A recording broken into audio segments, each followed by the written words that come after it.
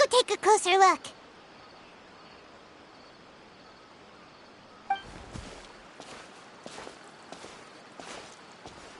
Paimon thought this cave would lead to a village or something, but, it looks like that's not the case. Look, she's sitting over there. Wait, she couldn't possibly be living here, could she? What should we do now? Do we try asking her for directions again?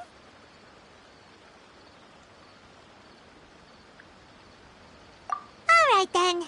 It's not like we have anyone else we can ask. Even if she's not very friendly, we just need her to point us in the right direction. That's all.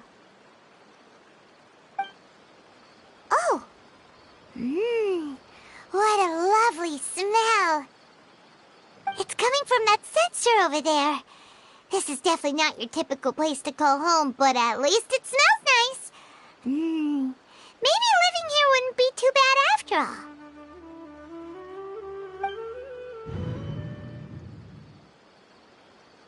Huh? What's the matter? You don't look too good. What? Is the smell making you feel sick? Strange. Paimon doesn't feel anything.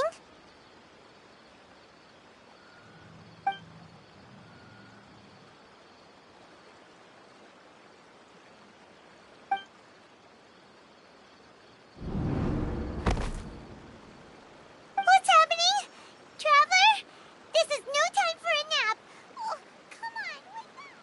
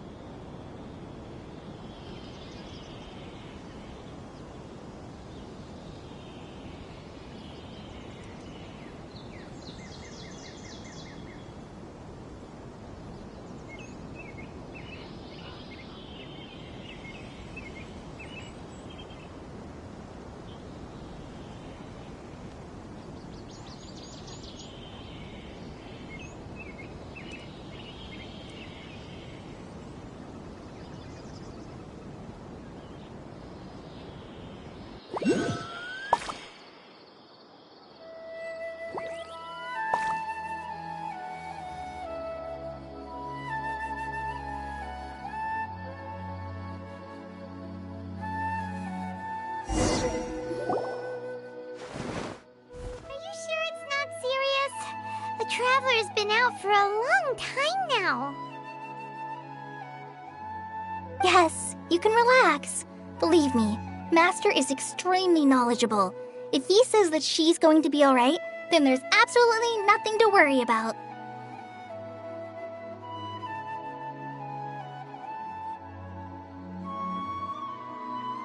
Oh, are you awake now?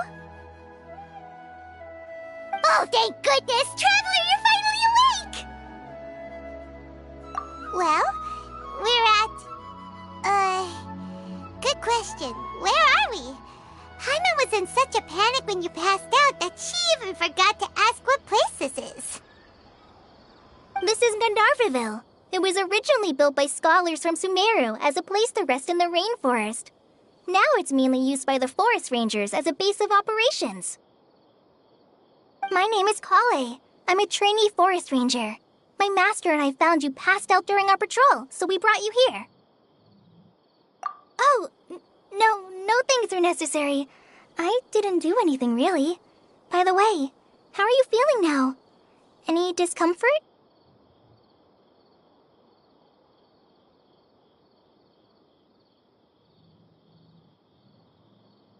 Oh, that's Master's herbal medicine you're tasting. He gave you some while you were unconscious. Before I forget, Master mentioned you should take more medicine once you wake up.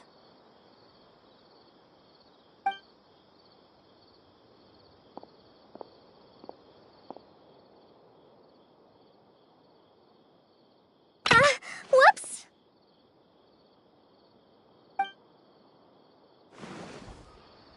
Kale, what's the matter? Were you trying to retrieve the medicine?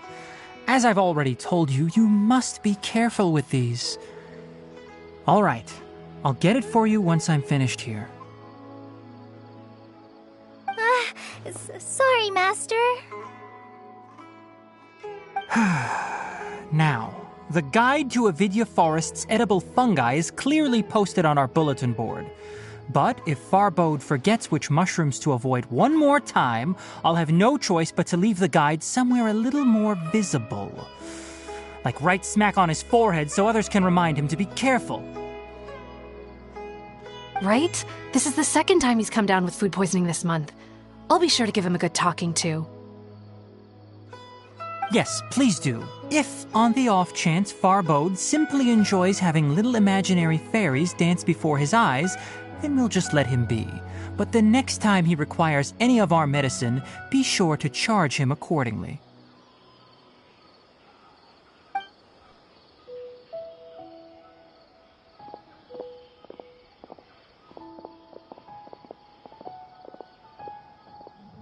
So, how are you doing? Feeling better? Oh, this is my master, Forest Watcher Tainari. He is chief officer over all the rangers here in Gandharvaville.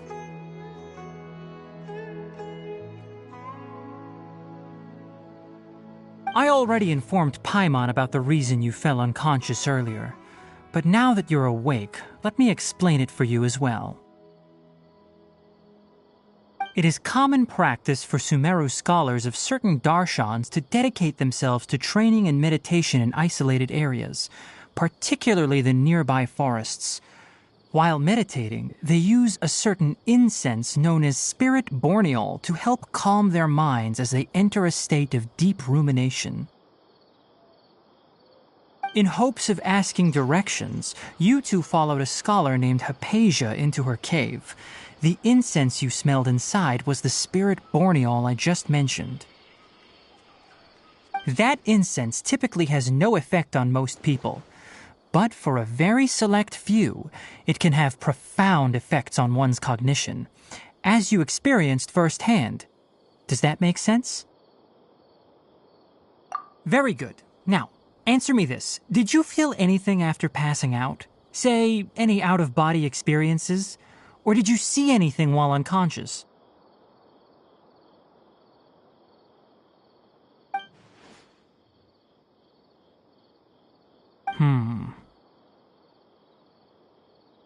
Kale, let the others know to stop bringing their patrol logs here for now. Huh? Why? because these two will be staying here for the next few days.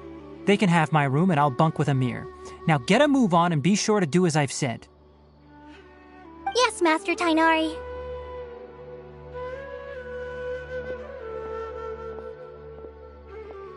Wait, hold on a second.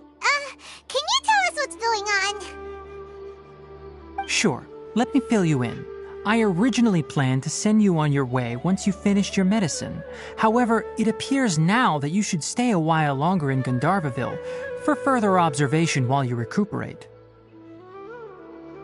Further observation?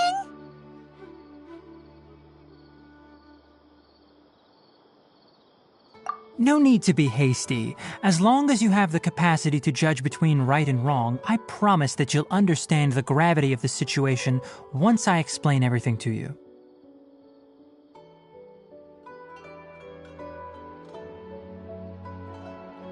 Based on what you saw after smelling the incense and losing consciousness, we can conclude that you experienced a powerful hallucination, which suggests your mental state is not in the best of shape.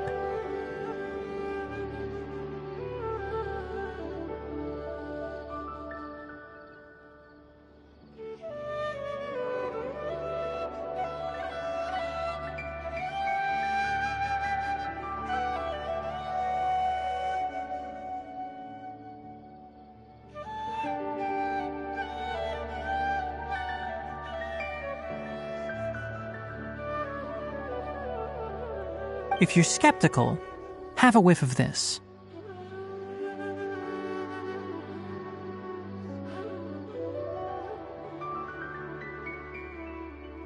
Oh, are you okay? You're experiencing a similar sensation as when you passed out, aren't you?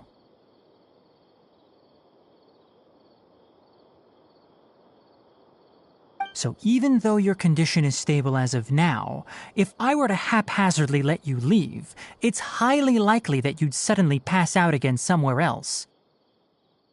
The rainforest is home to many fierce animals and hazardous areas. If something were to happen to you again, I'm afraid you might not be so lucky. For now, I suggest you continue taking your medicine each day and avoid wandering off on your own. At least until you stop having adverse reactions to this kind of smell, okay? Good. Now continue resting while I fire up another bowl of medicine for you.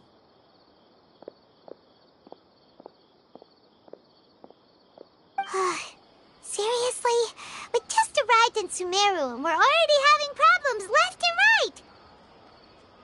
Paimon knows we're set on meeting Lesser Lord Kusanali as soon as possible, but you really don't look too good. It'd probably be best to let you recover first. Hey! Are you even listening to Paimon? Paimon's over here worrying about you, you know!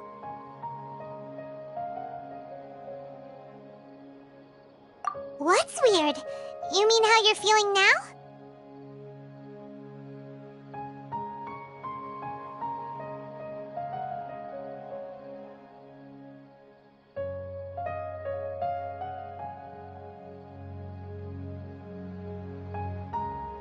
You mean the vision of tree roots and red skies you saw? But if those weren't hallucinations, what could they be?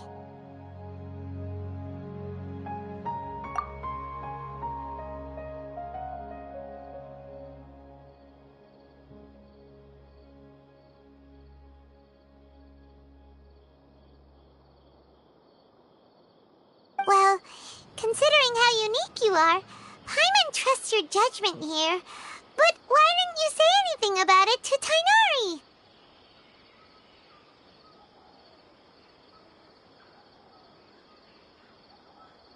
If he misjudged your condition, then there's a chance you could get worse, right?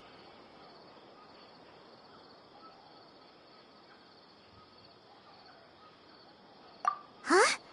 You mean that Tainari already knows that what you saw weren't hallucinations? But if that's the case, why would he try to hide that from us?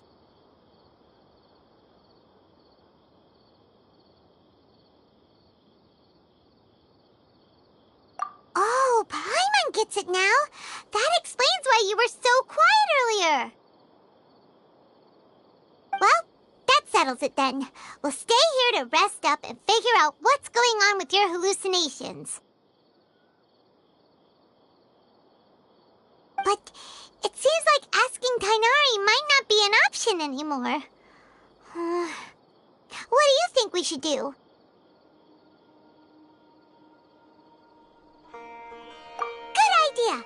Kale's pretty friendly. We can ask her tomorrow about what she knows regarding the Dendro Archon and customs in Sumeru.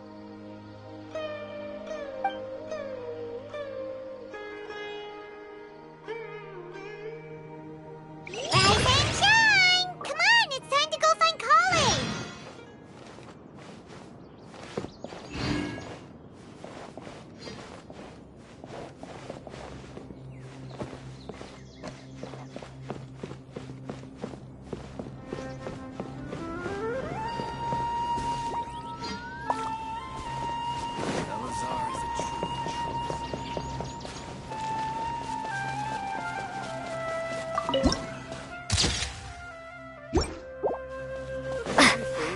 I'll stay here a while.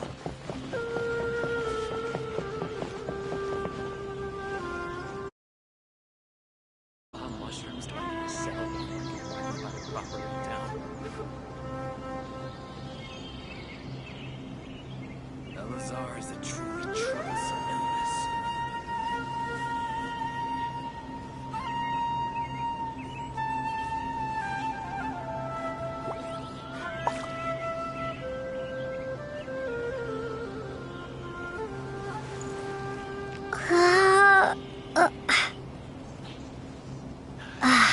Rupeshavaha mushrooms do I need to sell before I can find a proper town? Elazar is a truly troublesome illness.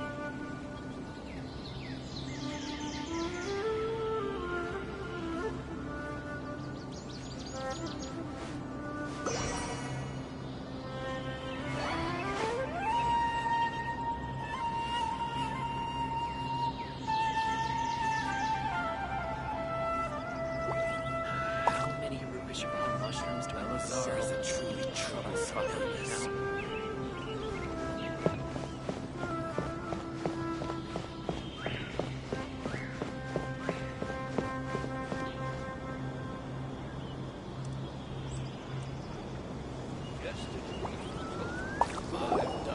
All right, next let's see your right hand. Yes, not bad. But please remember that you still need to be careful. Understand? Yes, I will. By the way, Master, I still haven't received the patrol route for today. Look, Kale, today's patrol will be a long one, so you won't be coming along this time. Besides, there's a chance we may encounter... well, you understand. But I have a vision too! Am I useless to everyone now? Don't talk like that, Kale. This is not something you need to be worrying about right now. Ah, there you are. Feeling any better?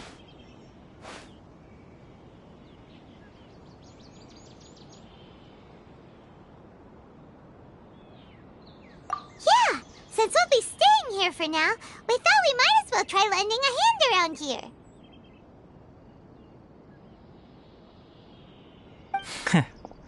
Seems you're not the type to sit back and take it easy for a while, huh? In that case, perhaps Kale could take you two for a patrol south of Gandharvaville for the day. And if you're feeling up to it, you can be responsible for cleaning the Statue of the Seven.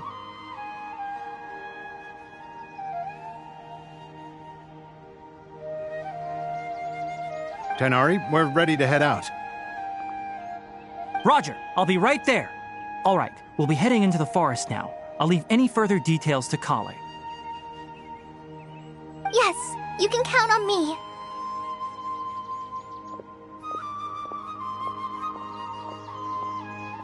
So, Kale, what exactly are we going to be doing today? Tighnari mentioned cleaning the statue just now, but that doesn't really sound like the job for a ranger. Well, a forest ranger's responsibilities can be pretty diverse. They handle a variety of tasks, like checking the condition of outlying roads, maintaining forest facilities, ensuring fire prevention standards are met, and providing assistance to travelers and locals. As for Master, well, he has to handle more dangerous areas of the rainforest. Today we can perform routine checks on the pathway lamps as we make our way to the Statue of the Seven.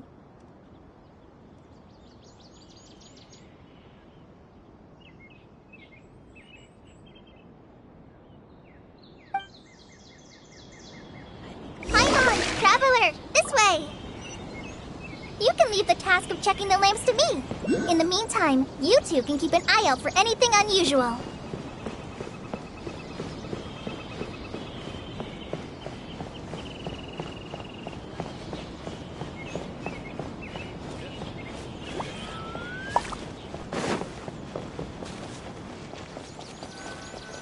Nothing wrong with these two lamps. Let's move to the next ones. Oh, this lamp seems to be getting a little wobbly. Let me make a note of it.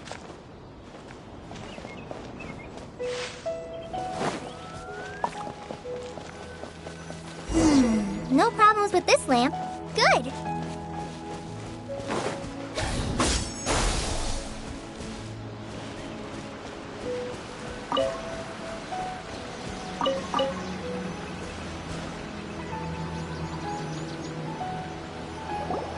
The Statue of the Seven is up on top of that large rock formation. You must have seen it when you came down this road before.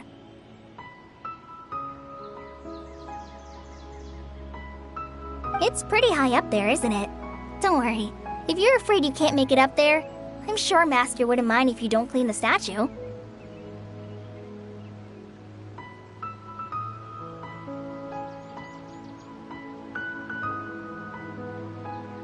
Oh? I guess I'll leave it up to you then. There's not much footing once you reach the statue, so be careful up there. Paimon will fly up with you and help you with those hard-to-reach areas. By the way, Kale, do you know anything about the Dendro Archon? You know, what's she like? That depends. Are you referring to Greater Lord Rukkhadevata or Lesser Lord Kusanali?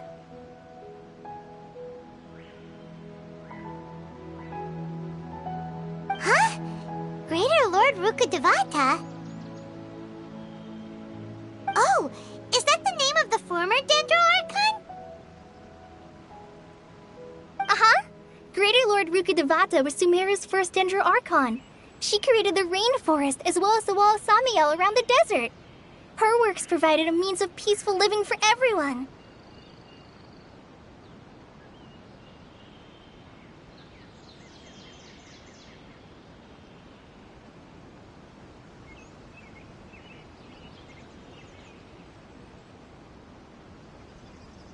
To the people of Sumeru, she's not only a symbol of wisdom, but also of power and kindness.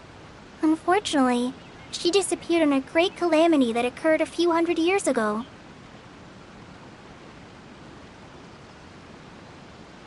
According to what Master has told me, the sages later found the newly born Dendro Archon and whisked her back to Sumeru.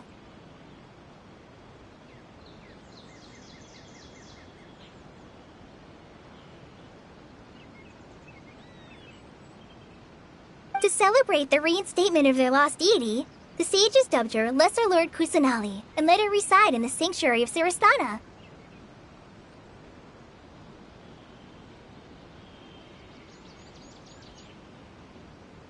Uh-huh.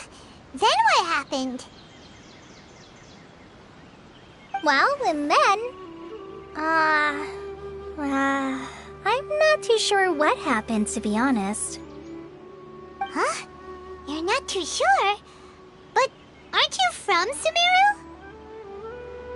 Yeah, I'm from Sumeru. But... Maybe it's difficult to discuss this topic with strangers. If that's the case, then don't worry, we understand. No, it's not that. I'm not trying to hide something from you. Besides, I don't consider you two strangers.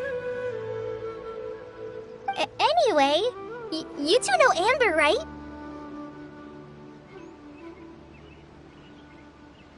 Wait, Amber? You mean...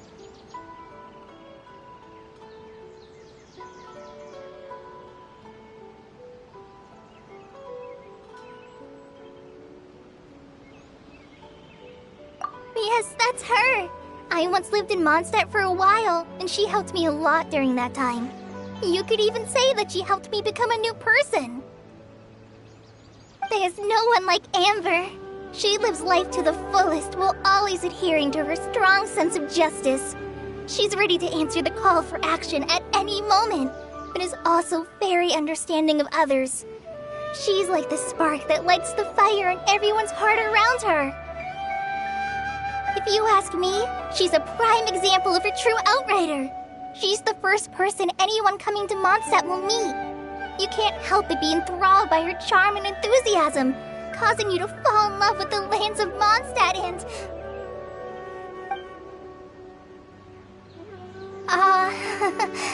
sorry.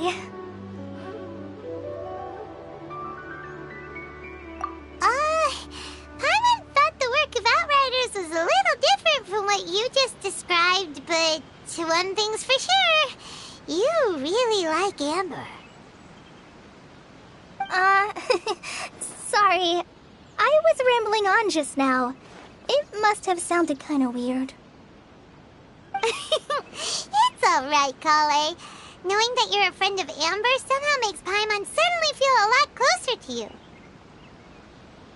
So, how do you know that we've met Amber?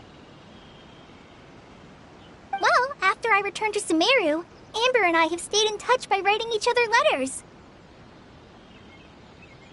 In one letter, she mentioned that Mondstadt was attacked by a fearsome dragon, but the city was saved by a mysterious blonde traveler and their floating companion. I knew you two were the ones she mentioned in the letter the moment I saw you. But, considering everything you've been through that day, I thought it'd be inappropriate to bring it up. Ah, so that's how you knew. Yep, so please know that you two have my complete trust. Really. I wish I could tell you more about the Dendroarchon, but I have been away from Sumeru for some time, and I haven't read any books. Sorry.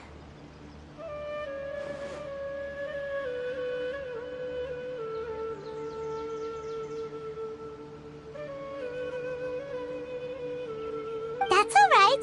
You've already helped us a lot. We had never even heard of Greater Lord Rukkhadevata or the Sanctuary of Surasthana until you mentioned them. Oh, I'm happy that was helpful. There is one thing I want to ask, though. Why do you two want to know about the Dendroarchon?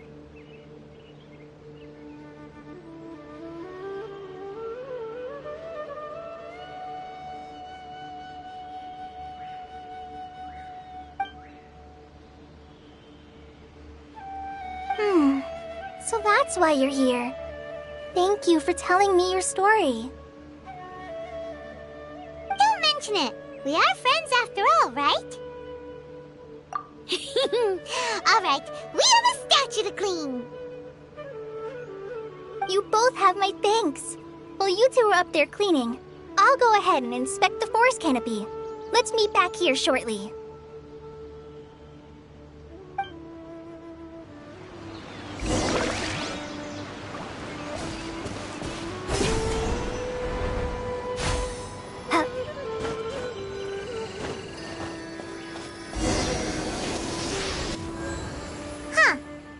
Paimon looks at it, the deity that's carved on the statue is kinda small.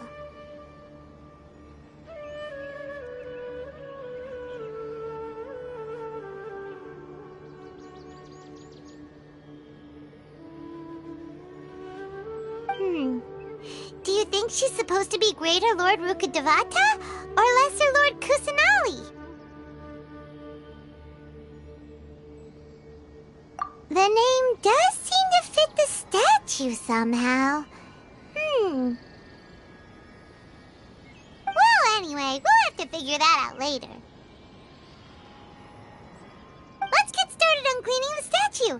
Paimon will fly up and take care of the top, and you clean everything below.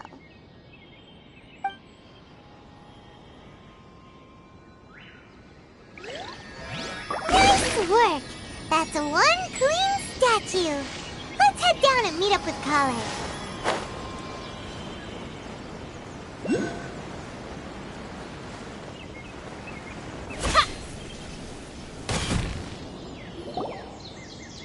Kale, we're back!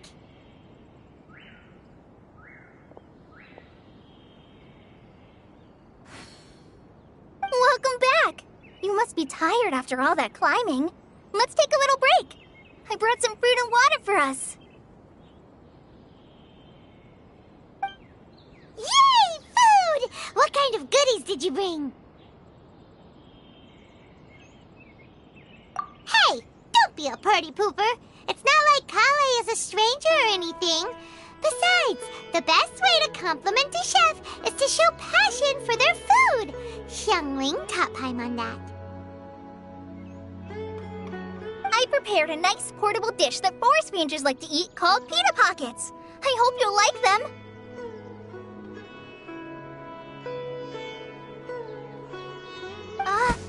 Whoops! Ah! No! You dropped it on the ground! Not to worry. I wrapped a few layers of oiled paper around each pita. They should be fine.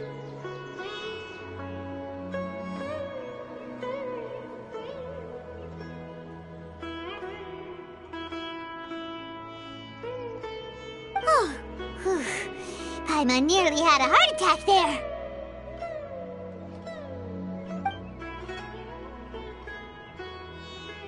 Those pitas are amazing! You're quite the cook, Kale. Thank goodness you wrapped them in paper. Paimon wouldn't have been able to sleep at night knowing something so tasty had been wasted. You really know how to compliment the chef, Paimon. Since you liked it so much, I'll be sure to give you a copy of the recipe sometime. I'll even include all my personal cooking pointers, so you'll be making your own pita pockets in no time. Yay! Thanks, Kale! It's hard to believe someone as diligent as you could have clumsy moments, too. Oh, I guess it happens from time to time. So, Kale, don't you think that Tighnari's a little too strict with you? He won't let you touch anything without his permission. Paimon knocks stuff over all the time flying around the Traveler, but she's never said anything. Everyone has their clumsy moments. No, you've got the wrong idea about Master. Sure, he may seem a bit harsh at first, but with some time, you'll see that he's actually very kind-hearted.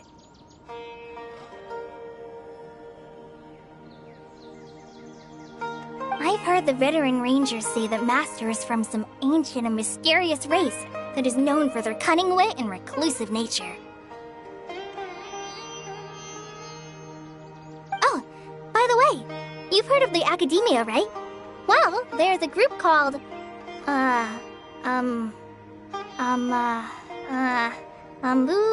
something?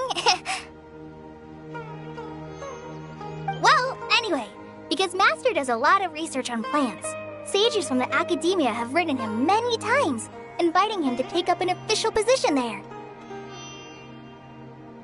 But Master declines their offers every time, saying, Sumeru City is too noisy. It'd be bad for my ears.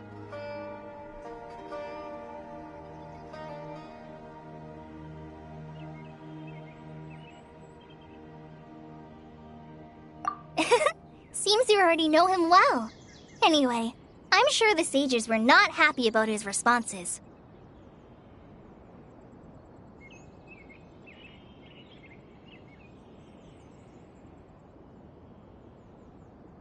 Master could obviously have a bright future in the Academia, but he insists on sticking to the path of a Forest Watcher. Every day he helps the locals of the forest and passes on his extensive knowledge to trainees like me. In fact, Master's the one who taught me how to make pita pockets. Really? Paimon would have never guessed that. Oh, speaking of Tighnari, he was the one who took care of you after finding you passed out yesterday. He even carried you all the way here. Paimon's still kinda upset, though. He kept scolding Paimon the entire way here. Oh no, I'm sorry. Master might have been overreacting a little. But, it's mostly because Paimon wouldn't stop yelling, "Why, oh why? Is she going to die?" It probably started to get under Master's skin after a while. Hey! Don't laugh! Paimon was genuinely concerned about you.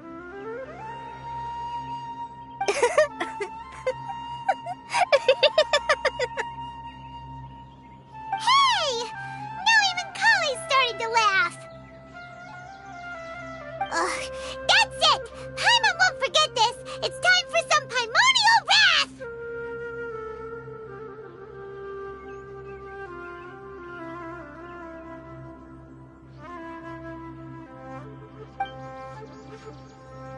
No! Don't touch me!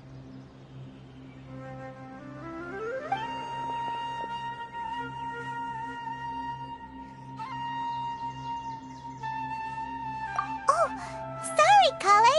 Paimon didn't mean to scare you. No, I just... I didn't mean that. Kale, are you okay? What's the matter? No, I'm... I'm fine. I'm sorry. I must have startled you both reacting like that. Oh, well, it's getting late now. Let's hurry back to Gandharville. I think Master and the others should be back by now, too.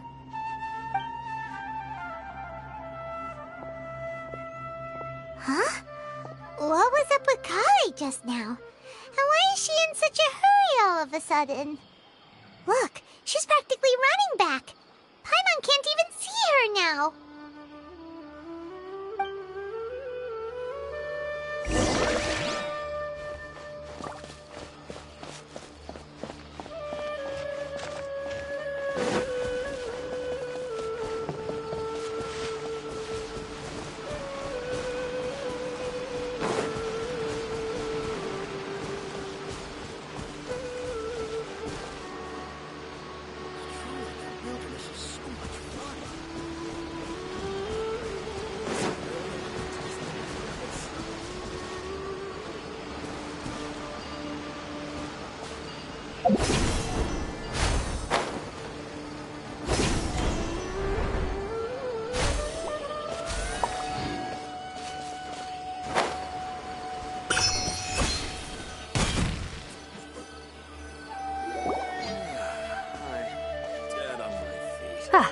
Traveler, you've returned.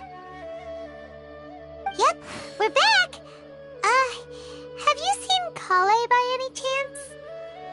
Oh, Kale? Yes, I saw her go into her room just a moment ago. Oh, okay. Guess we'll just have to wait and talk to her tomorrow then.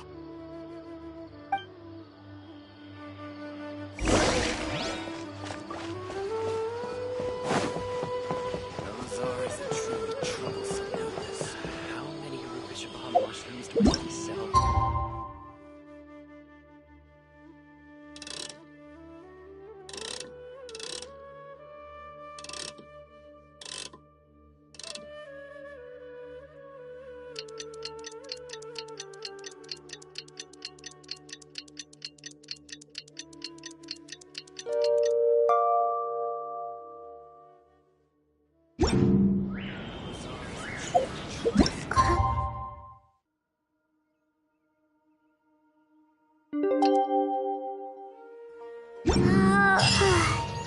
Paimon was thinking all night about what happened with Kale, and still can't figure out what the problem might be.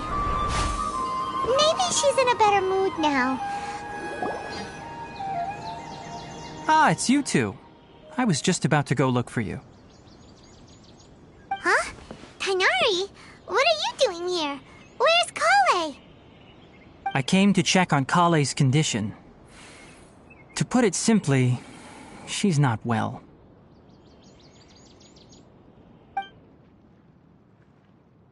You mean she's sick? How could she be... Oh, wait a minute. Could it be because of what Paimon did yesterday? No need to worry. Something as small as you could never harm her. This sickness is something that Collei has been dealing with for some time. Collei has been more excited than usual since you two arrived. A little too much so, to be honest. She hasn't remembered to take care of herself. I suppose it's understandable, though. She hasn't been around anyone she considered a friend for some time now. It must have been refreshing for her to have you two here. So, Tighnari, what's really wrong with Collei? Let's take this conversation elsewhere. Collei just fell asleep after taking her medicine. She needs some peace and quiet.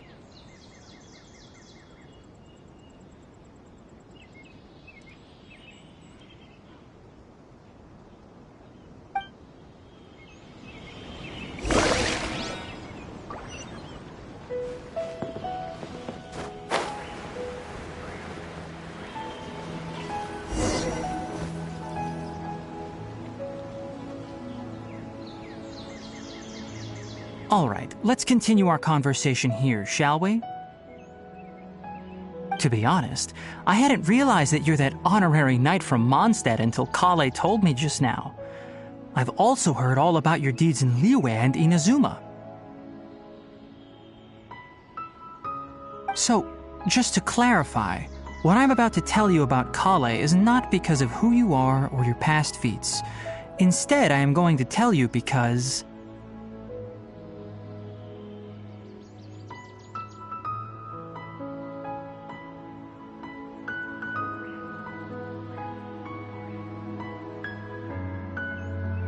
Well, because Collei asked me to. And honestly speaking, I was against Collei revealing her past to you.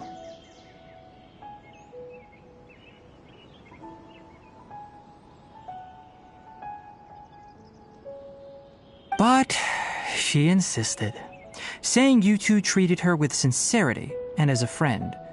So now she wishes to reciprocate the gesture. So, Tighnari, what exactly is wrong with Collei? You said this is something she's been dealing with for some time. Just how serious is it? Right. Ever since she was a child, she's been afflicted with a disease called Elazar. Elazar? Yes, it's a disease unique to the lands of Sumeru. It is characterized by dark and hardened scales that form on the body.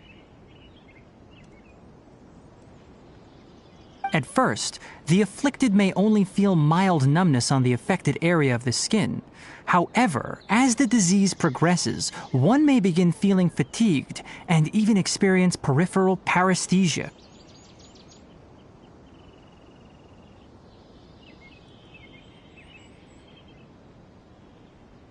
In its final stages, the disease strips a person of the ability to control their own body, and they effectively become completely immobile.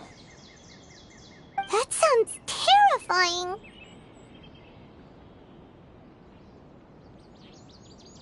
Wait, hold on. So when Collei seemed to be acting a little clumsy earlier, it was because... Correct. That would be the effects of Elazar, which is precisely why I do not want her carrying or holding anything, lest she ends up hurting herself. With appropriate treatment, the disease can be effectively controlled before it progresses to a more serious stage. However, there is unfortunately still no true cure for Elazar. Nevertheless, Collei's mother still hoped that there was something out there. She handed Kale over to an organization known as the Fatui after one of their members lied and said they had a cure. What? The Fatui? Ah, it appears you are already familiar with them. That'll save me some explanation.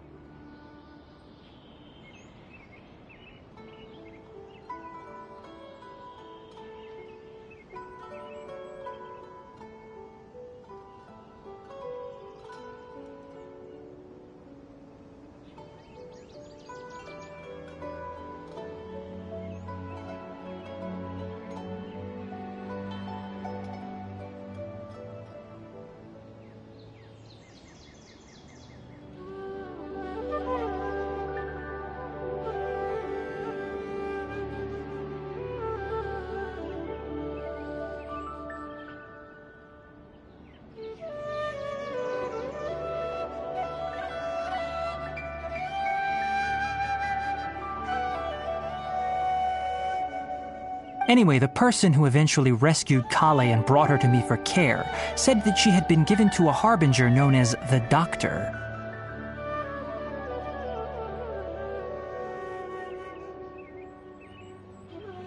I have no idea how this doctor managed to do it, but her case of Elazar was completely stable for all the years that Kale was with them.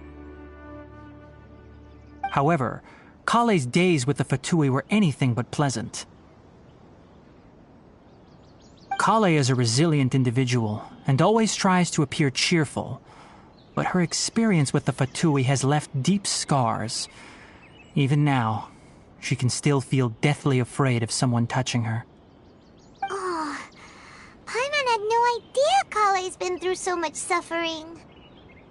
Oh, by the way, Paimon, Kale wanted me to tell you that she's sorry for scaring you yesterday. She also wanted both of you to know that she's sorry for hiding her illness.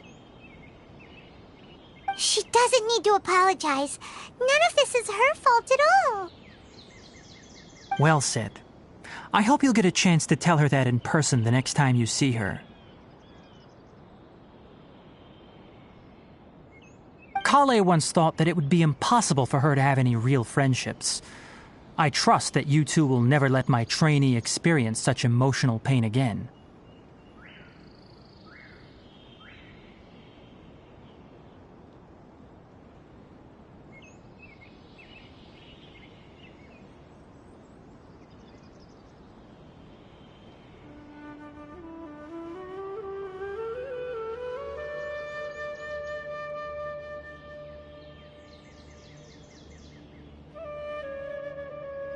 Don't worry, Tighnari. We'll take good care of her. Well, it's not too serious at this point. She overexerted herself the last couple of days, which is what led to her breakdown this time. As long as she has taken her medicine and gets plenty of rest, she should get better. Though, I must admit that Kale's condition was much more stable when she first arrived here in Gandharvaville.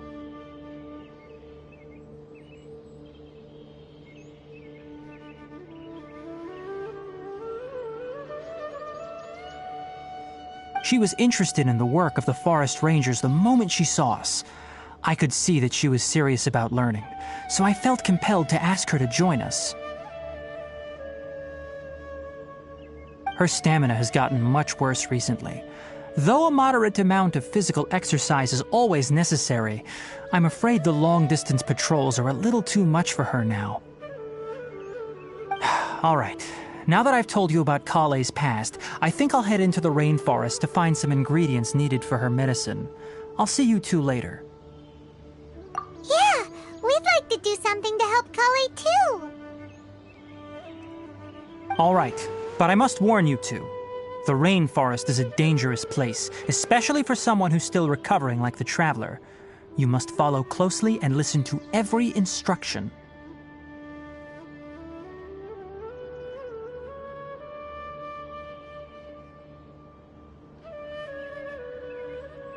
No problemo. Let's go then. We'll be looking for a plant known as Lunar Lotus. It's often used to help those afflicted with Elazar recover their energy.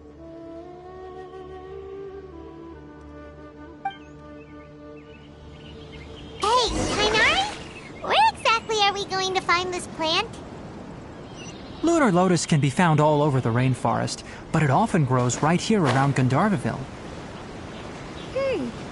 Given the name, it sounds like we should be looking for it in the water. You are correct. Lunar lotus grows in the water. When fully matured, they look like giant blue flowers floating on the water's surface. Quite an attractive species, if you ask me. The large petals are actually the plant's leaves and sepals, which surround a very small flower. You should note that many of the plants found in Sumeru have names that are contrary to their species. Take the Kalpalata, for example. The plant is not a lotus at all, but rather a vine. And then there's the Sumeru rose, which is not a rose, completely contrary to its name. Oh, okay then. Note to Paimon. Never bring up the topic of flowers with Kainari.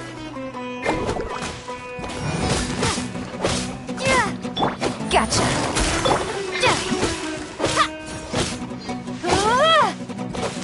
Scatter!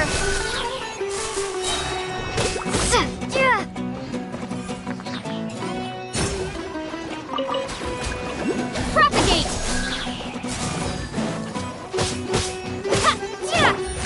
Busted! Shadows of Fate!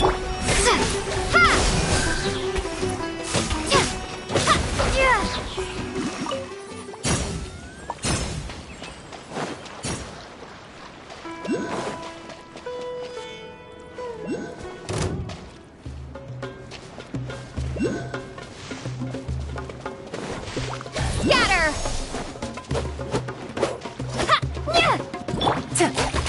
Game's up. Time's over.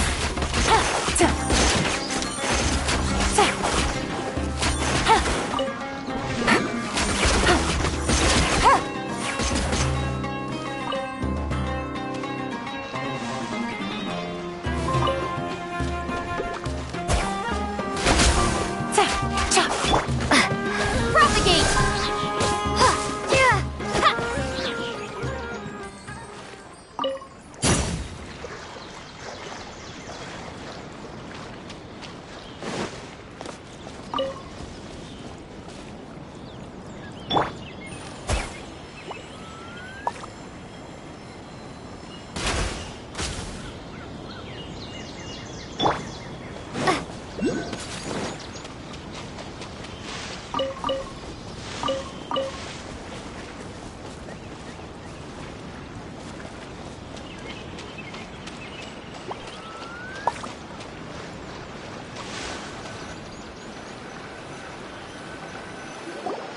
There should be lunar lotuses growing somewhere in this area. Let's split up and begin searching. If you could manage to gather 4 of them, that would be sufficient.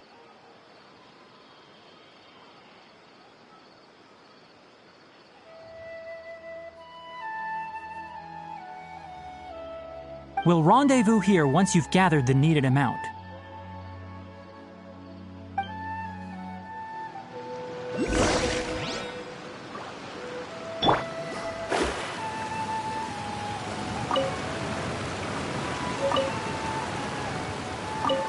Alright, we've gathered enough lunar lotuses.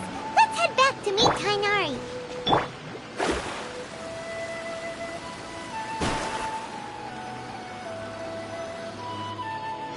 Hey, Kainari! We found the lotuses you requested. Let me take a look. Good, very good. These are all excellent quality. I'm quite glad you two came along. Your exploration experience helped save me a lot of time here. It seems we even have enough time to stock up on some other things I need. Hey, Tainari! Oh, Kainari! Someone's calling your name! They're dressed like a forest ranger. Ah yes, that's Amir and the others. But didn't they just set off not too long ago? What are they doing back so early? Let's go find out what's going on.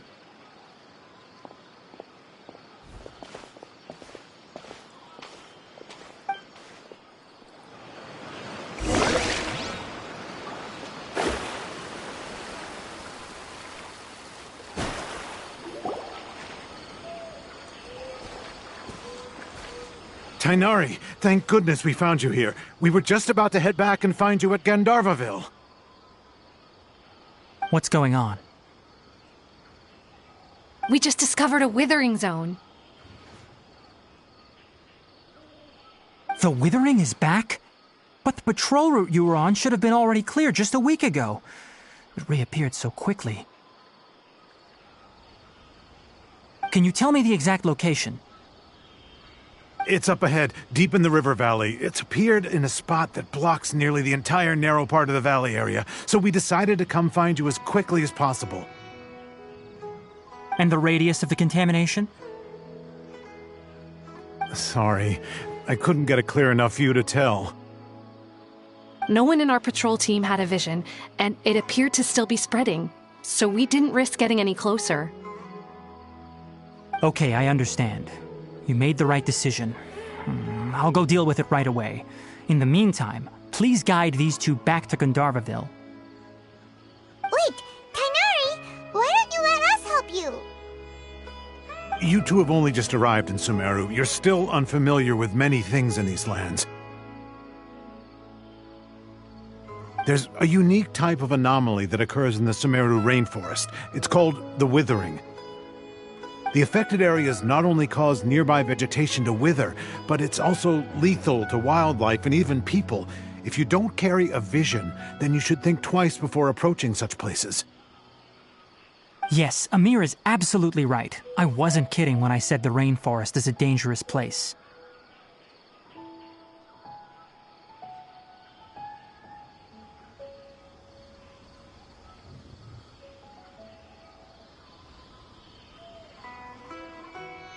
As Amir said, only someone with a vision, that is, the power to manipulate elements, will be able to resist the withering's corrosive effects for a time. That's right. If any of the forest rangers without a vision come across a withering zone, we first make a record of the location and then have a ranger with the proper abilities deal with it, like Tainari here. Only someone with a vision can venture within a withering zone and find a way to deal with it. But you don't seem to carry a vision. Don't worry, she may not have a vision, but she's a real pro at using the power of the elements. Don't sweat it. We've helped others deal with similar situations before. Wait, you've met other forest rangers before? I was planning to properly show you both how to identify the withering before you left Gandharvaville.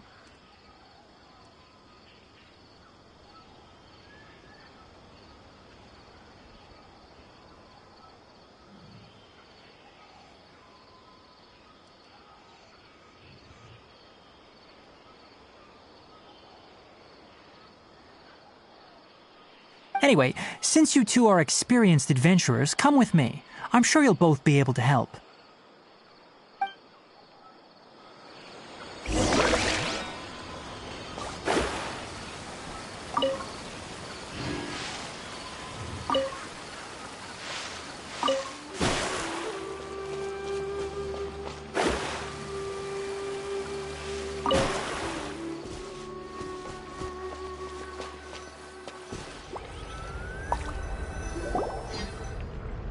Hey, look! That gloomy area over there looks like a withering zone. Even though Paimon's seen one before, it's still kinda scary. All right, Traveler. We're about to enter the withering zone.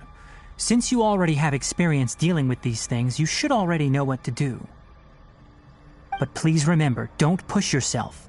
If at any point it becomes too much, return outside the zone and take a breather.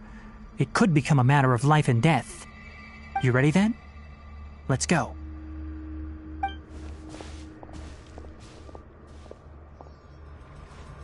First, we must locate any branches sustaining the withering zone.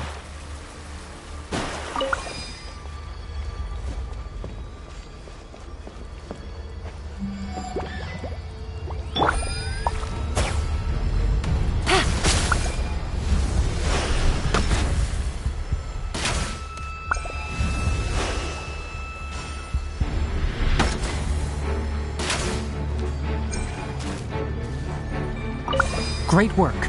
Now that all the branches have been cleared, we'll need to take care of the tumor. Germinate! Written in the stars.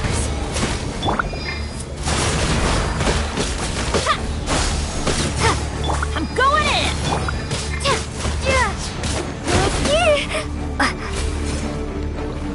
Scatter!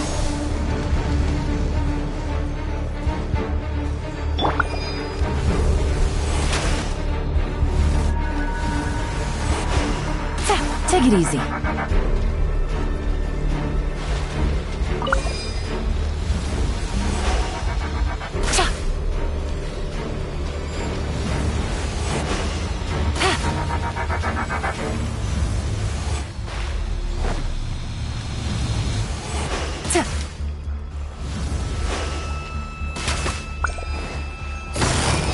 Quietly now. Propagate!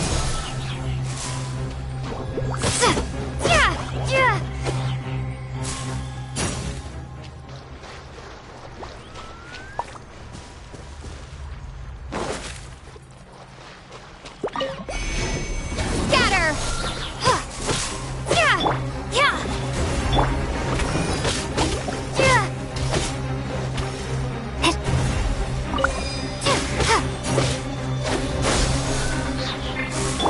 Busted.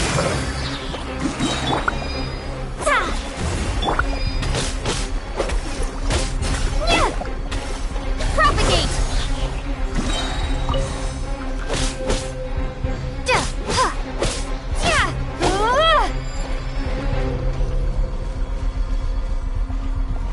Scatter! Let's light it up! Let me scry. Here comes the catch. Gotcha. Now, destroy the tumors of the withering.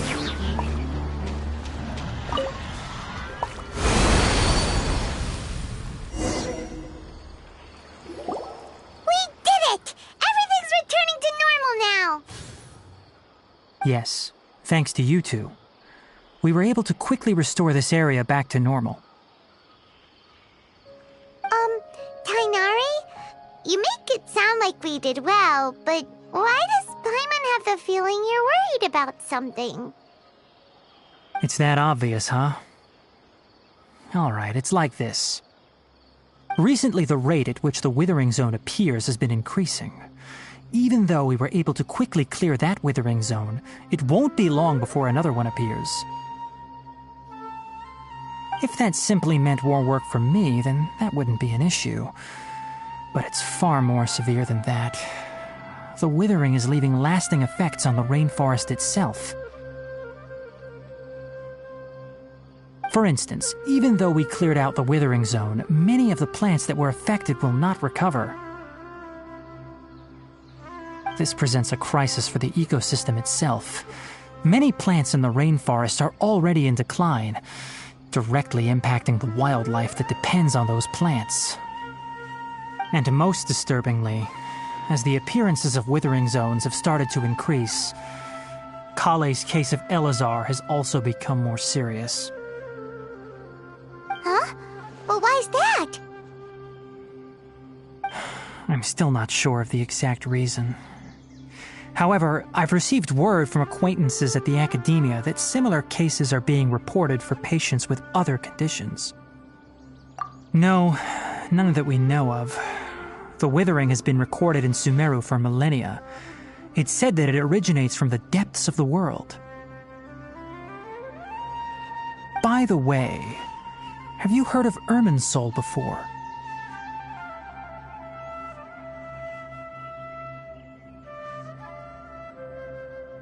Irminsul is a tree located deep beneath the surface. Although it isn't like any tree we know in a biological sense, you can basically think of it as a large tree that grows downwards rather than upwards. I'm sure you've heard of ley lines, right? They're like the roots of Irminsul, spreading and extending from a massive cavern deep underground all the way up to the surface.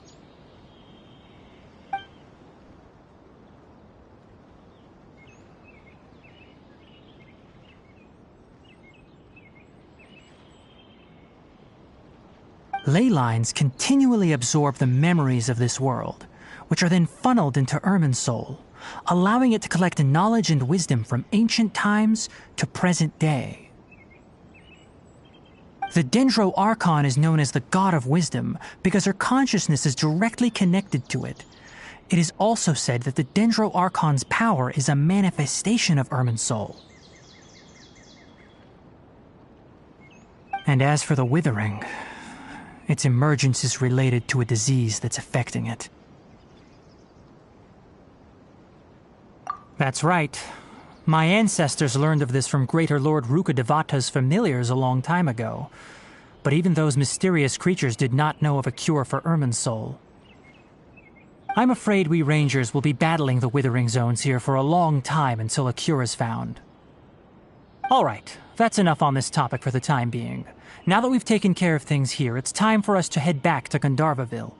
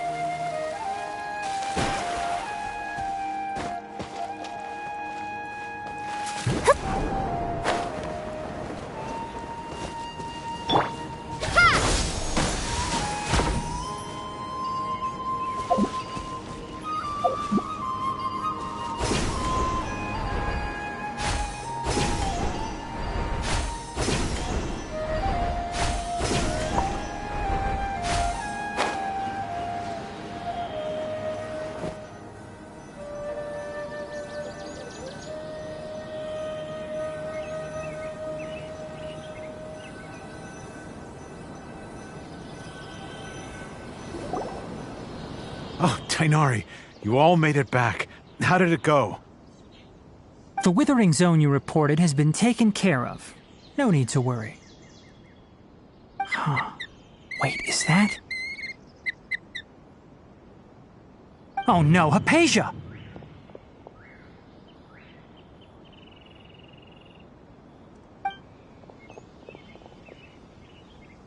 Huh? What's wrong, Tighnari?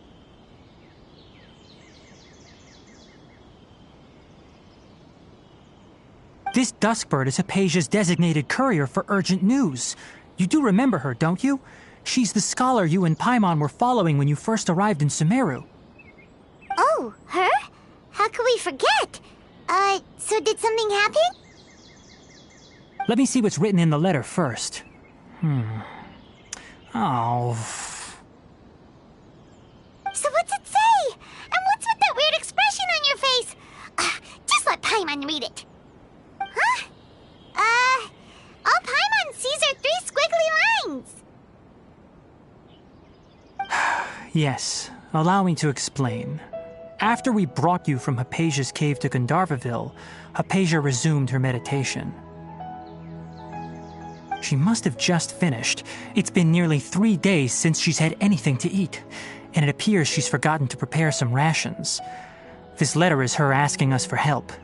We need to go. What? You mean she's been sitting there for 3 days? Hey, wait, how did you know all that from just a few lines on the paper? Well, obviously because this has happened before. Last time she drew 5 lines, and by the time we found her...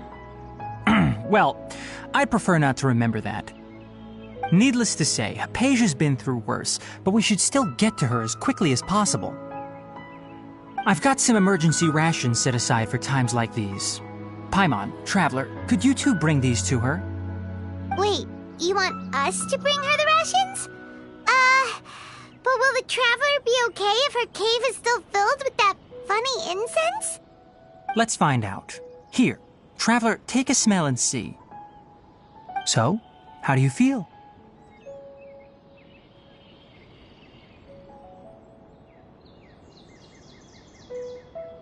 Huh? Really? You're not feeling even a little drowsy? But wait, how'd you know that she'd be okay this time, Tighnari? Back when we were clearing the Withering Zone, I observed that she could adeptly manipulate the Dendro element. I knew then that she would be fine.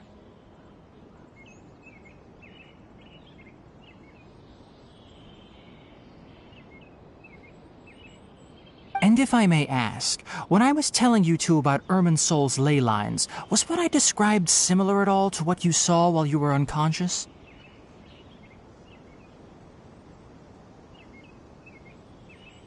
That's correct. Those weren't hallucinations at all. Though I don't intend to apologize for deceiving you. Because what you saw is of significant importance. Not just for the nation of Sumeru, but the entire world of Teyvat.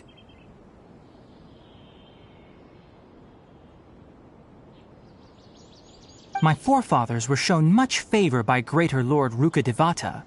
We took an oath to protect this nation together with her. Now that that duty has fallen to me, it was part of my responsibilities to ascertain whether you could be entrusted with the fate of Sumeru.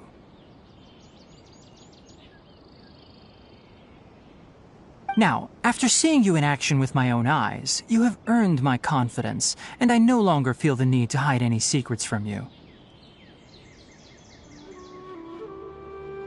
When you passed out, your consciousness had connected directly with Irminsul. What you witnessed were actually real memories contained within Irminsul itself. I could try to tell you more, but it would be better if you went to ask Hypatia instead. Her focus on meditation and use of Spirit Borneol are aimed at establishing a connection with Irminsul, just as you did. That sounds nice and all, but will she really help us? Seriously, she completely ignored us the last time we tried talking to her. That was because when you ran into her, she was in a special phase of her training. During that time, she must avoid communicating with others. Please, wait here for a moment.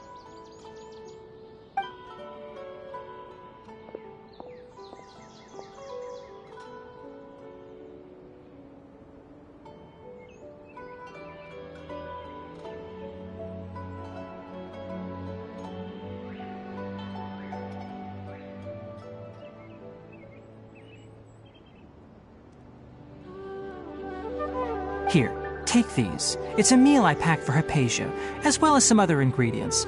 I'm sure it'll come in handy. Also, here's a letter that I would like you to give to her.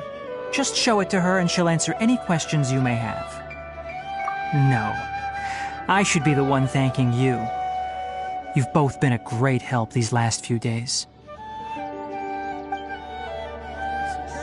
Hypatia should still be in the cave. Let's go inside and see how she's doing.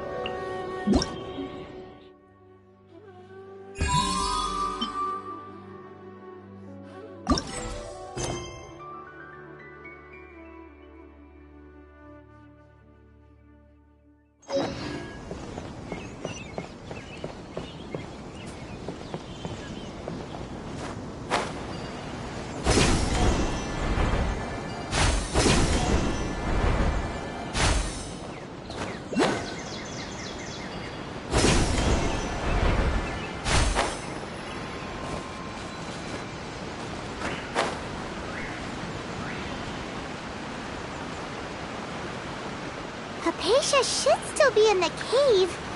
Let's go inside and see how she's doing.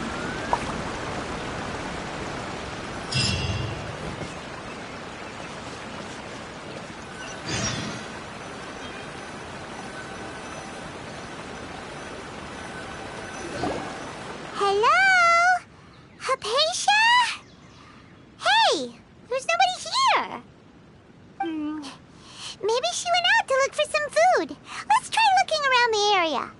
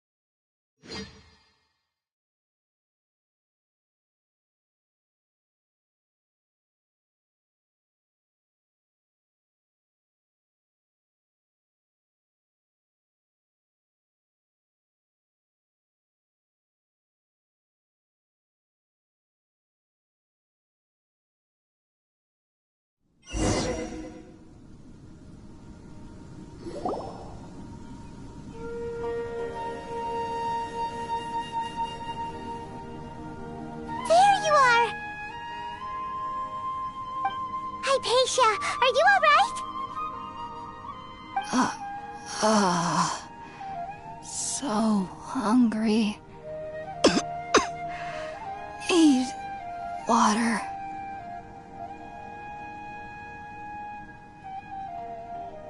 There's no way we can get her to eat in her current condition.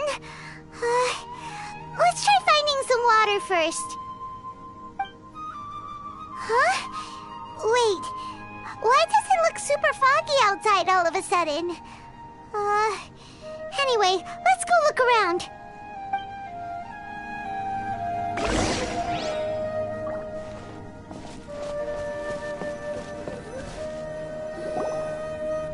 Huh? How'd things out here end up looking like this? What happened? And where are we?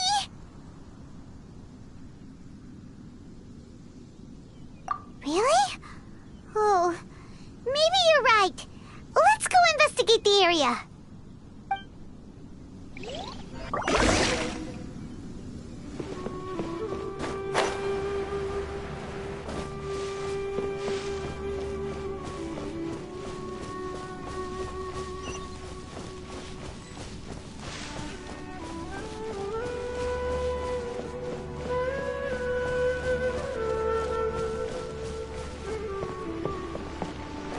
Wow, this place is huge! Paimon knew there's something off about that cave. Let's think of a way to get over there and have a closer look. Who knows? Maybe we'll find a lead of some kind.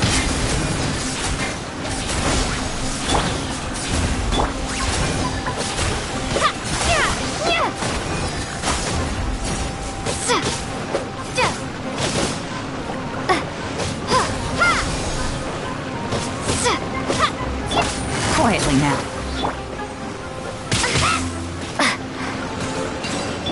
Everybody stand!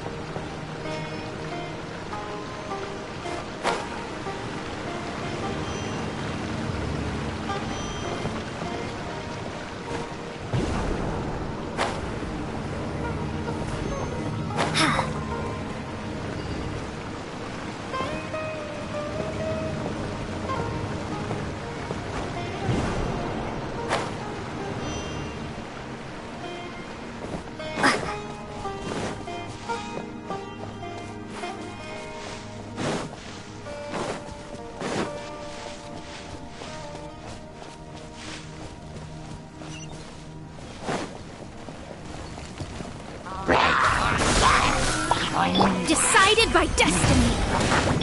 Busted. Game's up. Time's over.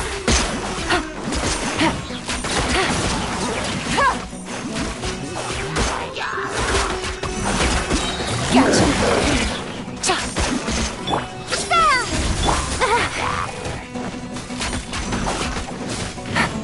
Things are about to get dicey.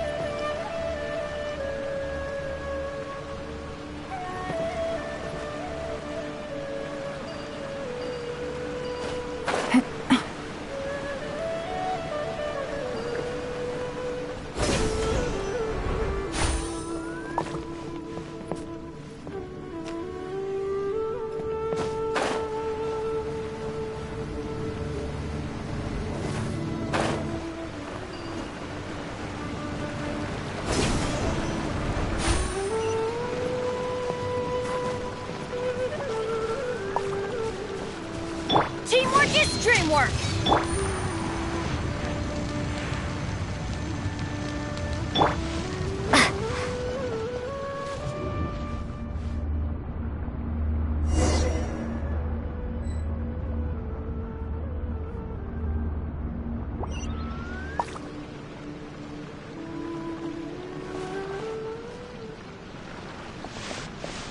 Huh? What happened just now? Why'd everything around us suddenly change?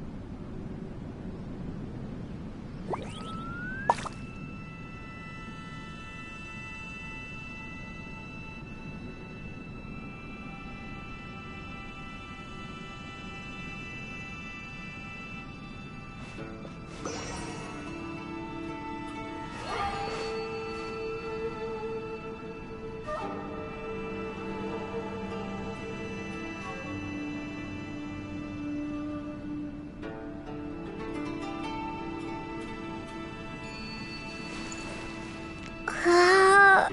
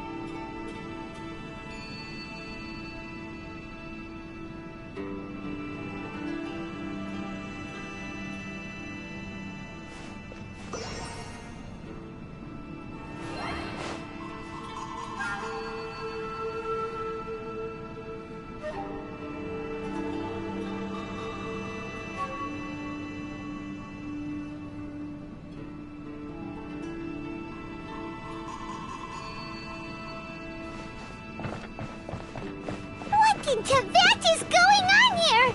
This place is getting weirder by the minute! Hey, what's the matter? You don't look so good.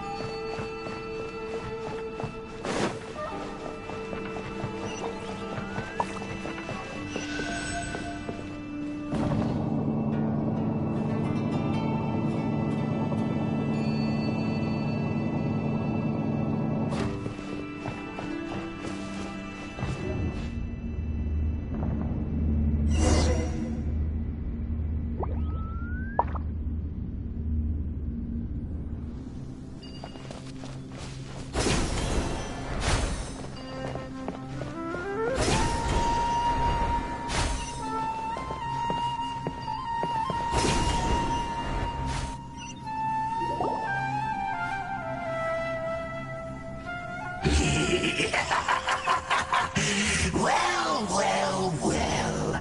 Looks like we meet again, traveler.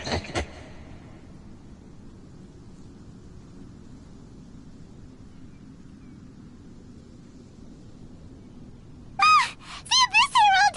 What are you planning to do in this strange place? Strange place. Plotting. You needn't worry about such things. They don't concern you.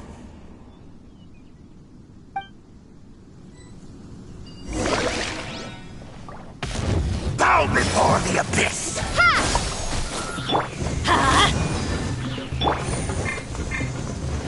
Take it easy. Fate is upon you.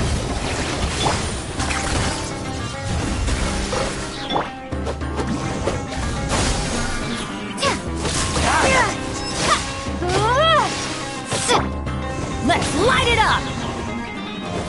That's gonna hurt in the morning. We'll carry.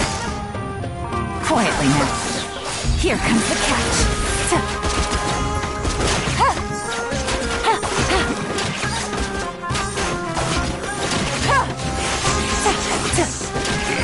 You are the end. Propagate! Germinate! Let me scrub.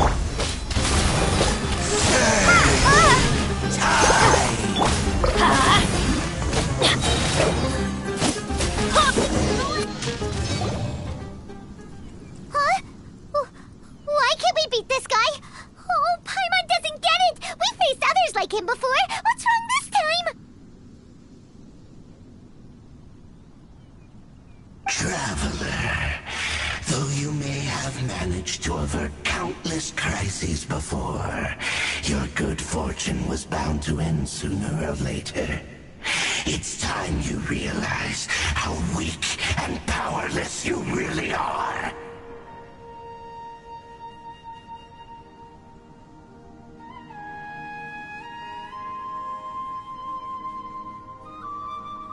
Your brother.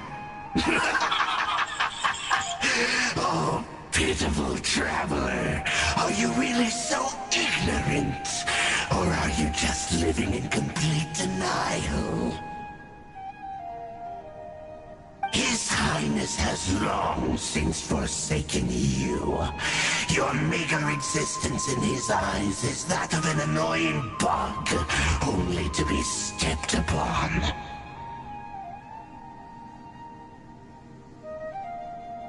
The bonds of love and family which drive you to find your sibling are utterly gone. Your journey is meaningless. But don't you fret now. Today will be your last. Now die!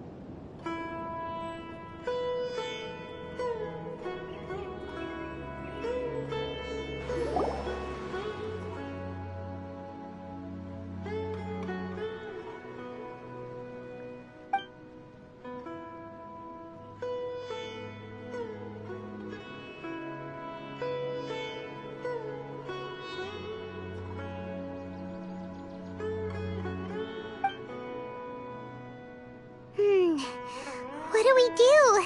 We haven't seen Hypatia anywhere out here.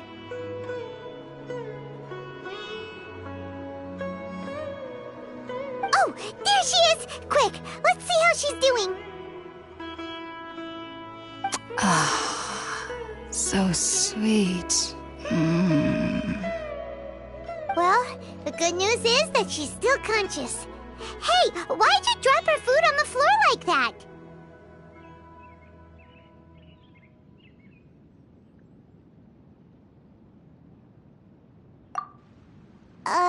Are you okay? That's really not like you. Anyways, we can talk about this later. We better make sure she's all right first.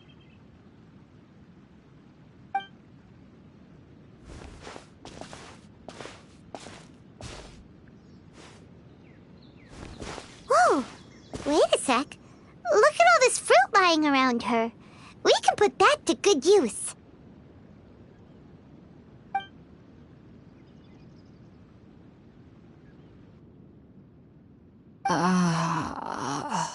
Who is there? Tighnari, is that you? Huh?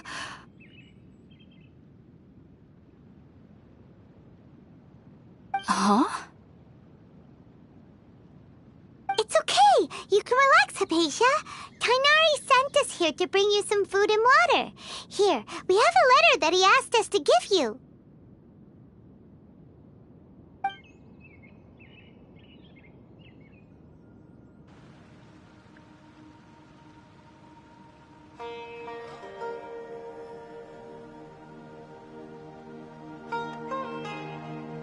I see. So, you're friends of Tighnari. I apologize for all the trouble I've caused you. I'm grateful that you came so quickly to save me. You even brought all this fruit. Well, actually, we didn't bring the fruit. It was already here when we arrived. We were kind of wondering about that, actually. When we found you here, there was all this fruit lying around and even some juice dripping from your lips. How did you end up like this anyway? Oh, really? I seem to understand now. All the fruit was likely from my, neighbor. Must have come by and saw me like this. Your neighbor? You mean there's someone else living nearby?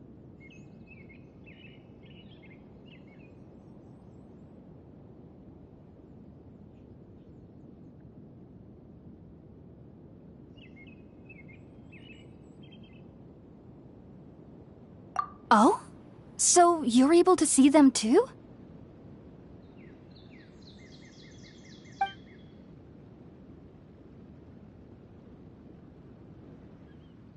Wait, hold on a second, Traveler.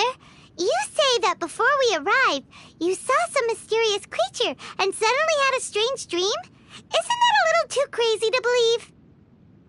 No, I actually do believe what the Traveler is saying. I myself had a similar experience once before and ended up scaring my timid little neighbor here. You needn't worry. They mean you no harm. They only dragged you into the dream because they hoped to buy themselves a little time in order to scurry away. So, Hypatia, just what kind of creature is your neighbor exactly? I'm not sure what it's called, to be honest. But I do know that they have some sort of deeper connection with the Dendro Archon. I know this because the first time I saw them was also the exact day my consciousness was able to form a connection with Irminsul. Even after I opened my eyes and stopped meditating, my heart was still pounding, and my mind was racing with all the knowledge that I had touched. And at that very moment, I suddenly noticed a small figure at the opening of the cave. In my curiosity, I began to walk over to the creature. They must have already been used to me living in the cave, because they didn't seem to mind me approaching them. They just kept doing whatever they were up to. It wasn't until I crouched down next to them that they suddenly realized that I could see them.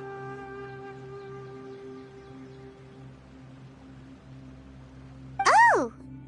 And then? And then I had a dream. By the time I came to, they were nowhere to be seen. I was convinced they'd never show up again. But sure enough, I saw them nearby a few days later. And they weren't alone. I feel like they aren't as afraid of me as the first time I approached them. But I never would have expected them to save me. Yes, no doubt about that. By the way, Tighnari mentioned in his letter that you had questions for me regarding Irminsul.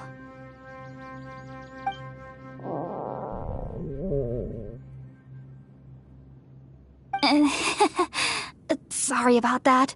Sounds like just drinking juice still isn't quite enough for my stomach. Well, if somebody hadn't dropped the food earlier...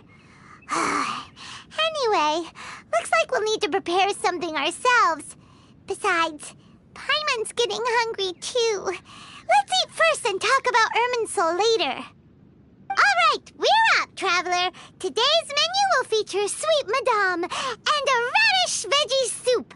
You'll love them, Hypatia. They're our specialties after all. Sounds good. I've never tried any dishes from other nations before. I certainly look forward to it. It's been so long since I've had a decent meal, too. To be honest, the last time had to be when Tighnari came to visit.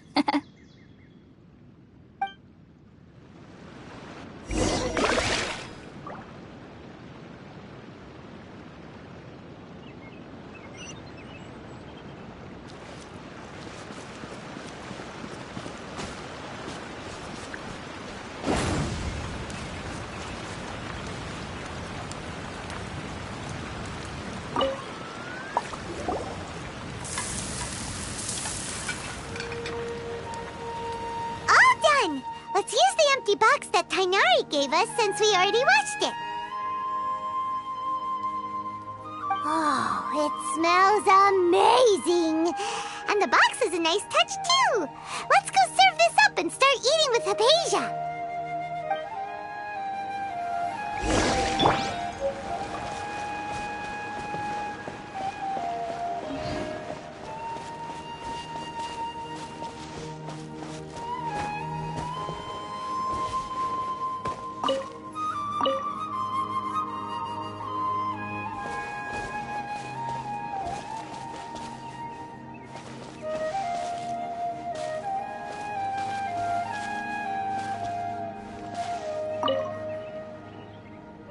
Are you already finished cooking?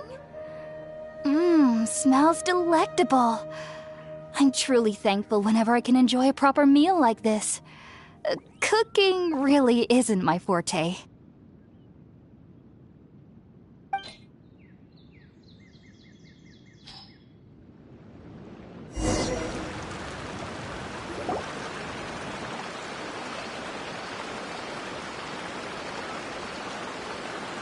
Even though everything you mentioned was in Tighnari's letter, it's still hard to believe you were able to connect with Irminsul immediately after smelling Spiritborn Ale for the first time. It took me nearly 3 years before I could do so, and everyone at the Academia even lauded me as a genius. You should know that some researchers spent their entire lives without ever successfully connecting with Irminsul as you have. So why does this incense allow people to connect to Irminsul? The ingredients used to make Spiritborn Ale primarily consist of plants created by Greater Lord Rukkhadevata. These special ingredients are conducive to heightening our senses to the Dendro Archon's power. Since the root of the Dendro Archon's power lies within Irminsul, we can occasionally tap into her powers to peer into the depths of the earth. Naturally, anyone who can establish a connection with Irminsul in their first ever attempt must be a person of great understanding. Makes sense. But Paimon's got a question. Why was she sensitive to the smell of those plants for such a long time? That was primarily due to her body's unique constitution. Stimulated by the incense, she could perceive the Dendro Archon's power and experience the sensory overload, hence the adverse reactions. Taking in any scent similar to the ingredients of Spiritborn Ale would cause adverse effects. Not to worry, though. It appears you've already fully recovered.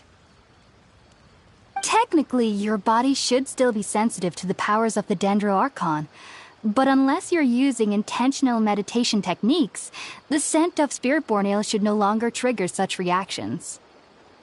Whew. Well, that's a relief. I must admit, I am quite envious of your abilities. Even if it meant suffering from pounding headaches for the rest of my life, I'd consider it worthwhile so long as I could connect with Irminsul at will. Whoa, you're really serious about this whole thing, aren't you? I am a researcher after all. As a member of the Ratawas Darshan at the Academia, my main area of research is the stars and their connection to the fate of living beings. But there is still so much we don't know, especially regarding the mysteries that lie in the starry skies.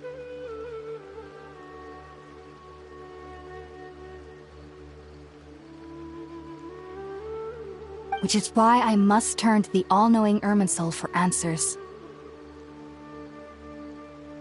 If only my perception wasn't so limited. Unfortunately, I cannot guarantee that my every attempt to attune with Irminsul will be successful, or that doing so will leave my consciousness intact. I am currently in the stage of training known as Satyavada life. Many researchers in Sumeru have lost their minds while seeking to attune with Irminsul during this stage.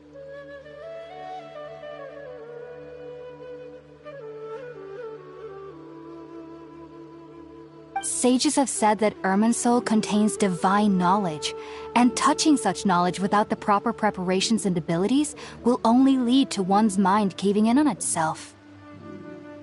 That's why we meditate alone. We need to ensure that our minds will be calm while minimizing the possibility of involving anyone else. Whoa, so knowledge from Irminsul can be super dangerous. Aren't you afraid of the risks, Hypatia? Of course I do. Especially during nights that are pitch black with no moonlight, and dead silent without even the sound of insects. However, I've been feeling better as of late. I don't get as scared anymore knowing that I have a little neighbor living nearby. I believe that being able to see them is a sort of blessing from the Dendro Archon. But what's strangest of all is that they're clearly an envoy of the God of Wisdom herself, and they have the curious power to make people dream. What's so strange about that? It doesn't sound so out of place for a divine being, does it? Well, it's strange because nearly nobody in Sumeru can ever dream.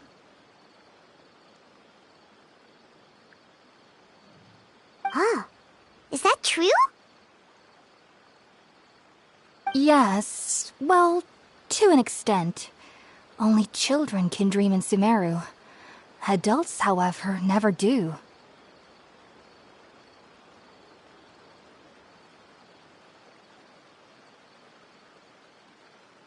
The sages say that wisdom implies rationality, but that which occurs in dreams is often neither rational nor logical.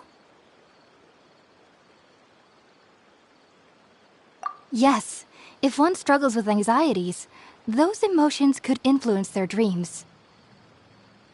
The fact that the people of Sumeru do not have dreams is seen as a blessing by the sages. They believe that Greater Lord Rukkhadevata, the god of wisdom, is keeping us away from the foolish delusions you encounter in your sleep. I was born into a family of scholars in Sumeru City. Ever since I was a child, my parents would always tell me that I'll know I've grown up once I stop dreaming. I studied hard, enrolled as a student in the academia, and went on to become a researcher. Sure enough, I never dreamed again. But then, on the day I scared the little Aranara, I suddenly saw a dream again. It was incredible. Though I don't exactly remember what I saw, I clearly recall the feeling. I suddenly felt like I was a child again. Back then, I was foolish and ignorant as any youth would be, but I was free of fear. Maybe dreaming isn't as bad as we've made it out to be.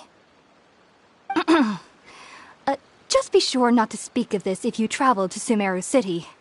They'll look at you as if you've lost your mind. So, do you have any thoughts about the things she saw when she connected with Irminsul? Sorry. I'm afraid I don't have any answers as of now. All I can say is that what you saw is a memory contained within Irminsul itself. World forget me. What could that possibly mean?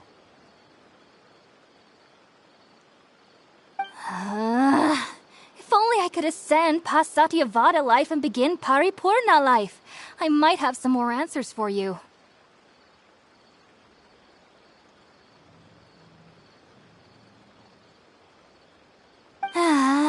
If you two are ever in the area again, please be sure to come and see me. There's no need to be thanking me. You two are my saviors. Besides, I'm already looking forward to tasting some more of your cooking. Now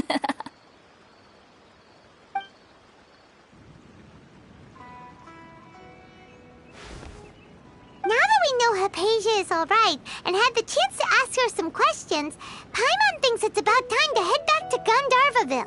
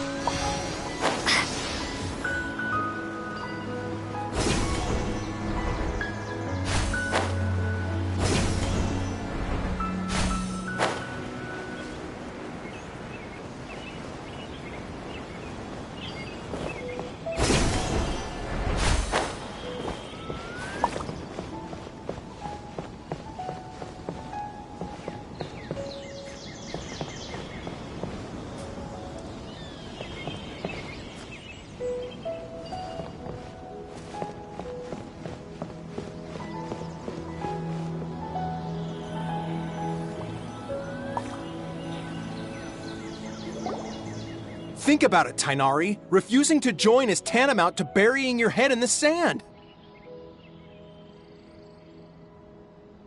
I understand that you're a forest watcher and that it's your duty to combat the effects of withering zones. But isn't it evident that such work is not a lasting solution to the problem?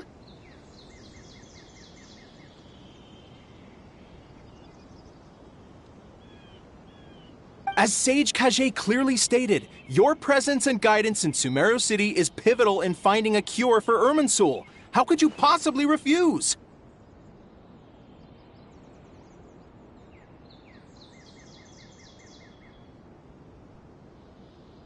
Keep your emotions in check, Gulam. Let's at least listen to Tainari's reason for declining. We're here to invite him to the Academia, not to cause a scene.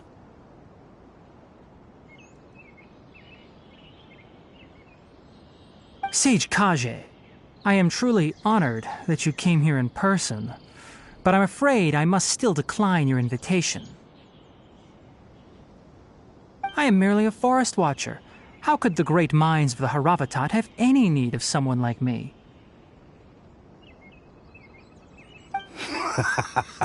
Well, it turns out that your refusal letter had some implications on your master's reputation. He is a renowned sage of the Immorta, after all. So now I've come here in his stead. I see. Huh. And I figured that given his temper, he would come here and berate me personally.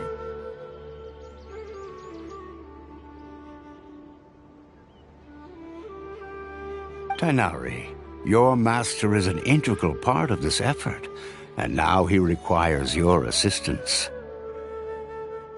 And what exactly does my master need of me, Sage Kage? You'll know once you've arrived in Sumeru City, that is. And how long will I be required to stay? There's no definite answer as of now. Do you mean to tell me that despite coming all the way here to Gandharvaville, you still can't answer the questions I laid out in the letter to my master? If that's the case, then I'm afraid I cannot give you a definite answer either. Tainari, but you... So be it. Come, Gulam, we're leaving.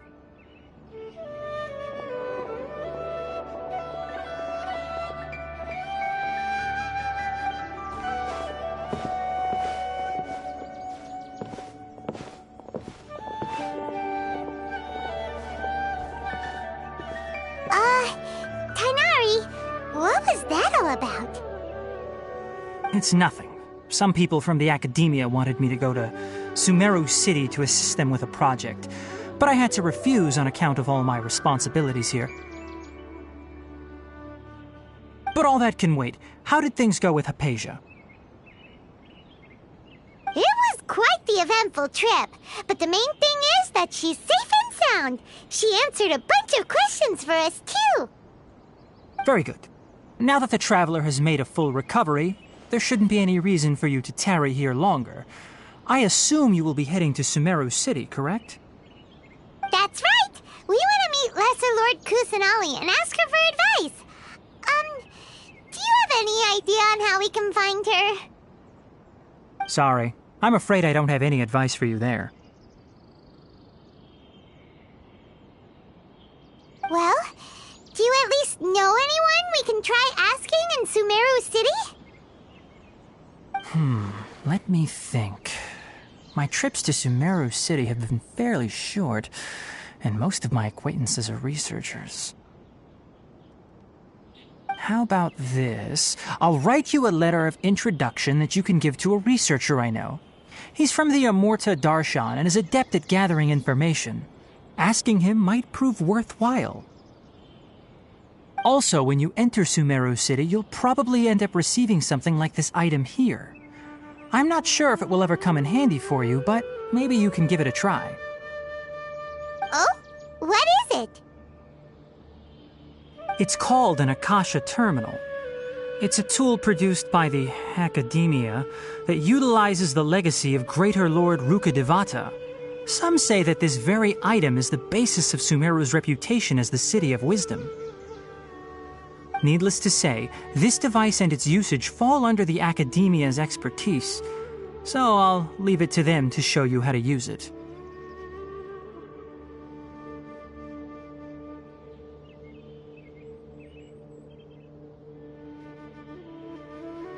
Great! Next up, Sumeru City! Oh, but wait, before that... That's right! Tainari, we have something important to say to Kale before we leave. Is she doing better now? Yes, she's doing much better. After being confined to her bed all this time, I thought a little walk would do her some good. Last I saw her, she was taking the path towards the North Crossing. She knew you two would be leaving soon, so she must have wanted to see you off. Thanks, Tainari. All right, let's go! Farewell, and good luck to you both.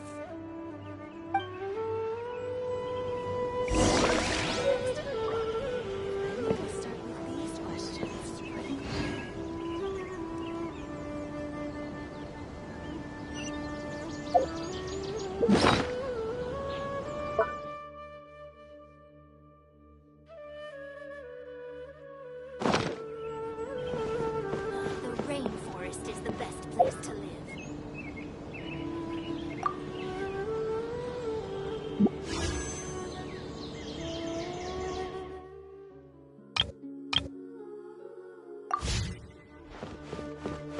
For the next interview.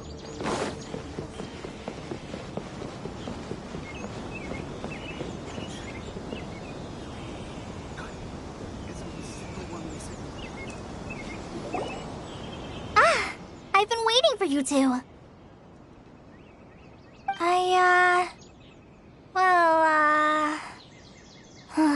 Never mind.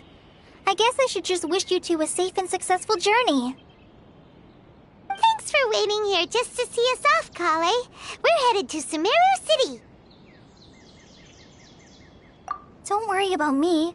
I can take care of myself. My condition won't be getting in the way of my duties. I want to be a forest ranger after all. It's up to me and the others to protect the rainforest here. And, I'm sorry. I should have told you both about my condition when we first met. I just wanted you two to treat me as a normal friend, not some girl that needs your sympathy. But I guess now I understand that the most important thing is for friends to be genuine with one another. There's no need to apologize, Kale. We should be thanking you for trusting us enough to be your friends and sharing your past with us. We're probably still gonna worry about your condition, but that's because we're friends and we care about you.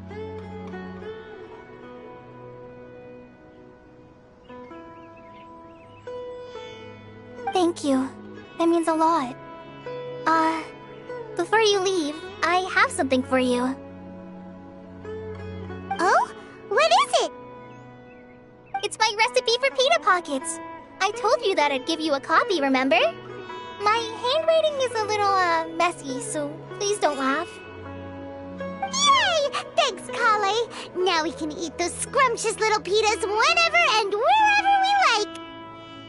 I hope that whenever you eat them, you'll both remember your time here in Gandharvaville. Well then, I, trainee Forest Ranger Kale, bid you both farewell. Please visit Gandharvaville again. The Rangers will always be ready to assist you here.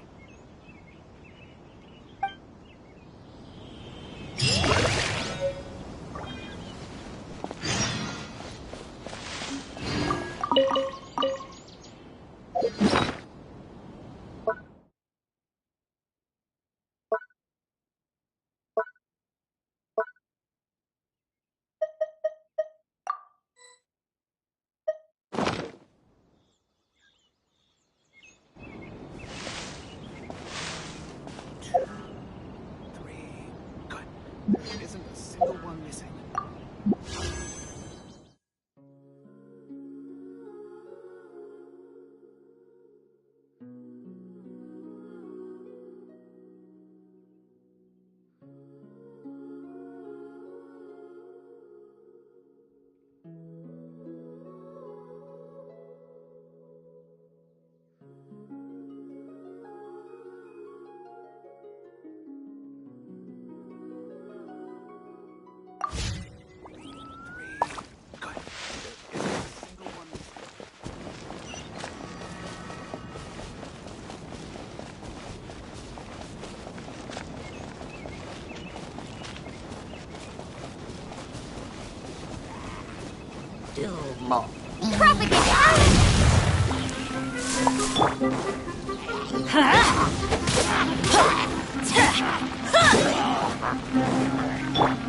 Gotcha.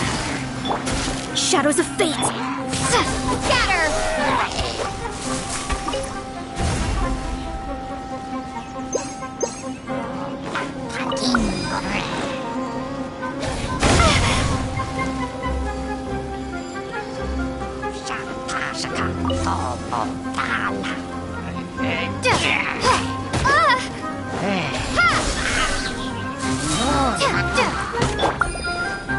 Quietly now.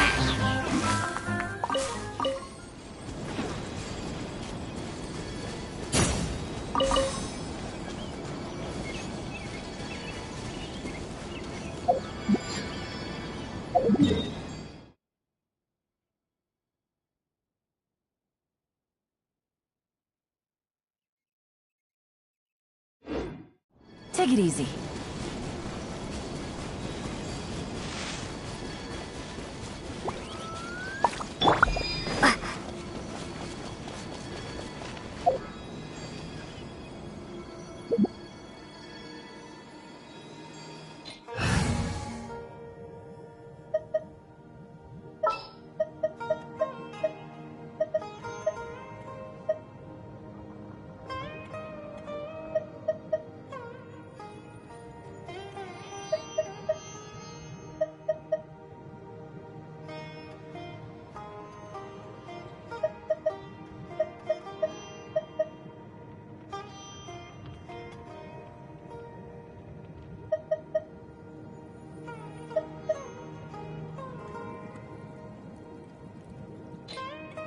We can do this!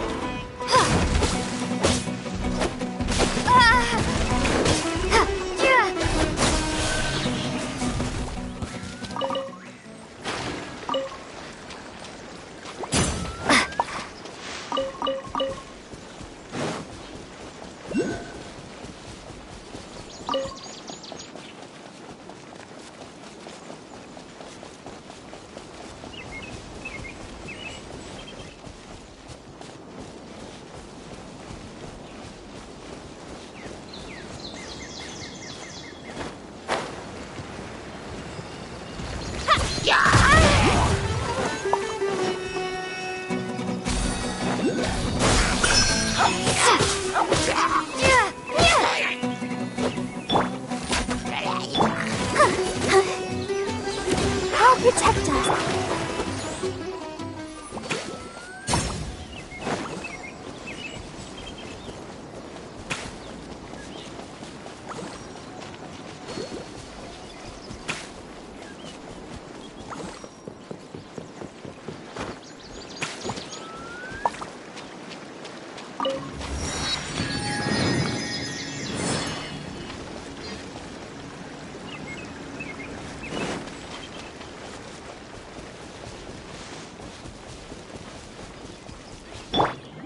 Let the show be...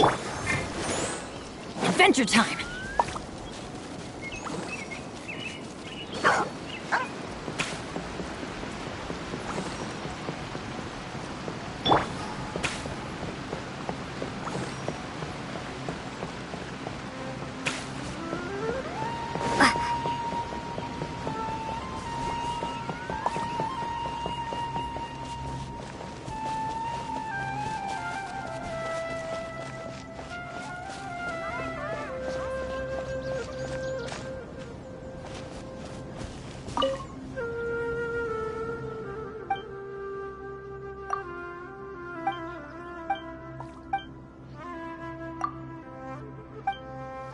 I only take orders from my employer. I pray all...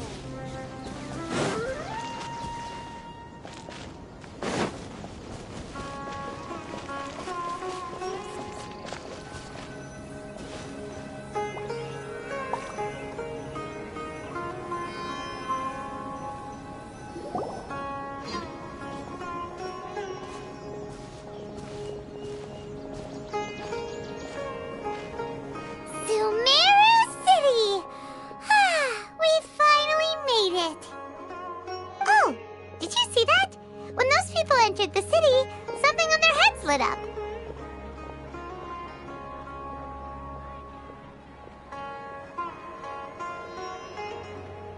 One moment, please, you two. It appears this is your first time visiting Sumeru City. Oh, yeah, that's right. But how did you know that? Because there's currently no information on either of you in the Akasha. But no need to worry, that won't prevent you from entering the city. In fact, the Academia conveniently provides each traveler to Sumeru City with a device.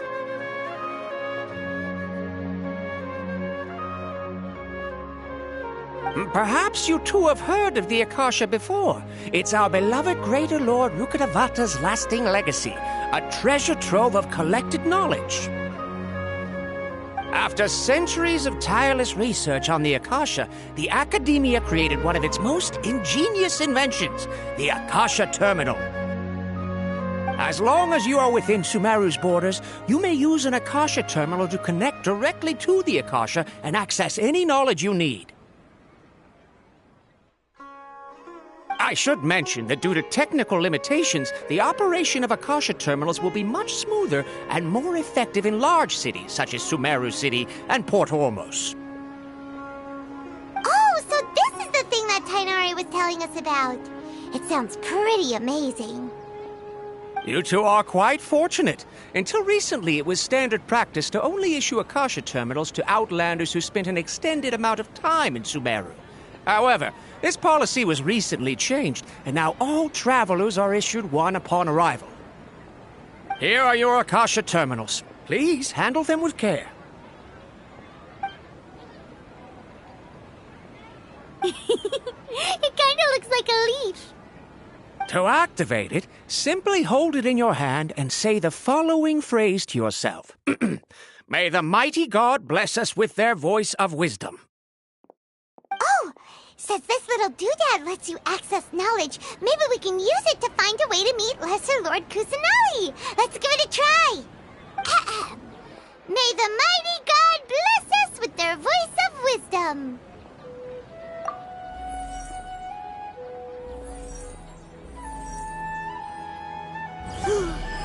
Whoa! Just now, something clicked, and Paimon suddenly knew how to use this thing. It seems all we need to do is concentrate on what we want to know, and bam! You get it! Oh, that'll come in real handy.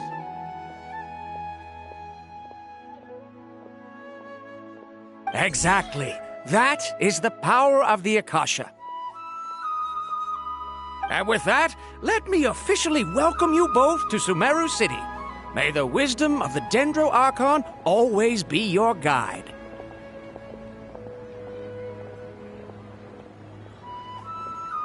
Okay, now that we're in, we can check the Akasha about Lesser Lord Kusanali. Let Paimon try. 500 years ago, the sages found a newly born deity from within some scorched ruins. The deity now resides in the sanctuary of Surasthana. Seems pretty similar to what Kali was telling us. Okay, next, let's concentrate on asking how to meet her.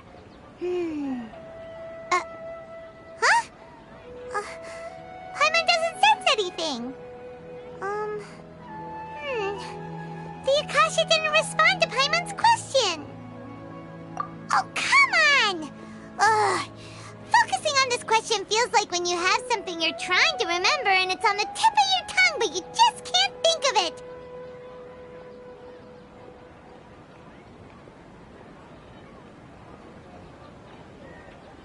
Ugh, Paimon's brain is exhausted.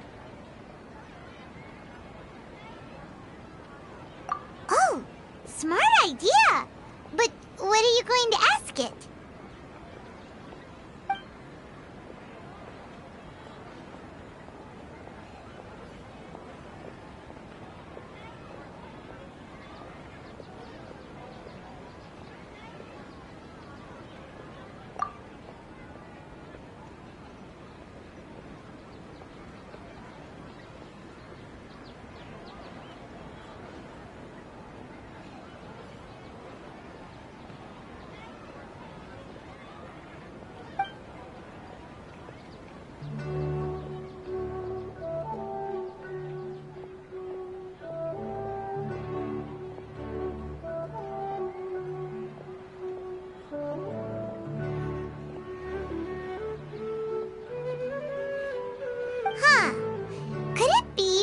we're Outlanders and we've only just arrived in Sumeru? You know, maybe we're not qualified to receive an answer to this sort of question or something.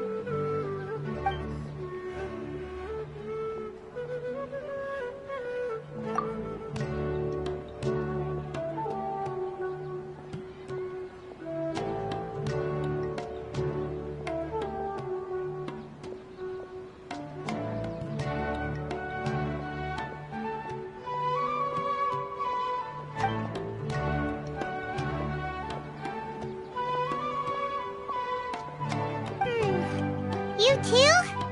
Well, glad it's not just Paimon.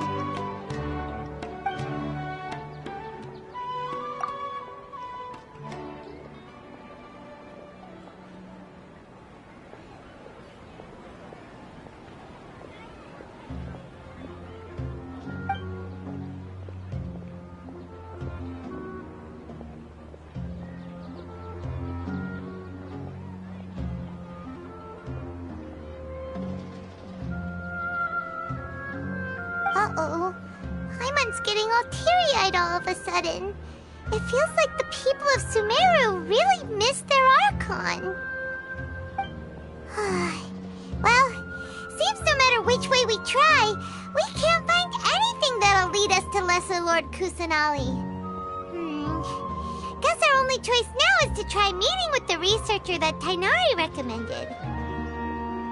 He's from Sumeru and even has a position in the academia. Maybe he'll be able to access more info from the Akasha. Let's see. Tighnari wrote an address on the letter's envelope. Oh, it's not far from the city's gate. Let's head over and have a look.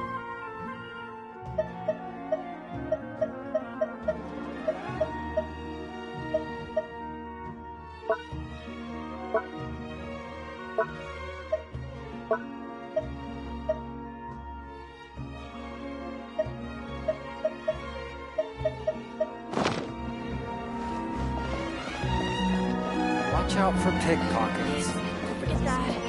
Yes, we must document everything. My own brother, say something like that about me.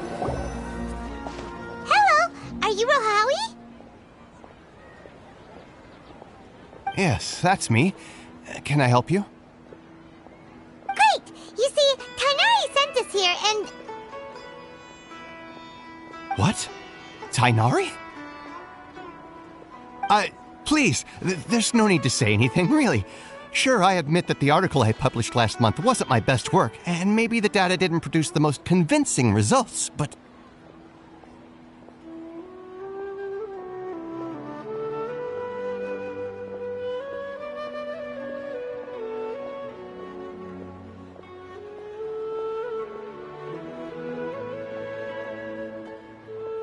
Here! This is a letter from Tighnari! Oh, let me see. Ah! Ooh, what a relief. You two nearly scared the life out of me. So you two just have some questions for me? Seems even Tighnari acknowledges my innate ability for procuring information. So, what is it you two would like to know? We want to meet with Lesser Lord Kusanali. Do you know a way we can do that? You mean you want to meet the Dendro Archon herself? This isn't exactly my area of expertise, but let me see what I can find in the Akasha.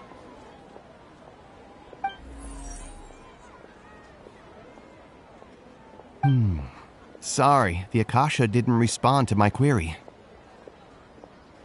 What? You too? But what about your abilities for getting information and all that? Paimon was sure you'd be able to access more info than we did. Well, as I said, this isn't my area of expertise. I am but a lowly researcher, so the Akasha doesn't see a need for me to know more about the Dendro Archon.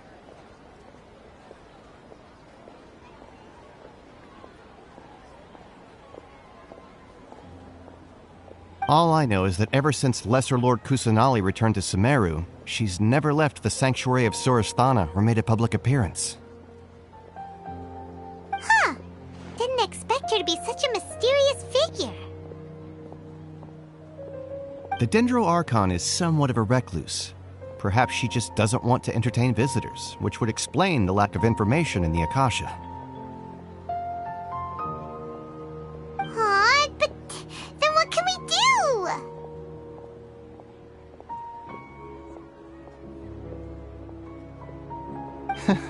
No need to worry just yet. I'm only hypothesizing here. You could certainly try asking around and see if anyone else has ideas. And besides, you two should consider the bright side of things. Not being able to see Lesser Lord Kusanali may not be a bad thing.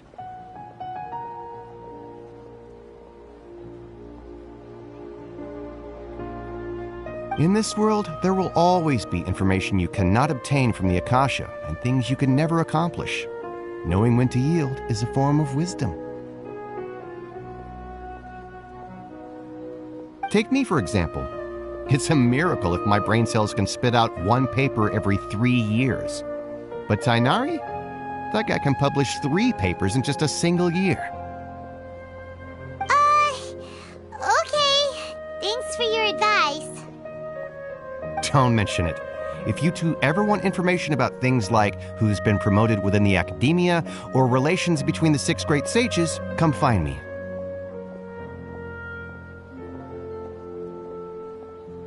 Hey, come on! This is a survival skill at the academia. Oh, Paimon's expectations were pretty low, but this is so low it's like digging holes in the dirt.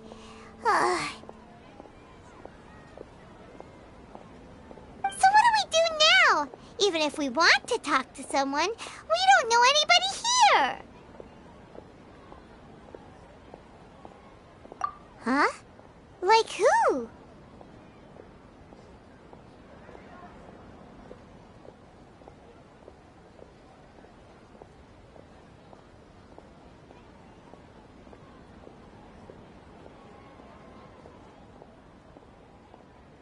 Oh, you're right! Catherine! The Adventurers Guild has its own intel network. Let's hurry and find her.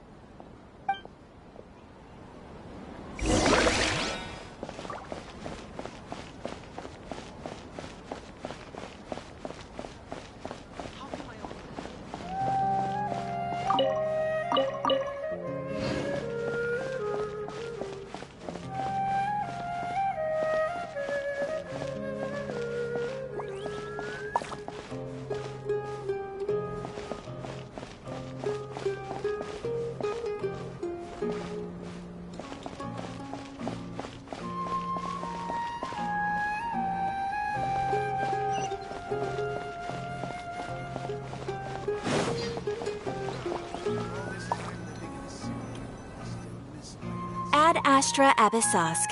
Hello, Traveler and Paimon. Catherine, we need your help with something. Understood. The Adventurers Guild is always ready to serve you. With what do you require assistance? We want to meet with Lesser Lord Kusanali. Do you know a way we can do that?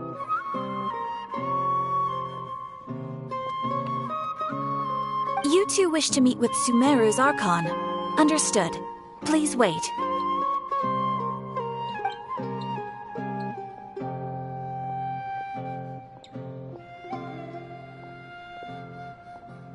I apologize, but I am unable to call up any relevant information in the Akasha. I'm also unable to locate any pertinent information in my personal memory.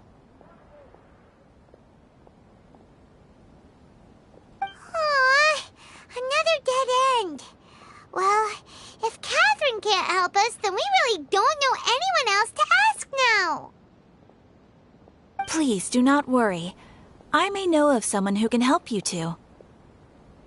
In Sumeru, the Adventurers Guild does not serve as the vanguard of information. Rather, there are numerous active mercenary groups collectively known as the Eremites. They take on various contracts and work all across Sumeru, so they naturally accrue intelligence. An Eremite brigade called the Corps of 30 is in charge of Sumeru City's defenses. Not only are they the oldest brigade, but they are responsible for managing and coordinating the affairs of all other mercenary brigades. Corps of 30? What a weird name. Supposedly, they are named as such because their ranks numbered 30 at their inception.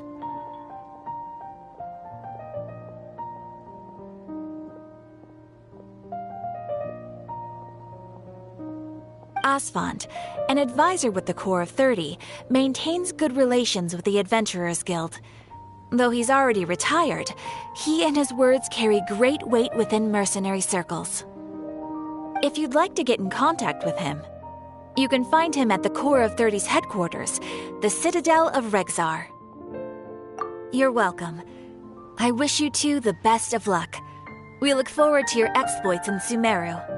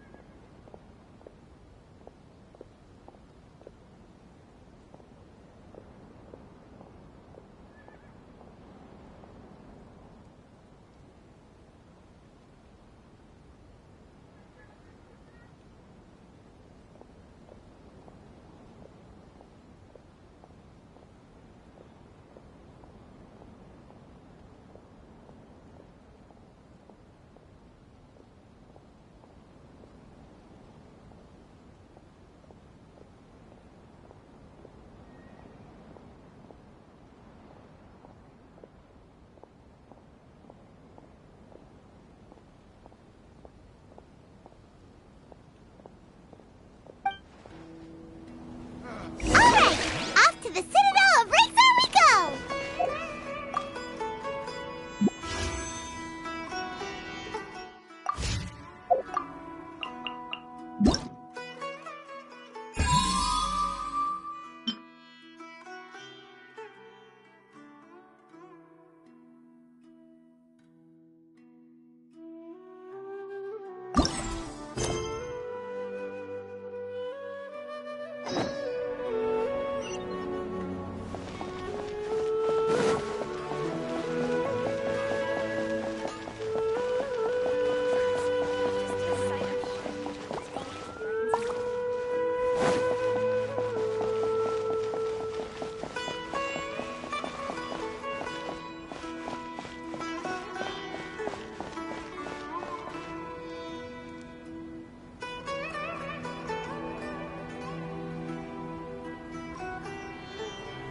Welcome. The Adventurers Guild told me to expect you two. It's nice to meet you, Asfand. We'd like to ask you about something.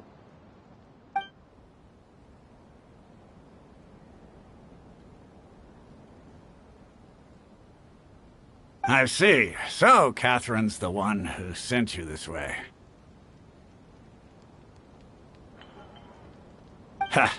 It's true that the Eremites network is vast, but even I can't help you meet the Dendro Archon.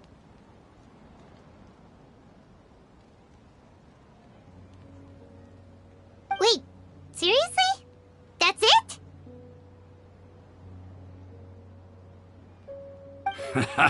Afraid so. The Eremites aren't terribly religious, so we don't know much about divinities. As far as the Akasha goes, we can access even less than you. We originally came from the desert. The gods there died off long ago. Since those days, we've used our own two hands to carve out a living. We don't beg gods for their aid. It isn't just us, though. If you ask me, I think most in Sumeru aren't interested in Lesser Lord Kusanali. Oh? Why's that? Just take the Academia, for example. They're the ones who truly rule Sumeru. Although they believe in gods, most of them only care for the late greater Lord Rugurdevara.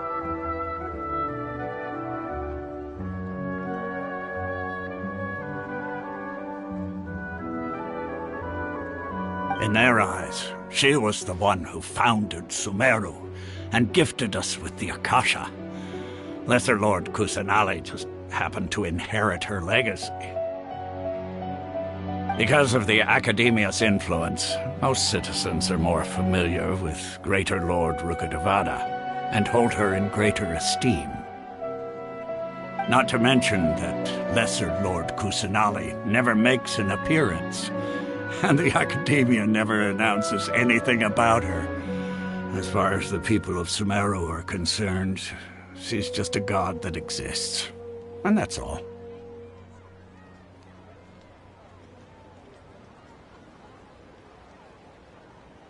Really? Aw. After hearing all of that, Paimon sort of feels bad for Lesser Lord Kusanali. Ha! But who knows? We're all just guessing when it comes down to it. Besides, I'm sure the God of Wisdom doesn't worry about her reputation among people like us. Alright, well, thanks for the info, Osfond. No problem. Always happy to help out the Adventurers Guild.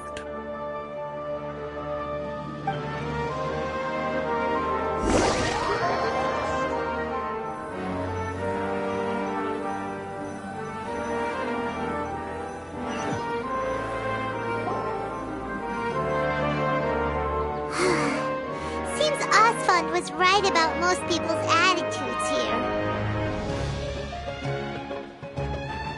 Not only are they not interested in the Dendro Archon, they even say stuff like, if the Akasha doesn't think I should know, then I don't need to know about it.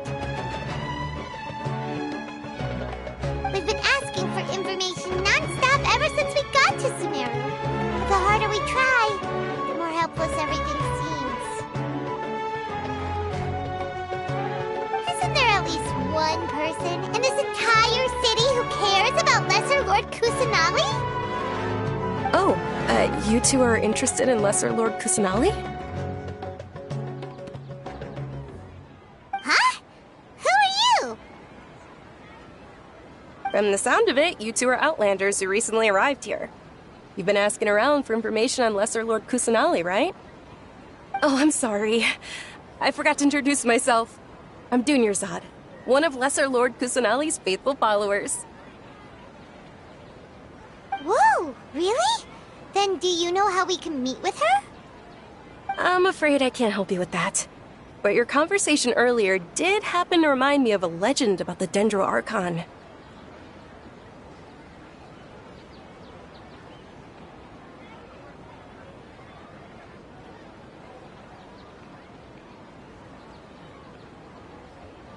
Sure. It goes like this. Long, long ago, there was a man who heard a prophecy. It predicted that a great calamity was about to befall him. Panicked by what he heard, the man sought out the Dendro Archon in hopes that she would bless him with the wisdom to help him escape his predicament. The man journeyed across deserts and through rainforests and experienced tribulations of every kind. However, he still couldn't find any trace of the Dendro Archon. In despair, he thought, alas, the Archon has abandoned me. He then had no choice but to sorrowfully resign to his fate. Okay, and then what happened? And then, the calamity came. But to his own surprise, the man felt somehow emboldened by the trials of his journey. By relying on his own strength, he managed to overcome the adversity.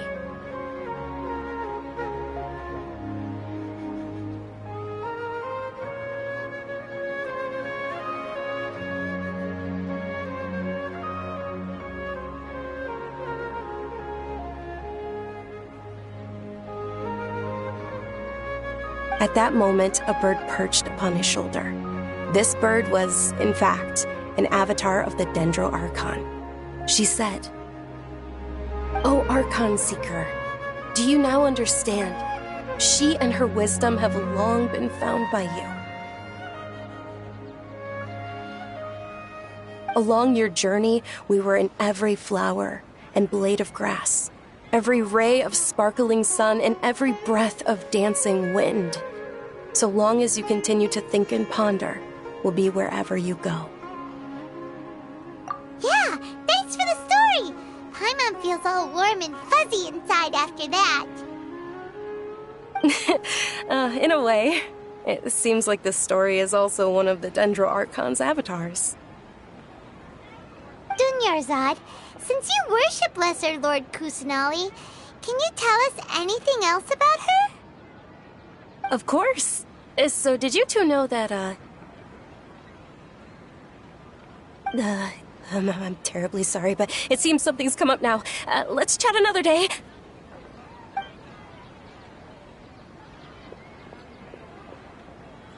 Hey, wait! What the heck just happened?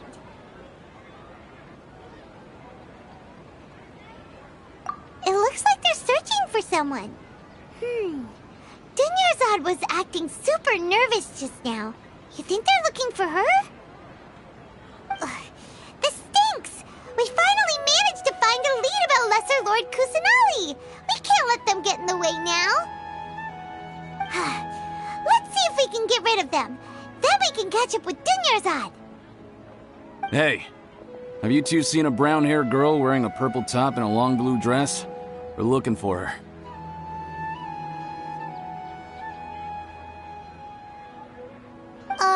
Did she have bandages wrapped around her wrists? Yes, that's her. Did you see which direction she went? Yeah, she went that way. Quick, after her!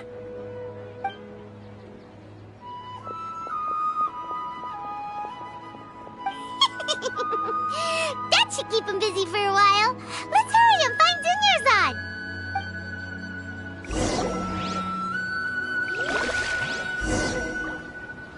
Why isn't it working? I don't get it.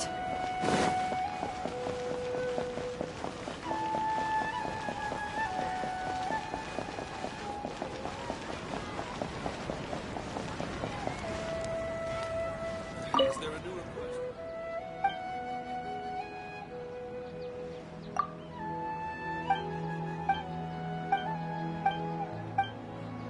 It must be distributed appropriately.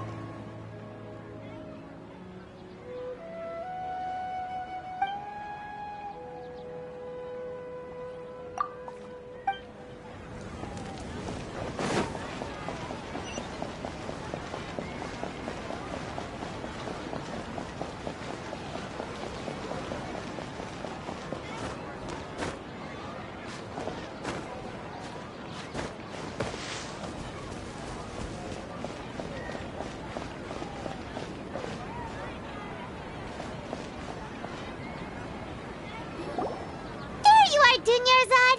We thought you might have been long gone by now. Oh, it's you two. Oh, you startled me there. You can relax now. We threw those people looking for you off the trail. Really? Thank you so much. Unfortunately, I believe there's still more of them out there looking for me.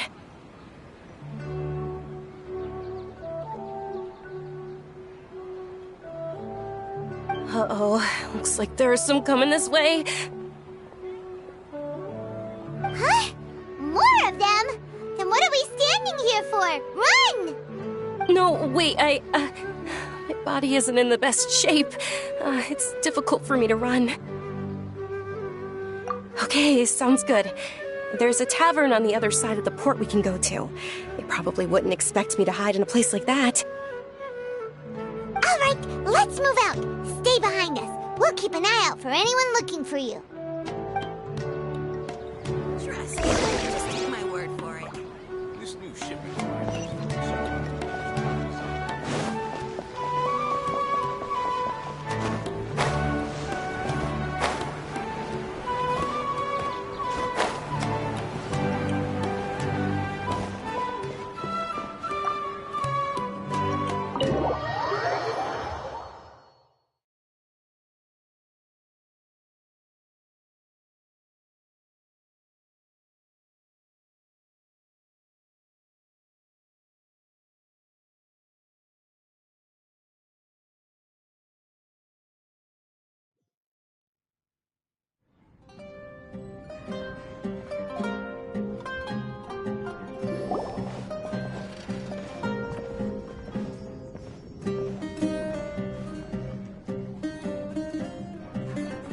We made it. Oh, they shouldn't be able to find us now. Wait! Stand down, Dia!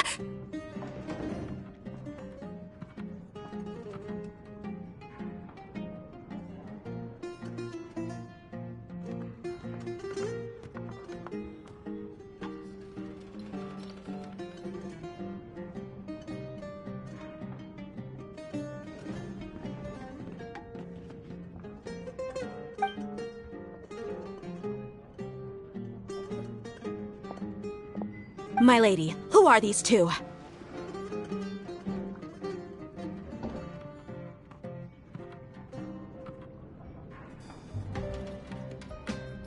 They're travelers that I met on the street just a moment ago. They happened to notice that you were all searching for me, so they helped me hide. I see. In that case, you two should scram. There's nothing here for you.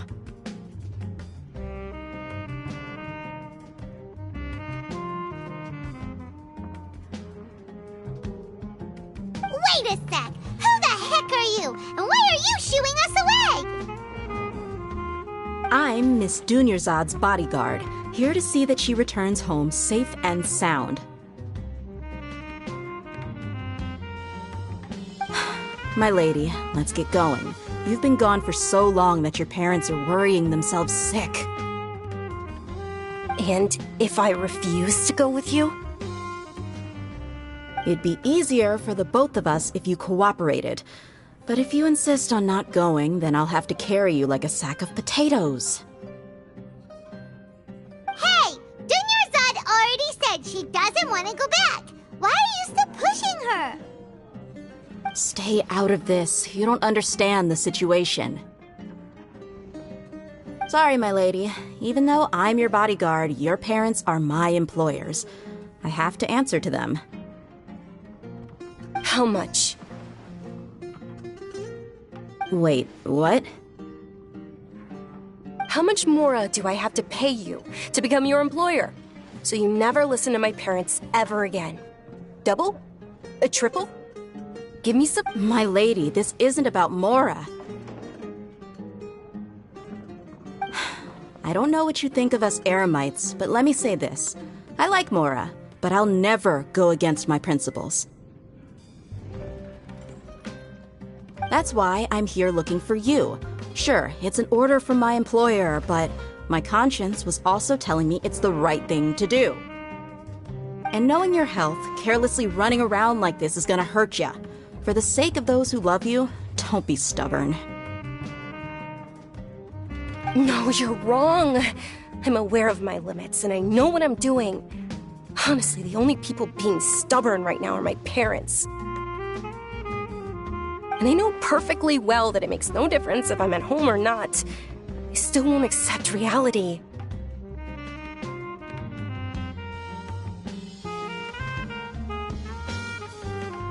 And every time I bring this up, they just change the subject.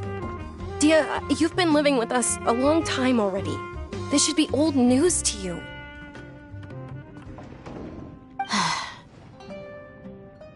Dia, I know it hasn't been easy for Mother and Father, and I'm grateful for everything they've done for me. But there's someone else in this world I'm also grateful to. Because she saved me. The love I have for her is the same I have for my parents.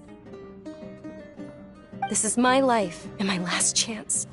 So I want to do something meaningful. My lady, are you sure what you're doing now is meaningful? Yes, I'm sure. At least, it is to me. Fine. I won't ask you to return home anymore. But let me make something very clear. I'm only doing this because I respect your determination, not because I agree with you. Thank you, Dia. Sorry for being so rude just now. My nerves were acting up. And I even brought up your payment in such an offensive way. Don't worry about it, my lady. I did say that I like Mora. Besides, that's our next topic of conversation. Today's little excursion caused such a ruckus that every single bodyguard at the estate was deployed. it wouldn't be easy to hide things from your old man. Since this definitely won't be your last escapade, here's a little tip. You should at least make it look like your room and things are still in order when you leave. Also, you'll need someone to cover you for when you're out and about. So, I'll let you hire me, my lady. This way, everyone wins.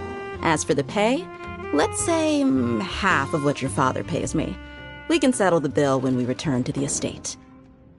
Okay, deal. Yay! Looks like they've reached an understanding.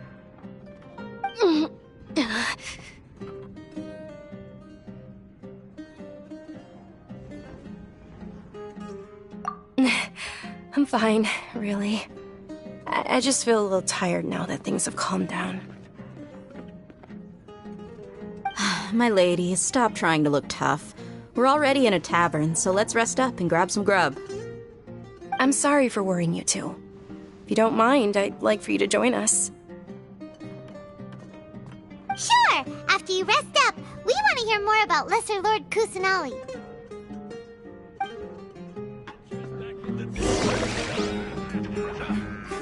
Your theory is just putting the cart before the horse. Don't you remember your adventure plans, my lady? Well, your perspective Ha! is just... Well, if it isn't Dia. Haven't seen you in nearly half a year. Word on the street is that you're a bodyguard for the Homayani family now. Ha! Don't you find that kind of work boring? Nah, you get used to it. How about a menu over here? You got it, huh? Isn't this little Miss Homayani herself? We don't get to serve personages like you very often. We'll be sure to prepare our very best. Thank you, sir, but there's no need. I don't have a lot of Mora on me, and I really ought to save as much as I can. But please bring these two the best food you have. They're my new friends, so I want to be a good host for them.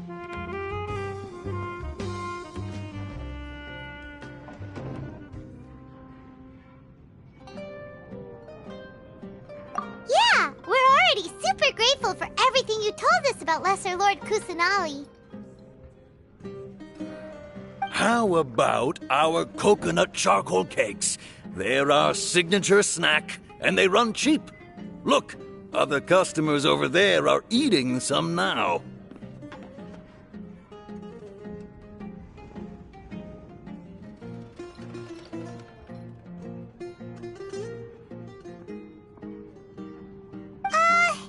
They look kind of burnt and dry. Paimon will pass.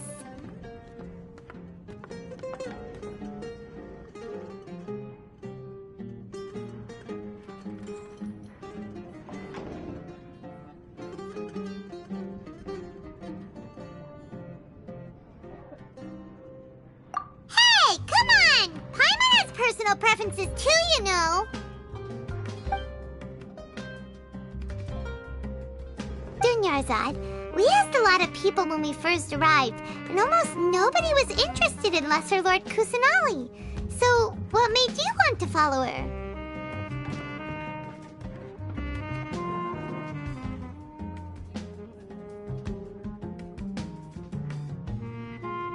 Well, remember when you asked me if I knew how to meet the Dendro Archon?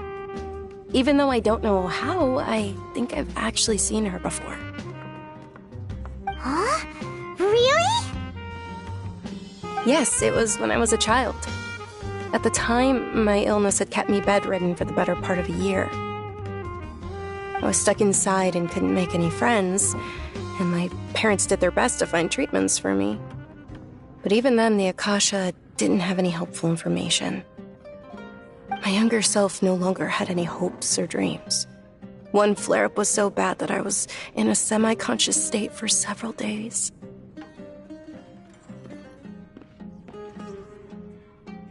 Then one night, I woke up alone in my room. I was terrified. My body was paralyzed. Even if I cried, there was no sound. At that moment, an ethereal voice spoke in my mind. Dunyarzad, Don't be scared. You don't have to cry. Dunyarzad, don't be scared. You don't have to cry.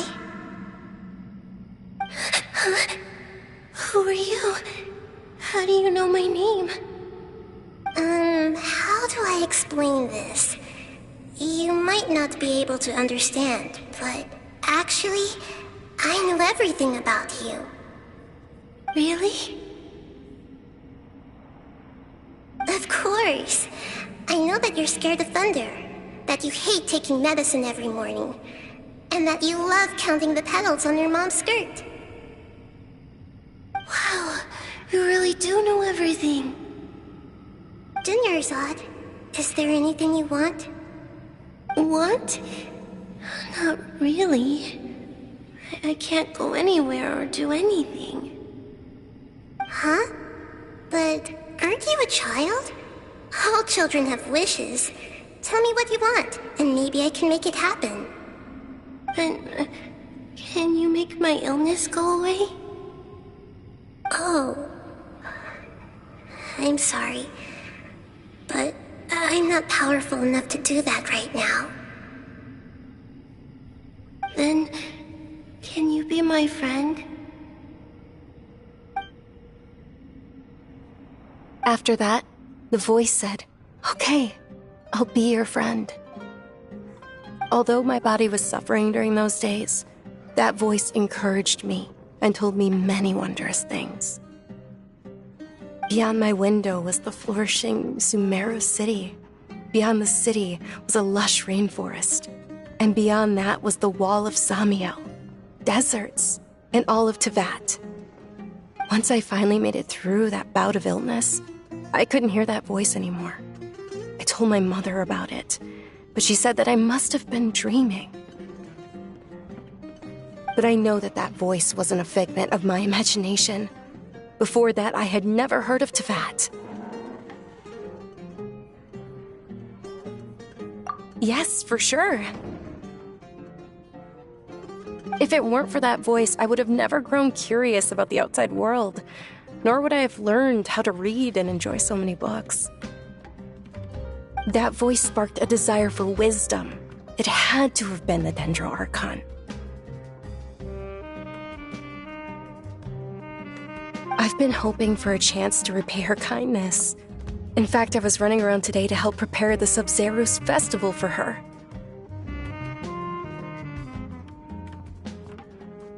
What's the Sub-Zerus festival? It's Lesser Lord Kusanali's birthday, which was the day that she was found by the sages. It's actually an old holiday that originally celebrated Greater Lord Rukkhadevata's birthday. When she passed away, the holiday eventually became a celebration of the Lesser Lord's birthday. I heard everyone was overjoyed when they welcomed her back to Sumeru. In those days, the festival was a huge deal. But because of the Academia's influence, people have gradually lost interest in the festival.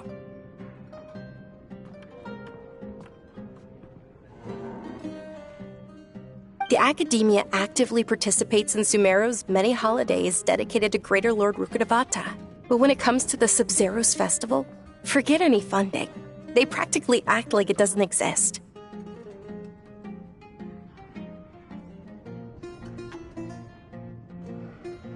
Maybe they see Lesser Lord Kusanali's birth as confirmation of Greater Lord Rukkhadevata's death, so they're reluctant to celebrate it. Aw, but that's awful. It is. It's absolutely terrible. Sure, the Greater Lord founded Sumeru, but hasn't Lesser Lord Kusanali been the one quietly protecting us for the past few hundred years? Just remember that we're still out in public. Don't get too carried away now. I know that people over by the Grand Bazaar still hold the Sub-Zerus festival to this day. But I hadn't met any of them before, so I was never able to contribute. But recently, I made a friend there who also follows Lesser Lord Kusanali. I gave her my savings because I want her to throw a wonderful festival this year. That's the least I could do for Lesser Lord Kusanali. Hold on, my lady. Does this friend happen to be Nilou, the one who sends flowers to the estate?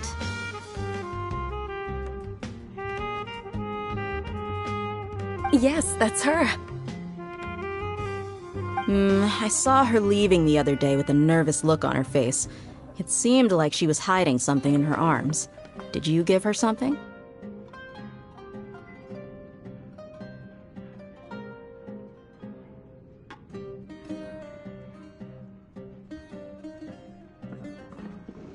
Yes. Initially, I didn't have much Mora prepared, so I had Nilou sell one of my skirts. I've agreed with Nilou to meet up at the Grand Bazaar today, and see how things are coming along. Dia, would you accompany me? Sure. That's quite the trip, though. I'll carry you. No, that would be too much, even for you. You might as well just accept the lift. If I let you walk, who knows how long it'll take us. And if anything happens to you, then I'd really never hear the end of it from your father. But of course. Nilou will be thrilled to hear there are more people interested in Lesser Lord Kusanali.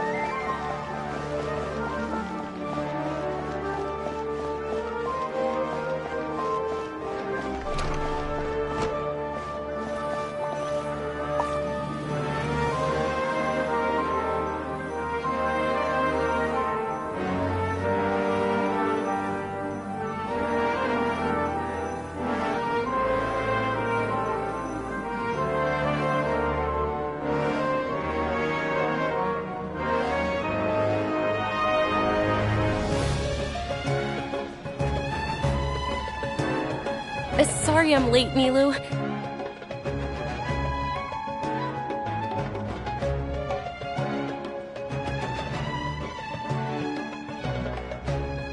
Oh, Dunyarzad. It was taking you so long that I assumed you got trapped at home, but you made it in the end. Uh-oh. But if Dia's here, that means you got caught, right? You could say that, but everything worked out. She's on our side now. Not completely. Oh, and who are these two? Oh, meet the Traveler and Paimon, my two newest friends. They're visitors who just arrived at Sumeru City and are looking for information on Lesser Lord Kusanali. So you're followers from another land?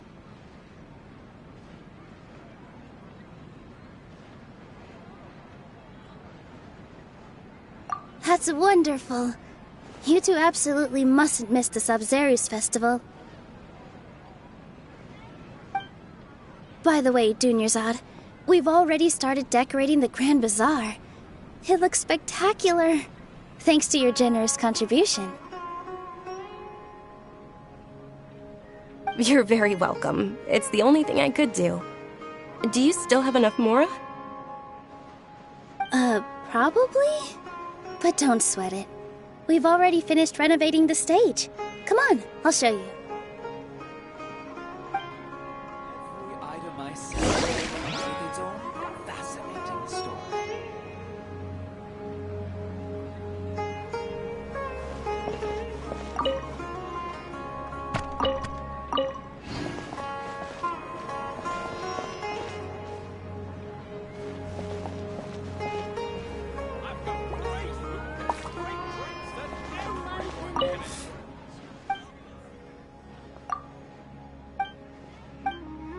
Item I sell comes with its own fascinating story.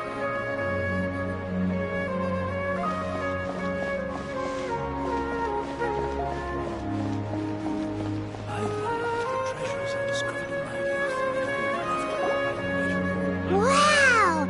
This place is amazing! Not bad. Last time I was here, the stairs were full of holes. The stairs were nothing. A little while ago, we discovered that the tree above the stage had a huge chunk of bark ready to fall off. Mr. Zubair was worried sick. We reported it to the academia many times, but they never sent anyone to deal with it. We didn't want anything bad happening, so we were going to cancel all the stage performances.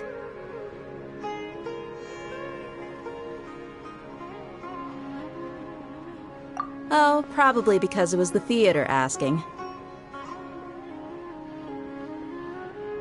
The academia looks down on performers like us.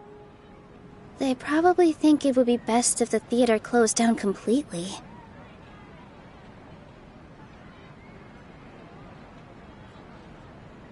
We can't let that happen, though. Not only would everyone involved in the theater go hungry, but then we wouldn't be able to hold the Sabzeruz festival anymore. Thank the Dendro Archon for Dunyarzad. With the Moorish she gave us, we hired someone to patch up the tree, and we also gave the stage a much-needed makeover. The stage is going to be even prettier when it's festival time. I can't wait for you to see it.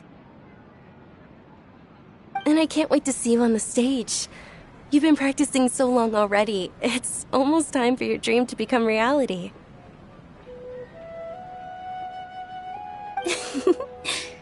It's our dream. I'll do my best for the two of us. Nilou, what are you gonna be doing at the festival? She'll be dancing the dance of Sabzeruz, the most important performance at the Sabzeruz festival. Dunyarzad, have you told him the origin of this holiday? I only told them about the Greater Lord and Lesser Lord so far. Okay. Then I'll tell you two about how this holiday came to be. According to legend, the Sabzeruz festival was originally the Goddess of Flowers' birthday celebration for the Greater Lord. A long, long time ago, on one of Greater Lord Rukkhadevata's birthdays, her friends threw her a celebratory banquet. Some of the gods got drunk. One started playing music, and the Greater Lord started singing, so the Goddess of Flowers began to dance.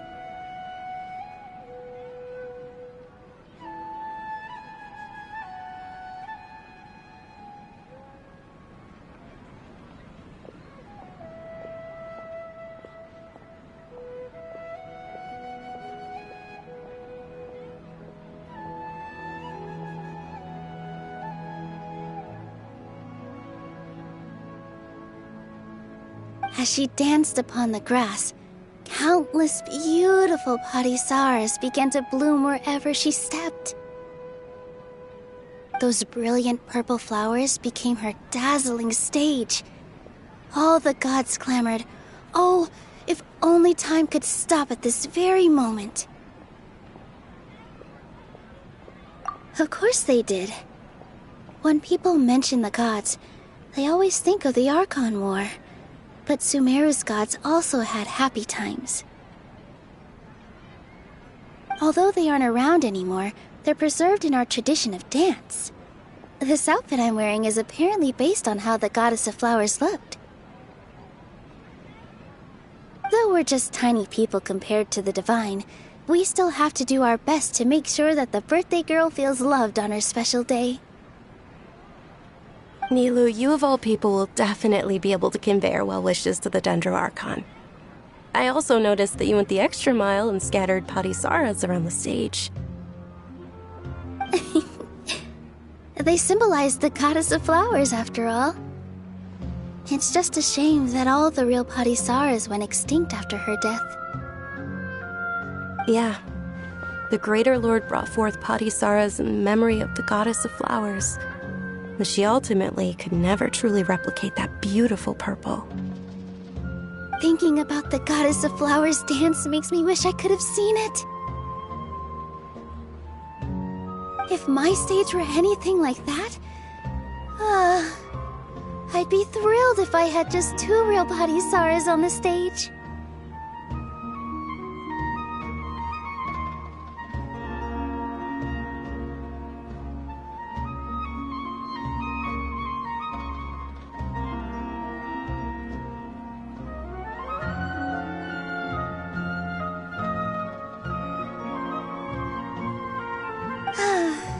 So, Traveler in Paimon, what do you think? Interested in the Sabzeruz festival? All of Lesser Lord Kusanali's followers will be there for her birthday. It'll be a good opportunity for you to learn more about her. Ooh, Paimon thinks that's a great idea!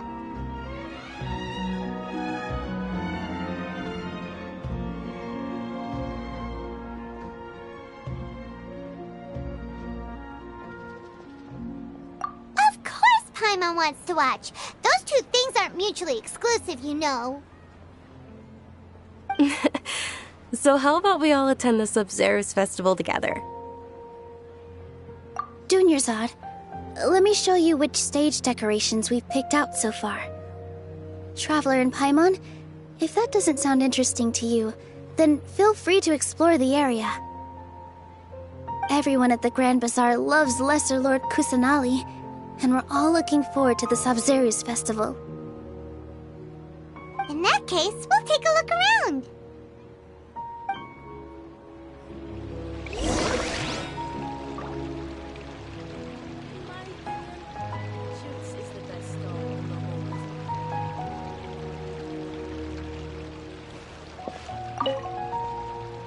Huh.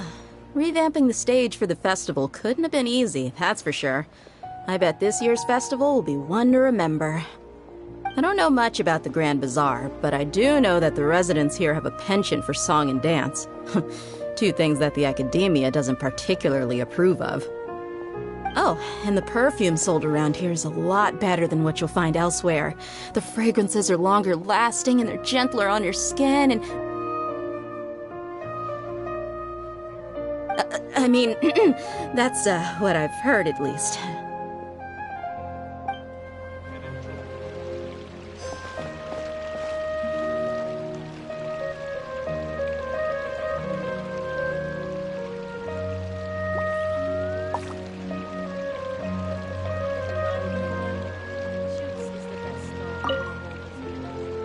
Whoa! What's with your yellow hair? And why do your clothes look so funny? Are you an Outlander? Did you know that the Sabzeruz festival is about to happen? There'll be loads of fun things to do at the festival. But the best part is when Ferris, the Knight of Flowers, passes out candy to everyone!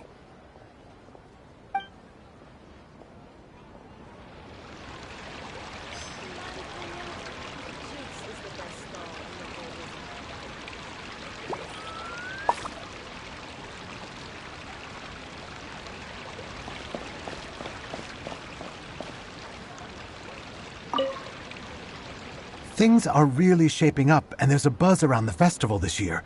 We're expecting people from all over to come by this year and buy things during the festivities. Don't be fooled into thinking that Sumeru City has the best of everything. Some festival snacks are only offered here in the Grand Bazaar.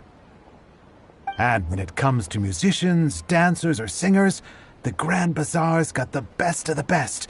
Sure, those folks at the Academia might not like it, but what's a festival without song and dance?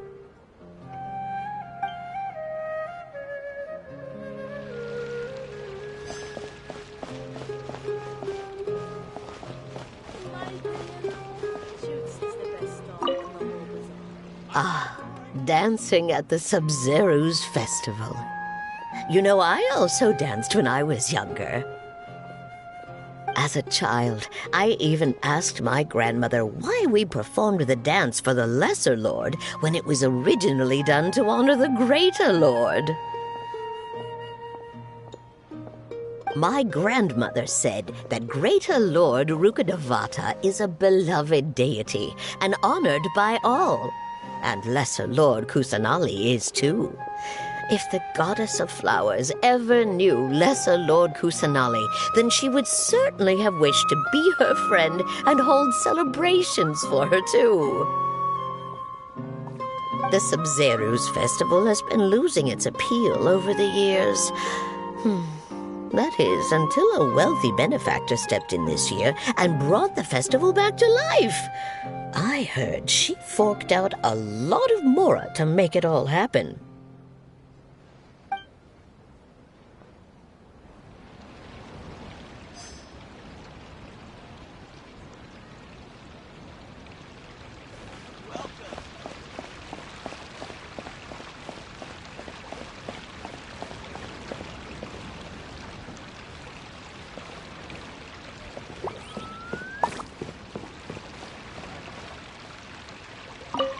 Milu, your outfit looks amazing.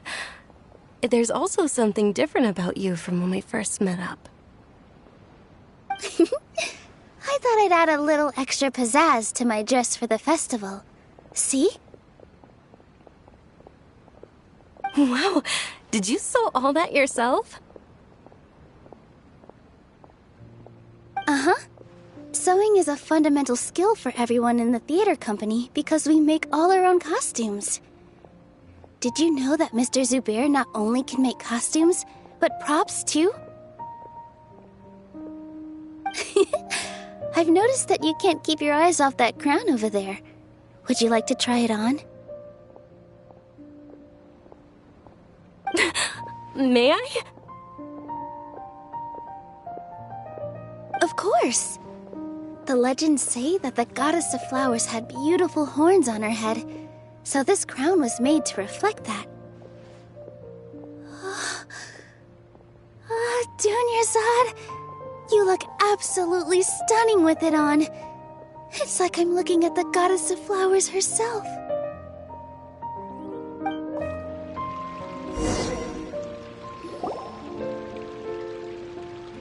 Hey! Is that who Paimon thinks it is? It looks like Catherine.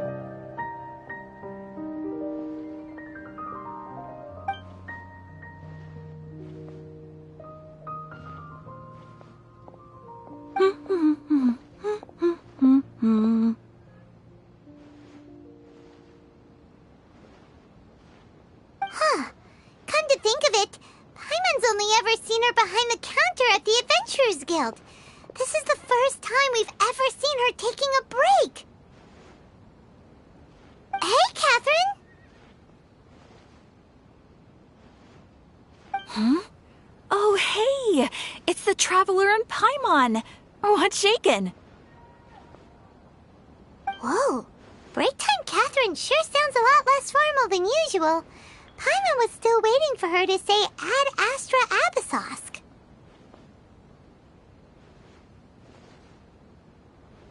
Sure.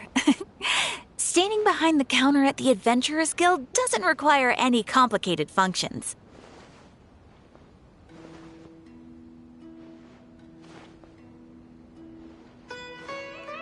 But saying and doing the same old things over and over again can get pretty monotonous. Like watching the same Fontaine movie day after day.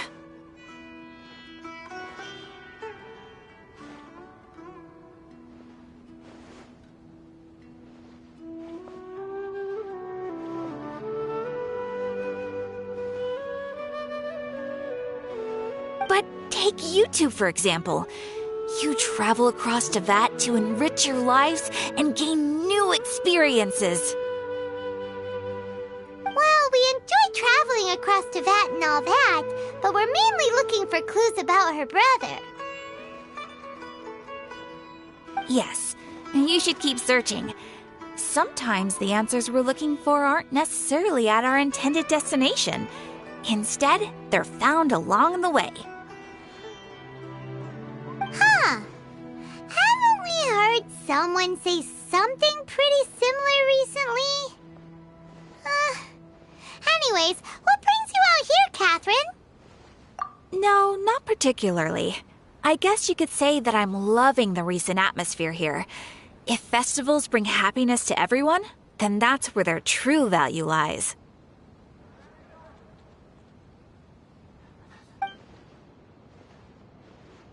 Oh, it looks like it's about time for me to be heading back now. Alright, we'll see you next time at the Adventurers Guild. Oh, by the way, thanks for connecting us with the Eremites.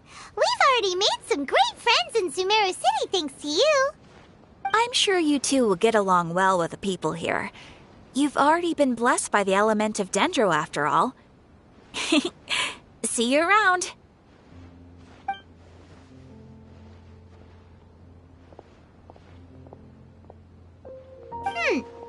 There's something really different about Catherine today. Hey, Traveler. Paimon. Oh, hey, Dia. What's going on? I've got something to tell ya. My lady knows you're looking for ways to meet Lesser Lord Kusanali, and she's been trying to come up with a way to help you. Well, I have an idea that might help. Are you serious? We'd love that! It might not necessarily pan out, so don't get your hopes up too much. I'll need to take you two somewhere and ask someone some questions. My lady is feeling a little worn out at the moment. Nilu's found a place for her to rest. After I take my lady home, let's meet in front of the Citadel of Regzar. Sounds like a plan!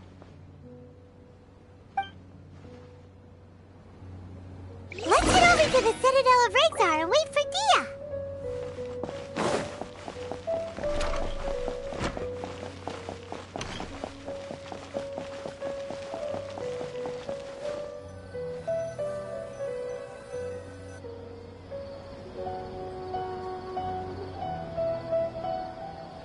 Sorry, I'm late. It took some convincing for the Master and Mistress to believe that Miss Dunyarzad was only sitting in the port for a while because she was in a bad mood. Anyway, I guess I should be thanking you. I haven't seen Miss Dunyarzad that happy in a long time. If it wasn't for you two, she probably would have been caught and dragged back much earlier. You sure sound a whole lot nicer than when we first met, Dia. Who would have thought you had such a soft spot for Dunyarzad? It's called being a professional. I'm a bodyguard, and I work for whoever's paying. Look, Dia's blushing. Listen, you two. I don't expect to be working for Miss Dunyarzad very long, but I hope to finish things on a positive note if possible. Let's cut the chit-chat and head into the Citadel. We'll see if the person I know has a way for you two to meet with the Lesser Lord.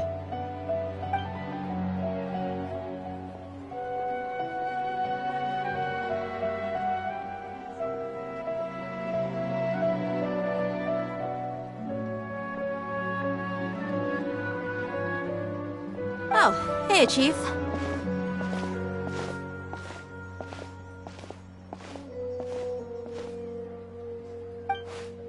Ha, Dia! What are you doing here? And well, didn't expect to see you three together. I take it you all know each other already? We met this morning after the Adventurers Guild pointed us to Ozfon for more info. No kidding. Huh. So, where's Ruksha? I thought I'd help these two out by asking about the theft. Anything you can tell him? Ruksha's gone over to the Academia. The Grand Sage recently ordered Sumeru City to begin bolstering its defenses, so people from all over have been called back to the city. Since you've already mentioned the theft, I suppose I might as well tell him what we know. Appreciate it, Chief. Theft? Sorry, what the heck are you guys talking about? Just recently, the Academia lost something, and there's a chance the item is connected with the Dendro Archon. This case might just somehow help you in meeting her. I suppose that's one way to look at it. But if you ask me, the case is more about the Academia than anything else. Let me fill you in. The Academia recently sent a convoy to pick up an important package from Aru village. Word got out, and the convoy was robbed on its way back. The Grand Sage took the whole matter very seriously. Not only did he dispatch the Matra, but also enlisted our help in the search for leads.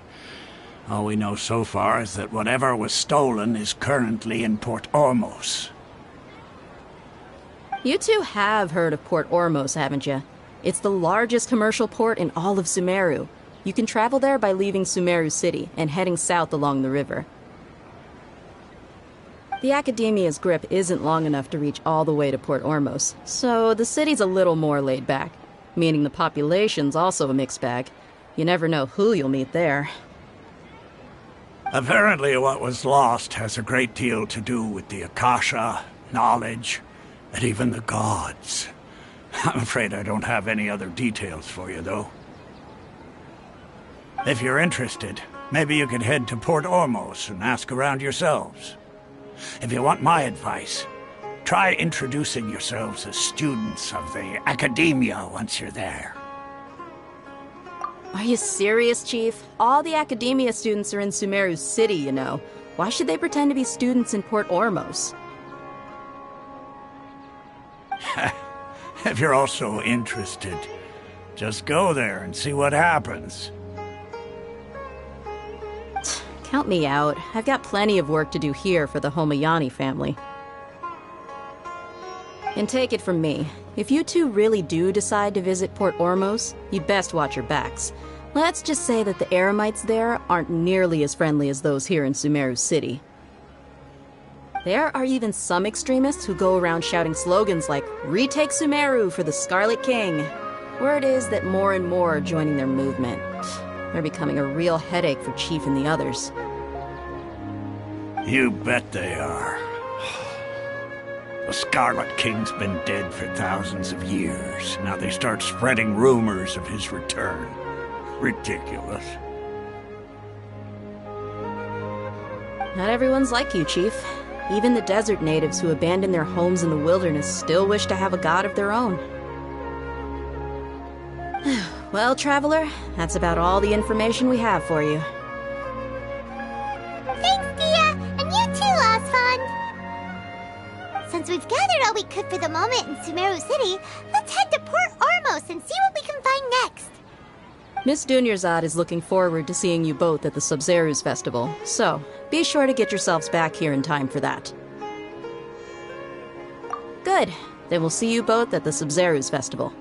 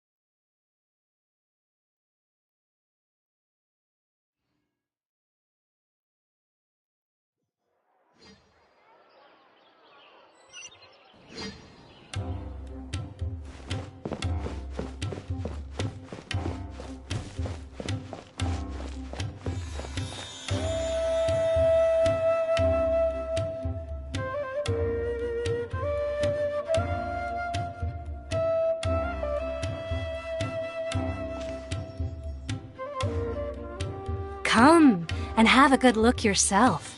Traditional spices of the highest quality, made with pride and experience. You've got a deal.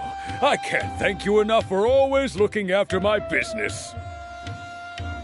Believe me, I'm not making this up. Several Eremite mercenary groups are nearly in open conflict, but does the core of 30 care? And that's not all. Did you know that... Wow! Talk about hurly-burly! This place is busy! Huh? Guess that's only to be expected for the largest port in Sumeru. Maybe it's because of what Dia told us earlier, but Paimon can't seem to shake the feeling that there's also danger lurking in these crowds. Ooh. Let's get our bearings so we can start looking for leads. We know that whatever the Academia lost is related to the gods. But other than that, we don't have much else to go on. Osfa told us to try posing as Academia students while asking around. Paimon checked the Akasha on the way here, and the Academia doesn't seem to have any research facilities in Port Ormos. Paimon doesn't get it. Won't we look even more suspicious going around saying we're Academia students and asking about the stolen item?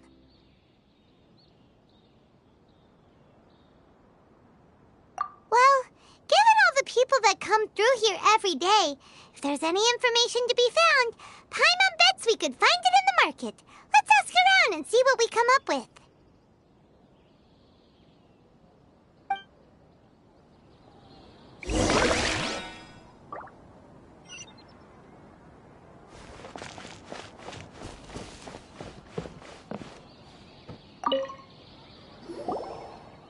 Welcome. Welcome. How can I help you two? Hi there. We would like to ask you a question. Do students from the Academia ever come to Port Ormos? Of course. Especially around this time of year. Students from Sumeru City that are about to graduate often come to Port Ormos to cut loose a little. Many people often talk about how hard it is to get accepted into the Academia, let alone graduate. But those who finish their studies and go on to become full-time researchers at the Academia have it even harder. Sure, we may not be Sumeru City, but Port Ormos offers beautiful scenery and a stress-free environment. Some even say it's good luck to come to Port Ormos, so students and researchers come flocking here when things get to be too much at the Academia. You see over there? Those are students from the Academia.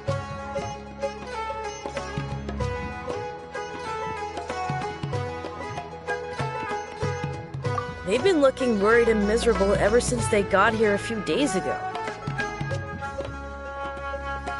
If you ask me, the life of a merchant is better. So long as the Akasha teaches us what we need, then life is good. Those students seem to be discussing something. Let's see if we can listen in.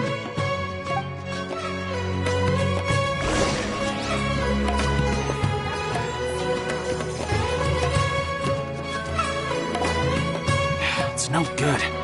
I've tried asking around, but I haven't been able to learn anything useful. Not to mention that a bunch of scary-looking Eremite mercenaries have been posted along the streets now. There's been a lot of fighting between the different Eremite factions in Port Ormos. If we choose to move on our own, then it would be wise to steer clear of them. Especially the group that's constantly shouting some stuff about the Scarlet King and some resurrection. I've even heard that the Citadel of Regzar is starting to get fed up with them. What was that group called again? Ein something or other? They're called Ein El Akhmar. Today, I heard that the thing we're after might be in their possession at the moment. Wait, come again? Don't you see? Many of the Eremites in Port Ormos deal with trading this kind of thing. They're usually pretty wary of outsiders, but not so with students of the Academia. It's because the kind of goods that students are looking for aren't the kind of goods that Eremites are after. As long as they know you're a student, then deals can be made. I've heard that Ain al-Hakmar likes to set up shop at the Jafar Tavern. Supposedly, if you're willing to part with 500,000 Mora, they'll give you info on anything.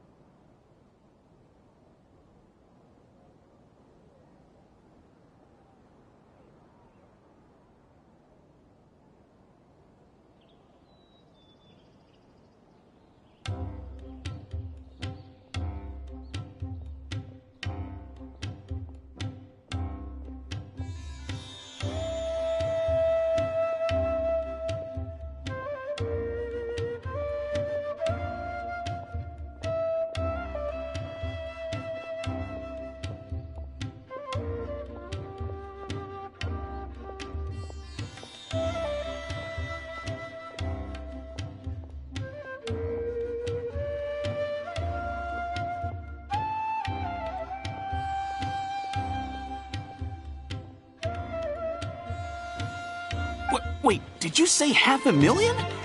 If information alone costs that much, then how could we ever afford to buy what we're looking for? I guess we might as well give up on trying to graduate this way. I wouldn't worry too much. Our field of research is very niche. Who else could possibly be after that kind of shady knowledge? I bet it's practically worthless to anyone aside from us. Well, I guess that makes sense. And the only thing left for us now is to find a way in. Why don't we all just pool our money together and pay for the information?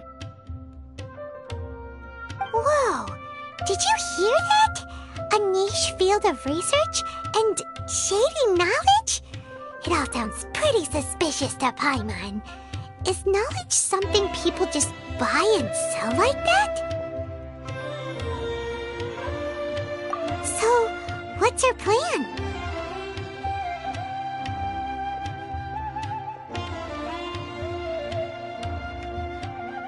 Wait, didn't you hear what they just said?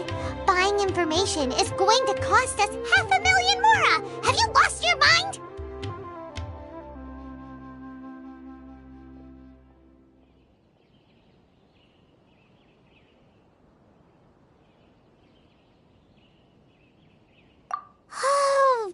All right. Paimon never thought she'd agree to parting with that kind of Mora.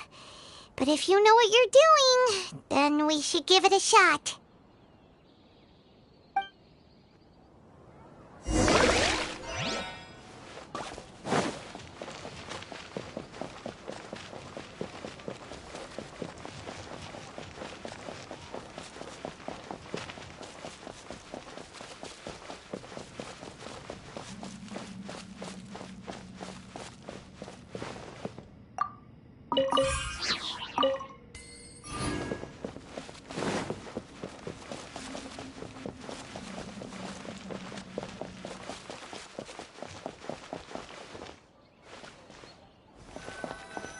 This is the place we heard those students talking about. Let's find a seat somewhere and see if we can spot the group they mentioned. Oh, you've arrived. Please, take a seat. So, they think that they can go toe-to-toe with the boss? Ha! Once we reclaim the power of the Scarlet King, they'll be the first that the boss punishes. They're nothing to be afraid of. Our main rival now is the Caracal Battalion. They've also amassed a significant amount of Mora this time, so we mustn't underestimate them. How can the Caracal Battalion compete with the boss when they're nothing but a bunch of money-grubbing opportunists out for a quick Mora? Yeah, with Boss's fervent devotion, he'll be able to use this power to bring our god back this time. Huh. All these guys talk about is the Scarlet King, so they're probably the ones we're looking for. Greater Lord Ruka Devata. That traitor and her followers must not be spared. The day will come when the Scarlet King exacts vengeance on Sumeru, and all of them shall be punished. Yeah, Paimon was wondering what they meant too. We should ask about that if we get the chance later.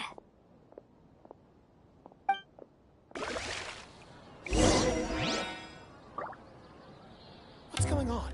How can there be Kairagi here?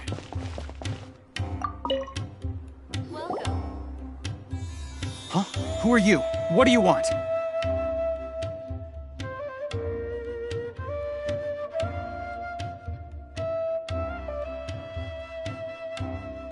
A traveler? Now's probably not the time to talk about that. Didn't the students say Eremites are wary of outsiders? A student? What's a student from Sumeru City doing in Port Ormos?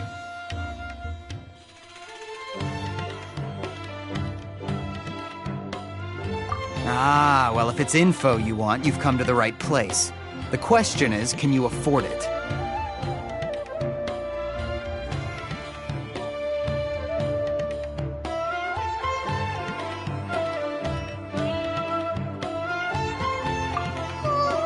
Paimon can't stand to see so much more go. But there's no other choice right now.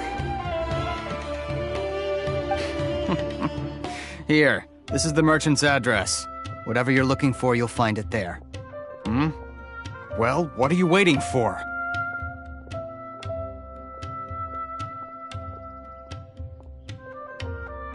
Oh, that's right! We heard you mention the Scarlet King just now. We're actually interested to know more because we're, archaeology students! Fine. Since you've already handed over the Mora, I guess I can throw in a little extra info. As you can see, members of Ain al-Ahmar are devout believers of the Scarlet King. Years ago, the Scarlet King founded the great desert nation that was our homeland. It was an advanced civilization, far beyond anything you'll see in present-day Sumeru. The Scarlet King was the rightful god of wisdom, but he was betrayed by a companion he trusted. She even stripped him of his title, God of Wisdom. So, you mean the traitor was... Greater Lord Rukkhadevata, yes! That shameless wretch destroyed the Scarlet King's civilization, and our ancestors were forced to flee to this land where we were made to suffer the tyranny of our enemies. Furthermore, she conspired with the Academia to cover up the truth of her actions, and create the merciful and benevolent facade for which she is now known. Ugh, just thinking about it sickens me. But the story doesn't end there, oh no. The Scarlet King isn't truly dead.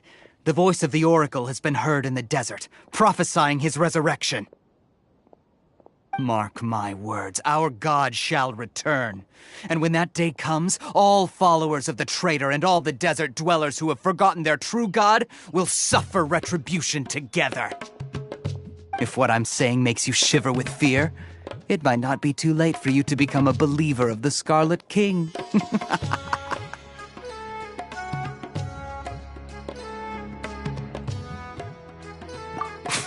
I don't have anything to say to you Academia people about that. I think this conversation has reached its end. Not just yet. This man is a fraud.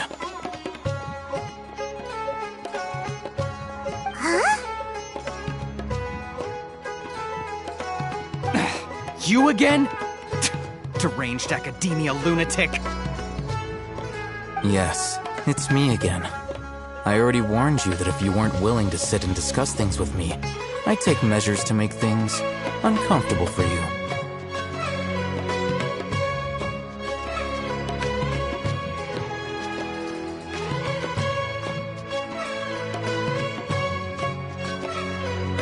Listen to me. That address he gave you is fake. Or at least, you won't find a merchant waiting for you there. This group has been boasting all around that they can provide information on a certain item as a means of luring people into their territory. Once you show up, they keep up the act until they have hard evidence that you want to purchase said item. Then they use that to squeeze you for all the Mora you're worth. Shut it, Alhaitham! What are you playing at, trying to ruin our business like this, hmm? I told you the other day. I wish to discuss my terms with your boss. Ha!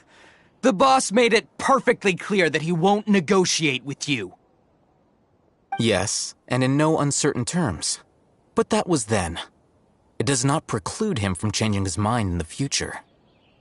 I'm warning you, don't push us, or this could get ugly. We don't usually get rough with people from the academia because it just complicates things. For a lunatic like you, though, we might just have to make an exception. If you're suggesting that we escalate this from a verbal exchange to a physical one, I accept. After all, even the Archons used war to negotiate the ownership of Teyvat. If, on the other hand, we can't agree on any means of negotiation at all, then I'm afraid my next course of action will sting a little more than the mere following through of a few business deals. I will jeopardize the Eremites' reputation, which I know you value above all else. I am quite confident that if I began to take such action, your boss would willingly approach me himself. However, I fear that by then, some things will have happened that cannot be undone. Also, a word of advice. I suggest you tell your boss exactly what happened here today. Otherwise, he might blame you for not telling him in the future. What did you say? Consider this. Have I ever failed to follow through on my word in the past? This guy is really out of his mind. Okay then. If you really have a death wish, let's meet a week from today. The pier in front of the Pharos Lighthouse, 4 o'clock in the afternoon, sharp. Don't expect us to hold back. Not so fast. First, you return the 500,000 Mora to them.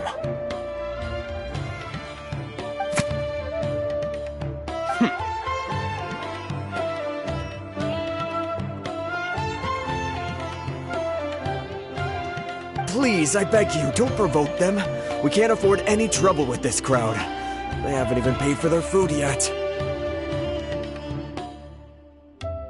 Ah, Mr. Iman.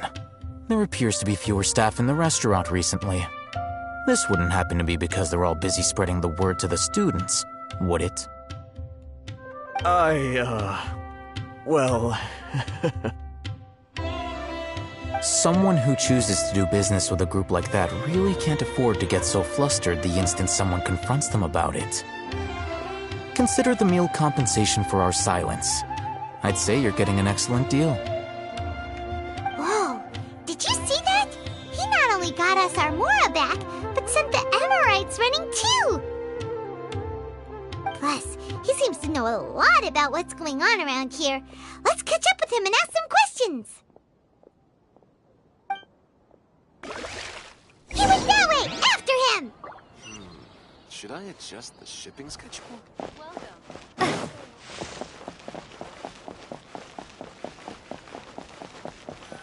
Fresh fruits and veggies, both quantity and quality. Wait up! It's Alhaitham, right? What do you want? No need for thanks. My goal was to get to them, and you two gave me just the opportunity I needed. We're even. Oh, I advise you to keep your distance from them. Since they weren't able to make off with your Mora in the end, they might harass you again in the future.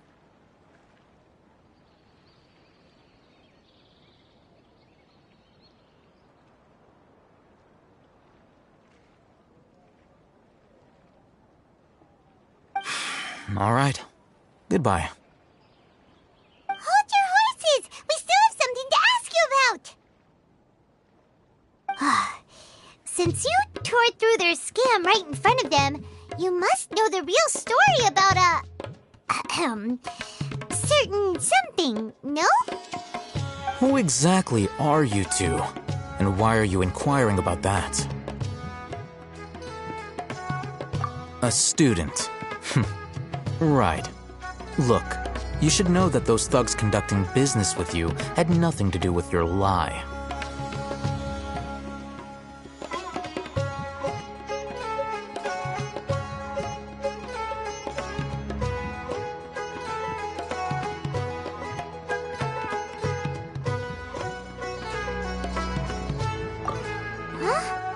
Oh, yeah!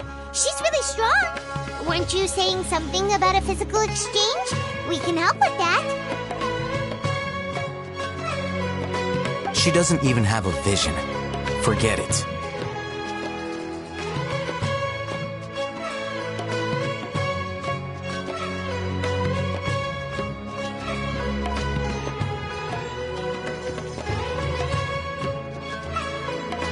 Maybe not, but she can still use elemental energy. Otherwise, there's no way we'd go asking for info from from guys like that. Those high-headed thugs are definitely gonna bring a lot of backup for your next meeting. Even if you don't go alone, you won't regret taking us with you.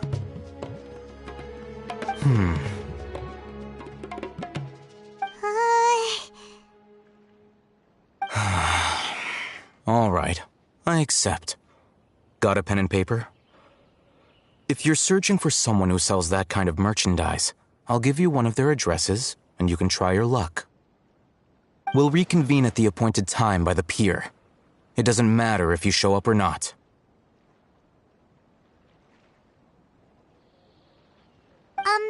So, since you were happy to give us this merchant's information, does that mean you can tell us exactly what we're after?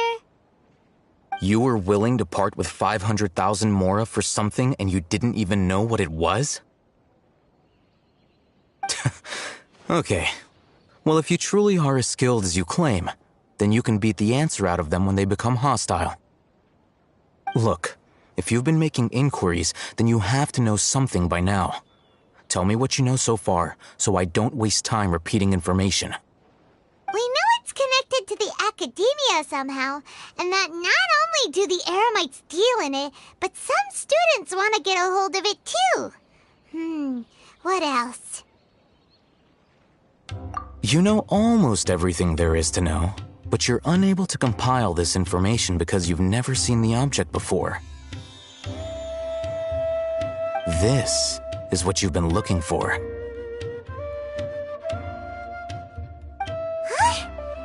Paimon can't tell what it is. It looks like some kind of ornament. This is a knowledge capsule.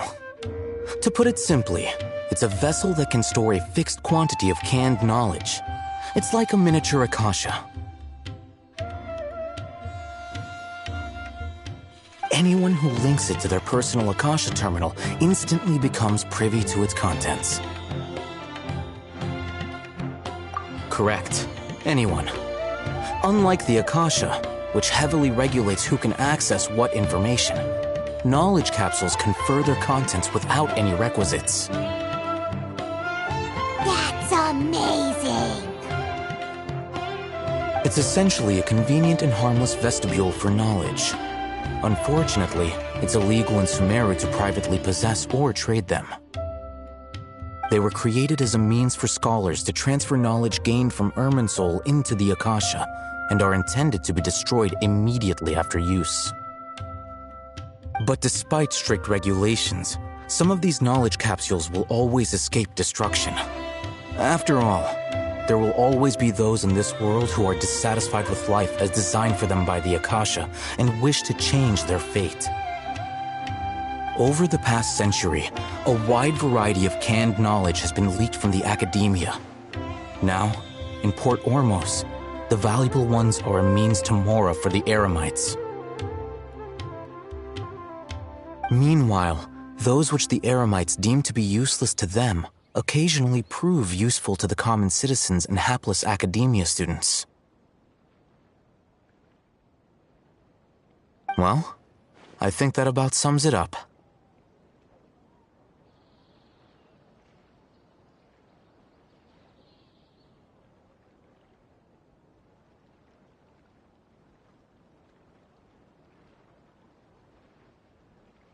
Oh, so that's your true objective.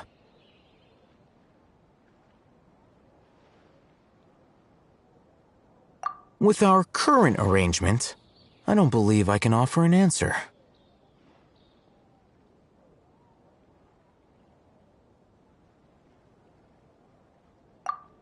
You're still resolved. Fine. Let's talk somewhere with fewer people. Fresh fruits and veggies, both quantity and quality.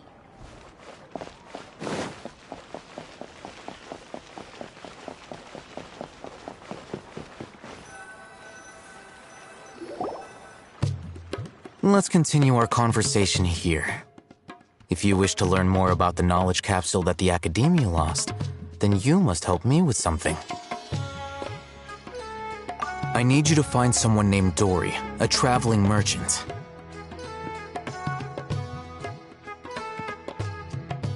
Unlike the peddlers who hawk inferior knowledge capsules, she often has quality goods in stock. Some say that as long as there is profit to be made, there is nothing she won't dare to sell. She's guarded against people from the Academia because most of her wares don't comply with Academia regulations. I think she blacklisted me. I met with her informant, but it soon became clear that they had no intention of letting me get any further.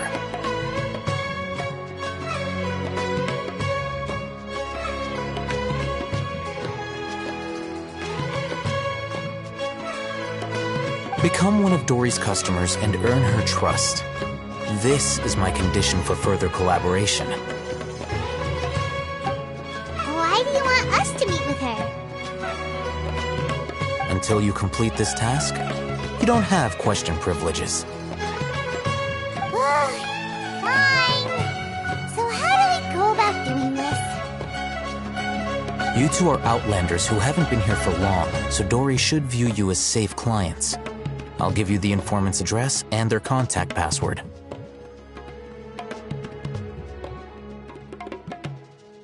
Beyond the password, though, I have no way of knowing what other tricks she might have up her sleeve. You'll have to improvise.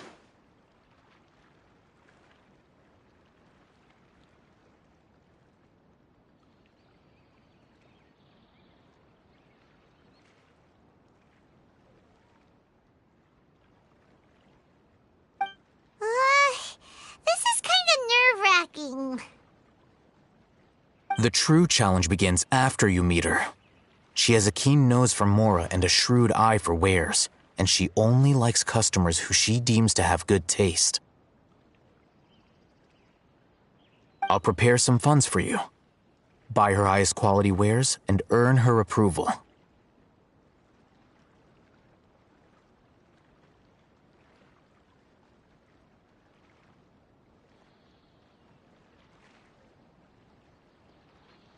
What? We only just saw a knowledge capsule for the first time! We don't know how to tell which ones are good and which ones are bad. Is that something we can learn quickly? That's true. Have you two heard of elemental sight? Oh? That's a surprise. Guess I'll have to hold you in higher regard. Anyway, that ability should resolve your issue.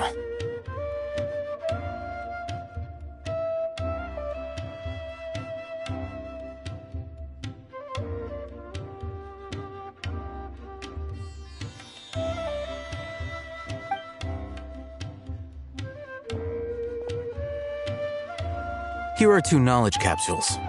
Tell me, can you detect any difference in their quality?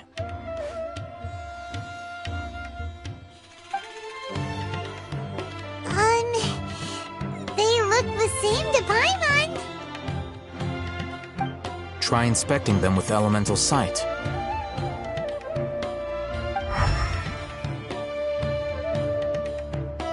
How'd it go? Did you see anything?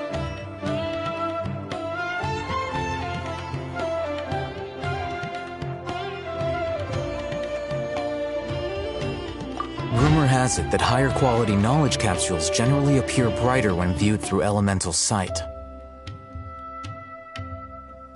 That's because knowledge originates from Irminsul, the root of Dendro power itself. The more powerful the knowledge, the richer it is in Dendro energy. However, some canned knowledge with a high concentration of elemental energy is of little use in contemporary times, so those capsules are of little value.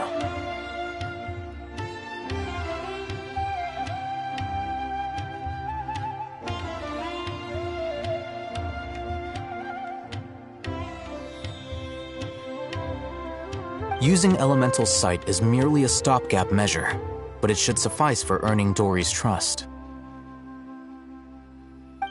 That sounds pretty impressive. Here's a sheet with the informant's location and contact password, and here is the Mora for purchasing canned knowledge.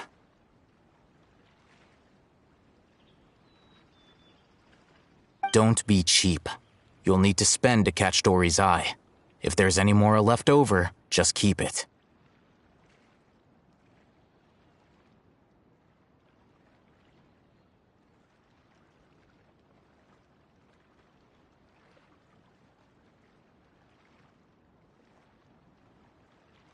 Oh, and be sure to exercise some caution.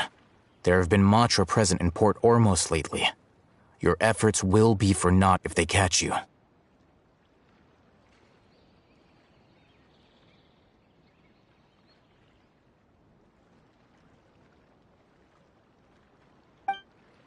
Matra? They belong to the Academia's regulatory body. They also handle cases of illegal canned knowledge transactions. Like I said, the Academia has banned both their trade and possession. The Matra are razor sharp. You're in for nothing good if they lock their sights onto you. If you two want to back out, now's the time.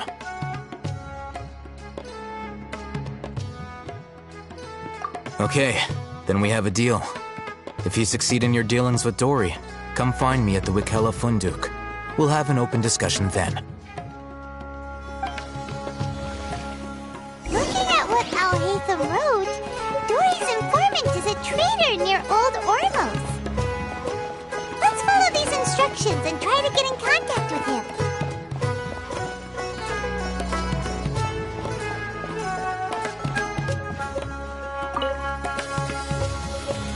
Hello. What are you two looking to buy?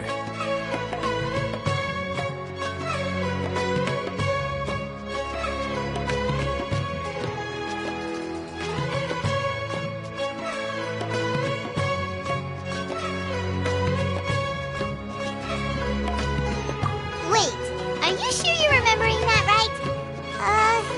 Hyman doesn't think it was that on the paper. What a unique palette. We have unripe horror fruits, but we usually keep them in the back. I'll have someone escort you. Following the paper got us past the first round.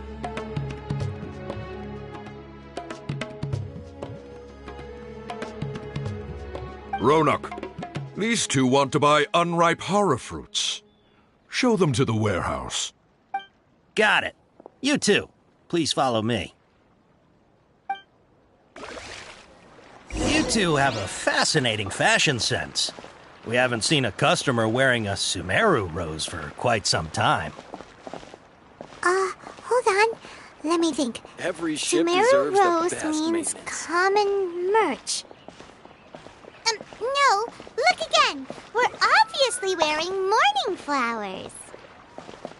Ah, my mistake. I do apologize. Whew. That pop quiz sure was scary. The seas are calm. The warehouse is up ahead. Please follow me.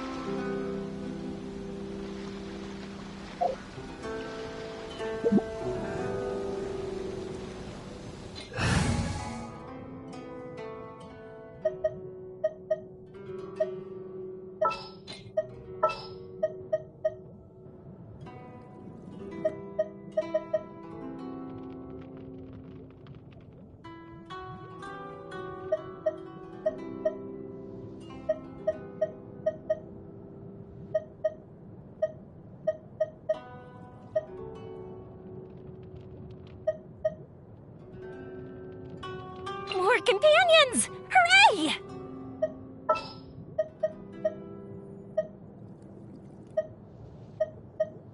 Wish me luck!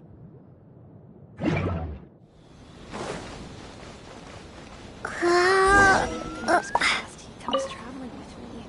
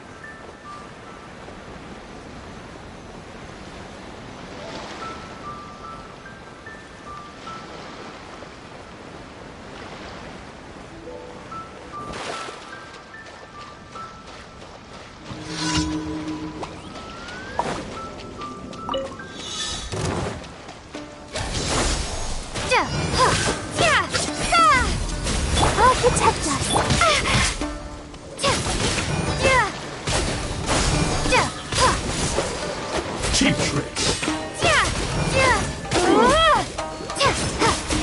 This will do!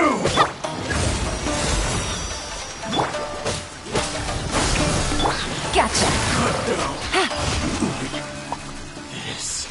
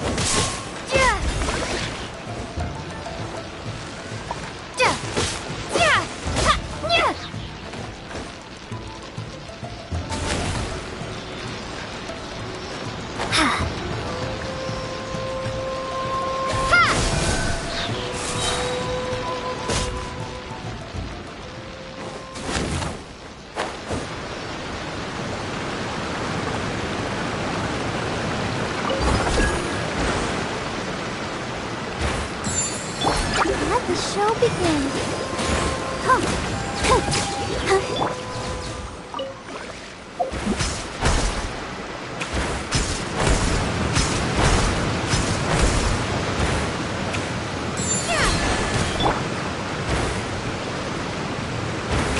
Here comes the fireworks!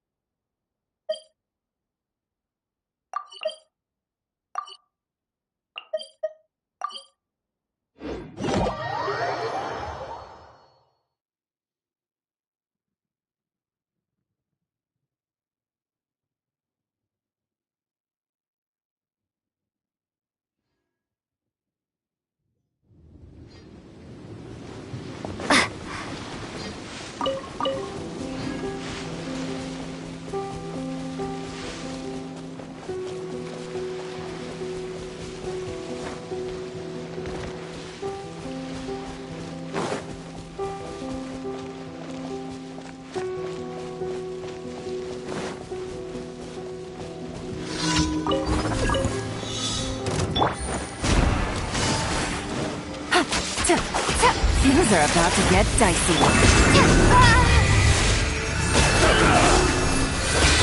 Terminate!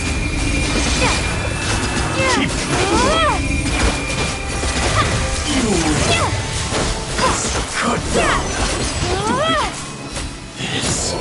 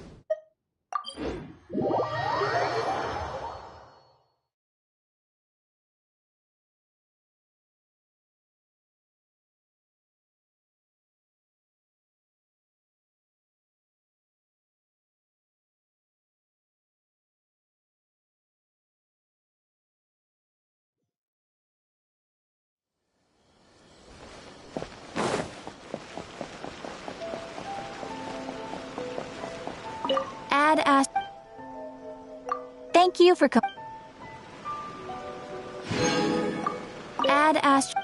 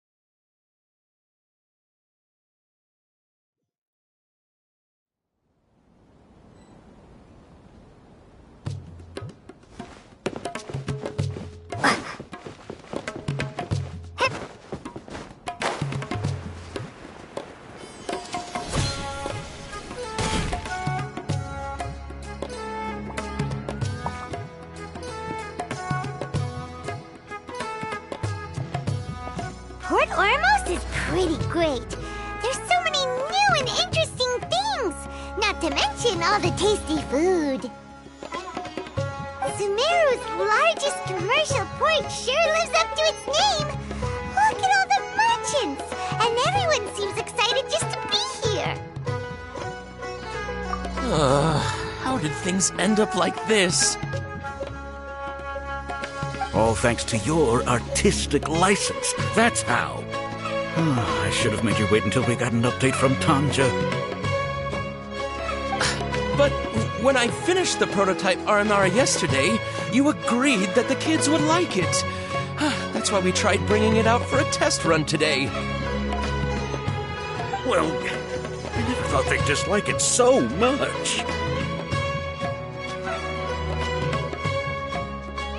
Oh, what should we do? Yeah. Compared to everyone else, they seem really down in the dumps. Let's go find out what's going on. Hey there! Paimon's name is Paimon, and she's a traveler who was just passing by. Is there something bothering you? Oh, I noticed you two a moment ago. Welcome to Akara Crafts, the best toy store in Port Ormos. At least for now. What's bothering us is this prototype Aranara. To start with, could I get your opinion on it? Prototype Aranara? You mean this wood carving here? It looks like a mushroom monster to Paimon.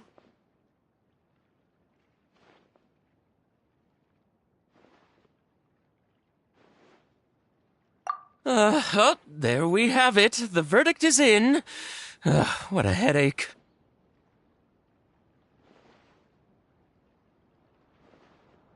Not the first negative feedback we've had. So, what exactly is a prototype Aranara? So for context, Aranara are magical creatures in Sumeru fairy tales that live in the forest. For the store's 20th anniversary, we plan to release a series of hand-carved toys based on the Aranara stories that kids know and love. This is a prototype we made to get an idea of how they would react. But when we put it out there, the reaction was not quite what we'd anticipated. They thought it looked like a mushroom too, huh?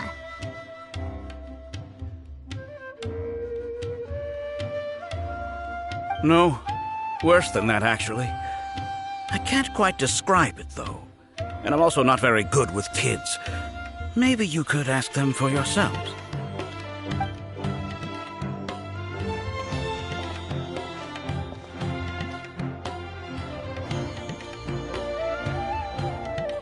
This is not an Aranara. No way. I've read Uncle Tanja's Aranara and the Ill Little Fungus. It says that Aranara are supposed to be chubby and squishy. The carving looks nothing like that. Toys do look better when they're round and chubby. Uncle Tonder said in Aranara's vow that you can deceive the eyes, but you can't deceive the heart. This carving makes me feel lost and confused inside. I don't think the creator put his heart into it at all. It's nothing like an Aranara. Ooh, didn't put his heart into it, huh? Oh, sounds like one of those things that's easier said than understood. Kassid and Alia didn't like this carving, but I think it's okay. It doesn't look too happy, so it's kind of pitiful in a cute way.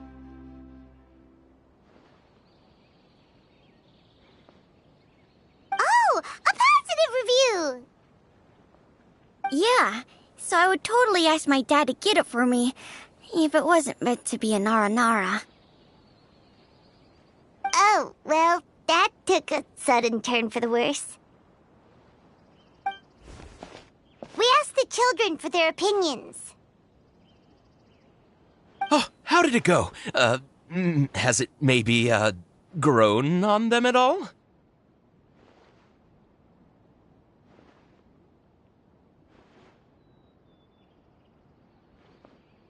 Oh, this is such a shame. Why isn't Tanger back from Gandharvaville yet? Oh, the kids kept mentioning an Uncle Tanger, too. Who is he exactly? Uncle Tanger is a famous children's author here in Port Ormos. He wrote quite a few stories in the past, but none of them were popular among children. Just like our prototype Aranara. But around a year or so ago, he suddenly had a eureka moment or something, and suddenly the children loved every one of his stories. That's right. My little Ghaffari loves his stories too. The whole reason we decided to make these carvings was because we saw just how popular the Aranara are among children. We asked Tanja for guidance, but right after he agreed, he went off to Gandharvaville with his son to look for inspiration. They haven't returned yet. We were running out of time, so we had no choice but to carve an Aranara based on our own imaginations. As you can see, this was the result.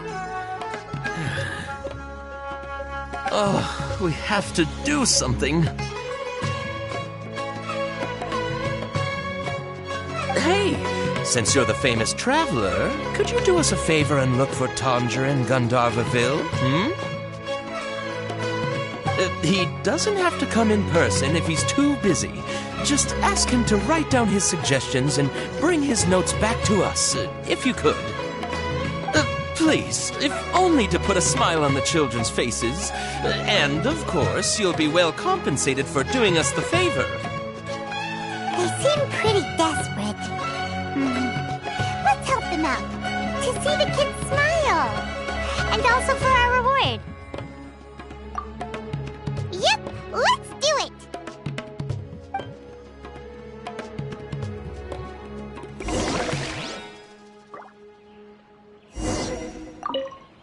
Tanja takes his son with him everywhere he goes. The two of them are very close. Maybe that's why he was able to come up with such great stories. Anyway, we're counting on you. Please.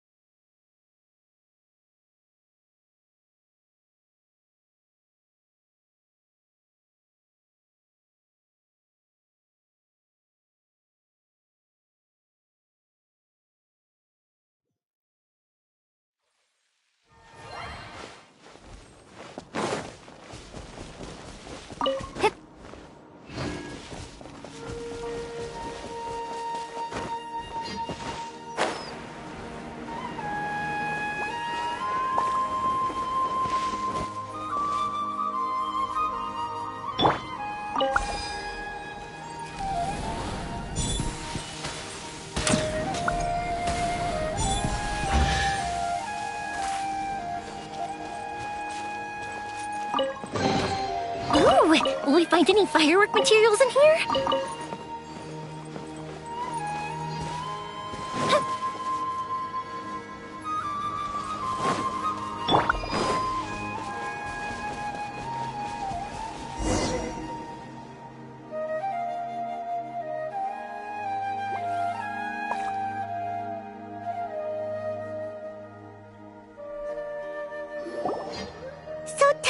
Supposed to be here in Gandharvaville looking for inspiration. But how do we find him? Should we yell his name at the top of our lungs?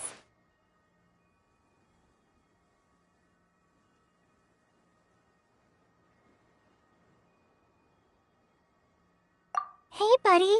What's your name? What are you doing here all alone? Do you live in Gandharvaville?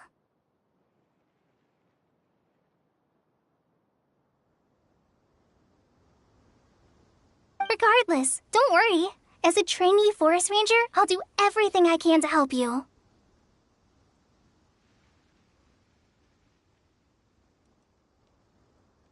Hi, Miss Forest Ranger.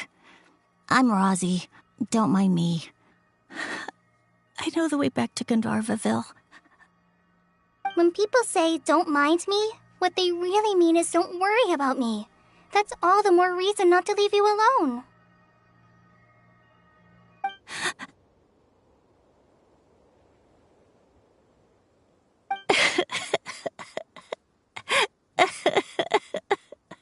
Hey, don't cry. What's wrong? Take your time. You can tell me all about it. Huh. That voice sounds familiar. Paimon's heard it somewhere before. Oh, it's Kale! And a child who seems to be upset. Oh, let's go see...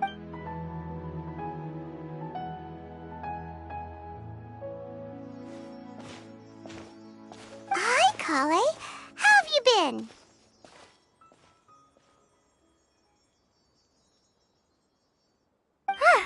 Paimon and Traveler. I've been doing pretty well. Thanks for asking. I'm helping Master Tighnari patrol the forest. What brings you here?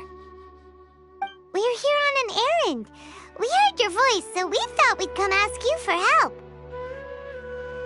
You seem kinda busy, though. I'll be fine. You go help them first, Miss Forest Ranger. I'm okay, really. The sand got into my eyes, that's all. What a well-mannered child. Sand? There is not a lot of sand in a forest. You keep saying you're okay because you don't want us to know what you're upset about, right? Maybe. That's exactly why you have to get it off your chest. Here's a trick. If you're keeping a secret that bothers you, you can try telling it all to a tree hollow. A tree hollow? Yeah, a tree hollow. Do you know Tanja's stories? The Aranar living in the forest will patiently listen to every word children say. Maybe there really are Aranar living in the tree hollows that will listen to you. You like the Aranar stories too? Of course! I love them! Oh, people who like Aranar are the best. Okay, I'll try telling my secrets to a tree hollow. Thanks, Miss Forest Ranger. You know everything. Aw, you're just exaggerating. Anyway, I'm trying to be like my friend, who always does her best to cheer people up when they seem sad. So, how are you doing? Feeling any better now? The forest is very dangerous, so how about we stick together? Sure. Wow, Kale's so good with kids. Well, helping children who are lost in the rainforest is all part of a forest ranger's duty. So, what was it you wanted help with? You're not lost too, are you?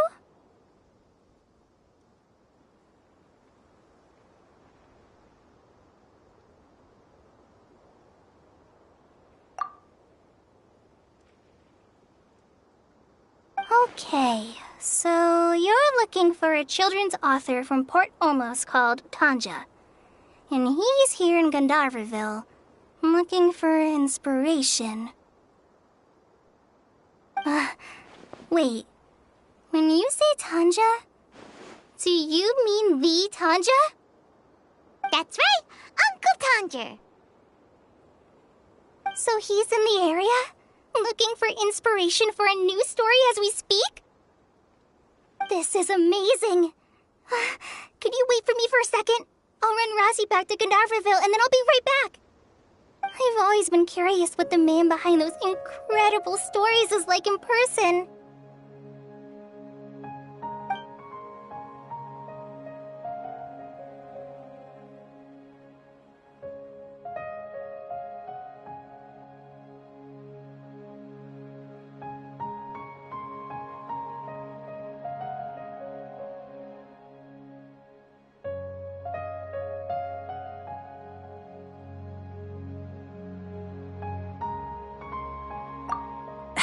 Tanja's just a normal guy. Even so, he must be more creative than most people. Wait, hold on. Razi, do you mean you've met Tanja before? Mm-hmm. He's my dad. Your dad?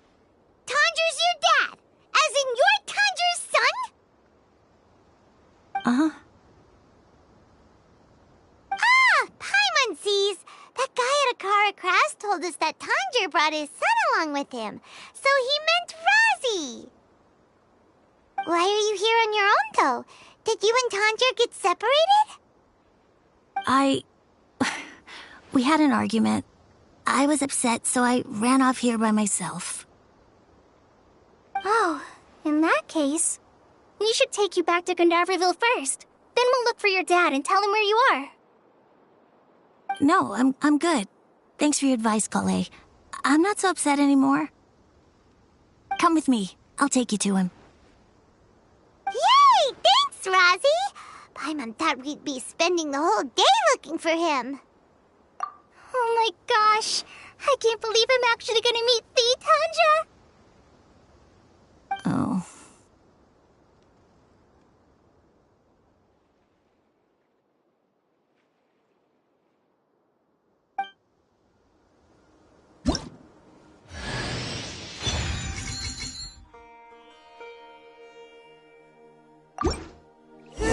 So Tanja headed this way.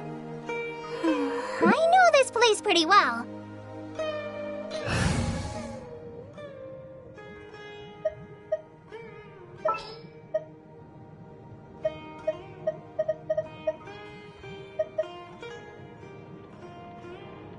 I'll ensure your safety.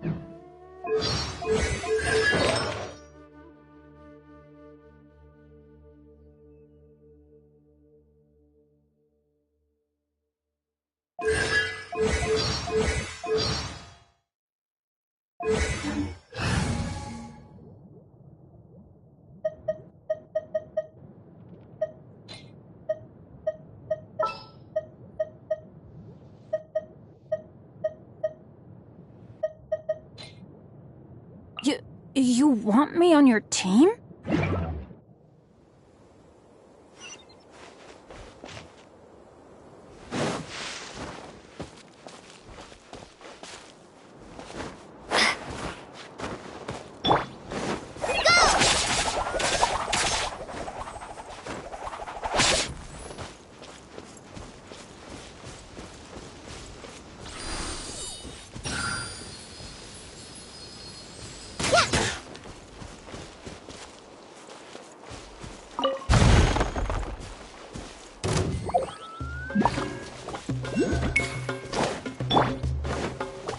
Scatter!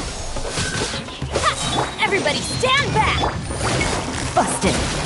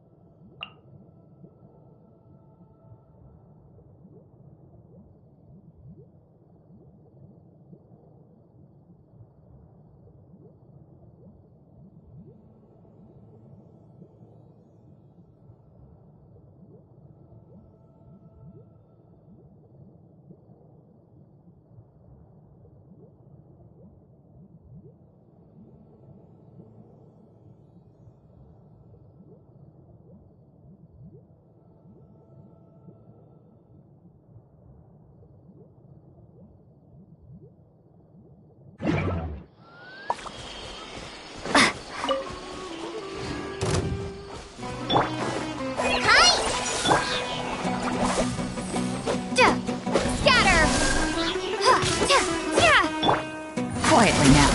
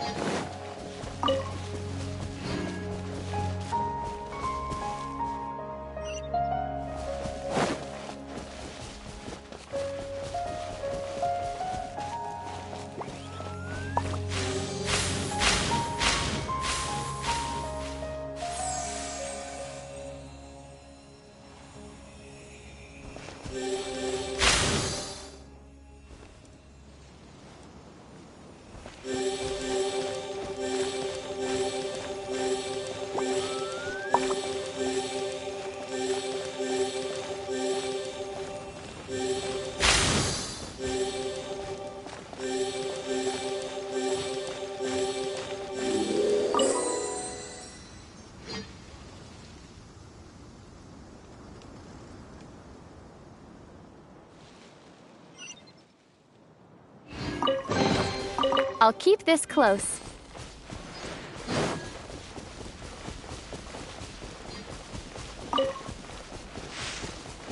Rosie! Where are you, Rosie? Someone's calling for Rosie over there.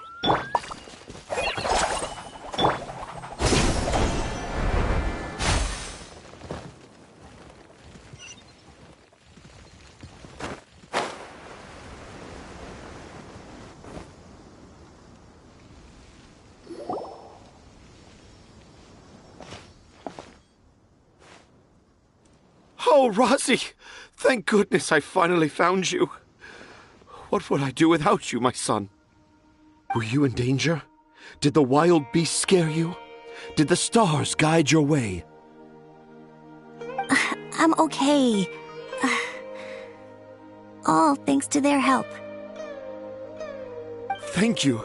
Thank you all. I dare say that even the most cold-hearted Spino crocodile would be moved to tears by your kindness. Oh, it's nothing. It's all part of my responsibility as a trainee forest ranger. I'm the one who should thank you for creating so many wonderful stories for the children of Sumeru. I love them too. Really? I didn't know anyone read my stories apart from young children. That must mean you're still in touch with your inner child. Okay, then.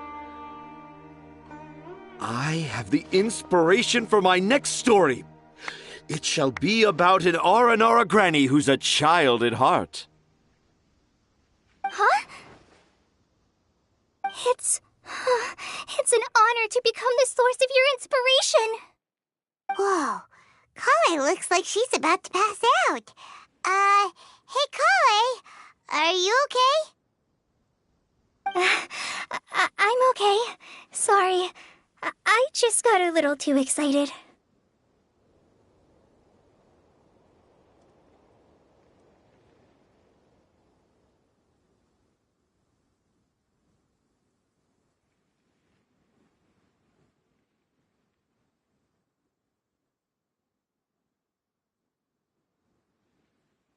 Are you two story lovers as well? Yes. The moment I saw you, the image of an Aura giant and an Aura finch traveling together popped into my mind.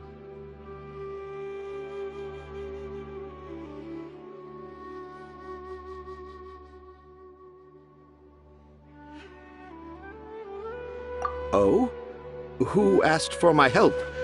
My sincerest apologies, but I have fans all over Sumeru. Trying to remember every last one is like trying to identify each grain of sand in the desert. Seems like Tanja has a slightly exaggerated view of what it means to be a children's author. Also, Paimon's not a finch!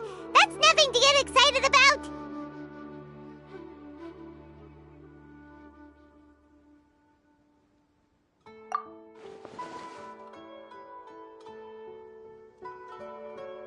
Akara Crafts. Akara Crafts. Oh, right. I remember now. That small boat once sailed into the sea of my memory, but before long it floated away over the horizon, never to be seen again. Perhaps for the best. After all, a wild tempest was raging in Tanger Harbor. What? Paimon has no idea what he's saying. What should we do? Do you think we should get Tighnari to take a look at him? Dad's saying he forgot about helping the people at Akara Crafts learn more about Aranara because right now he has something more important to do. Oh, that's what he meant! Well, there it is! All the proof you needed that this kid is definitely Tanger's son. Wait, no, this isn't the time for all that. Tanger, your help is pretty vital to the toy makers. You gotta do something. But the garden that blooms before my eyes is of greater importance, for therein lies the beautiful Padisara that all the children of Sumeru dream of.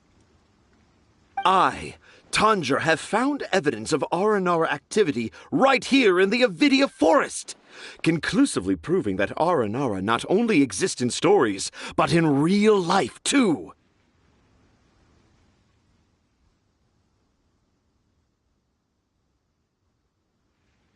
If I manage to document the first real-life Aranara sighting, the petty problems that perplex Akara Crafts will be untangled in no time!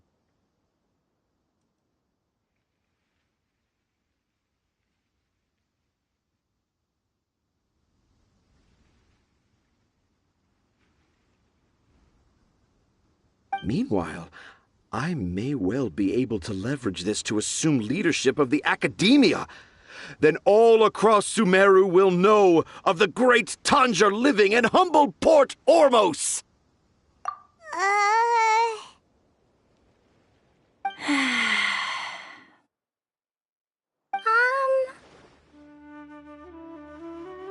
haven't written any papers myself, but I think you need to have a bunch of them approved by the review board before entering the Academia.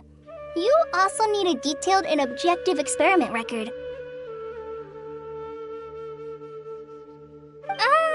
Anyway, Tanja, what did you mean by evidence of Aranara activity?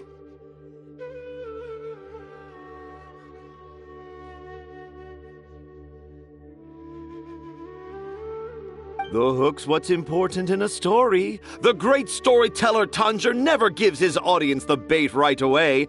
Come with me. Wait, not that way. Kale, what's wrong? Nothing, but that way leads us deeper into the Avidia Forest. I'm just concerned for Tanja's safety. And I think I'm starting to understand why Razi and Tanja were fighting.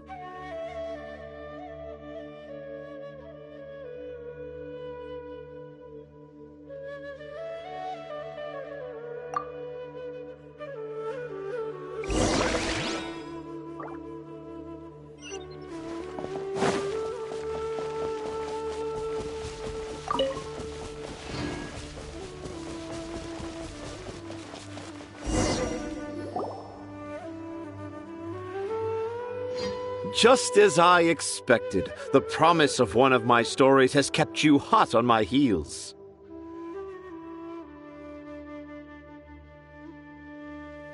But this is just an ordinary tree hollow. Paimon's not seeing any evidence of Aranara. You can deceive the eyes, but you can't deceive the heart. Look with your heart and you too will understand. Paimon's not sure what look with your heart means. but anyway, let's start by investigating the area around this tree hollow.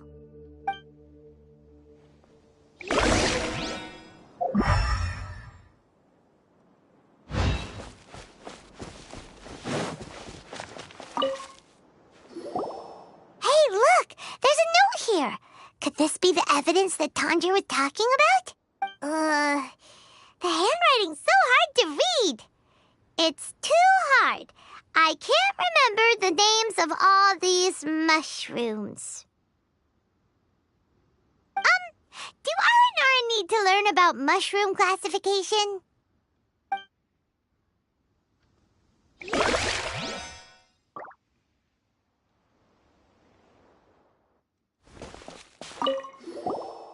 Here's another note that says, "This tree hollow is my castle."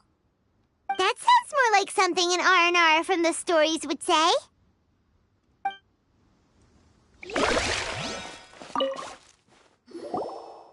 another one here.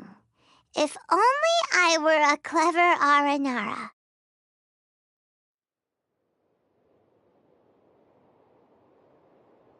A clever Aranara. Is the emphasis on clever or Aranara?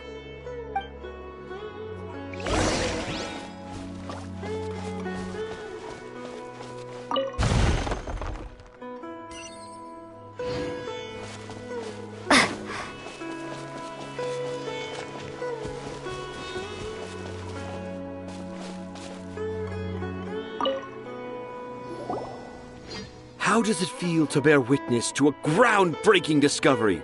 Exciting, isn't it?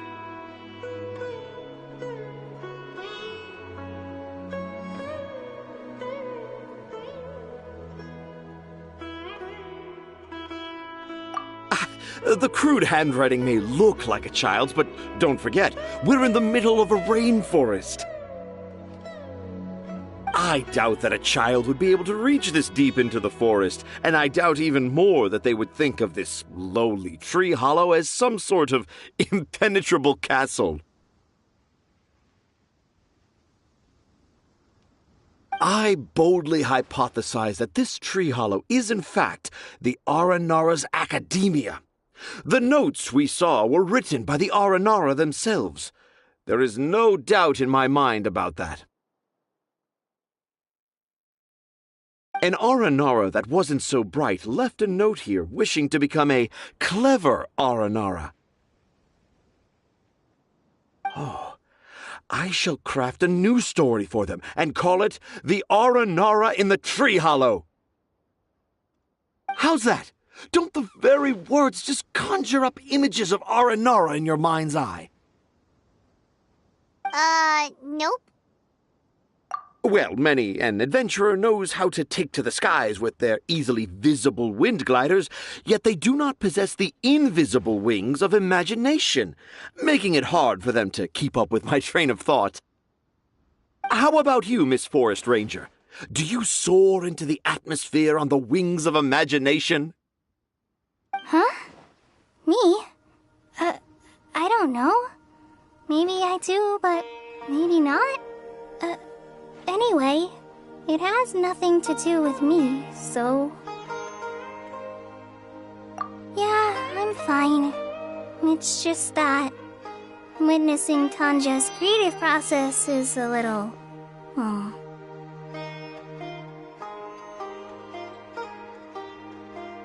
Overwhelming?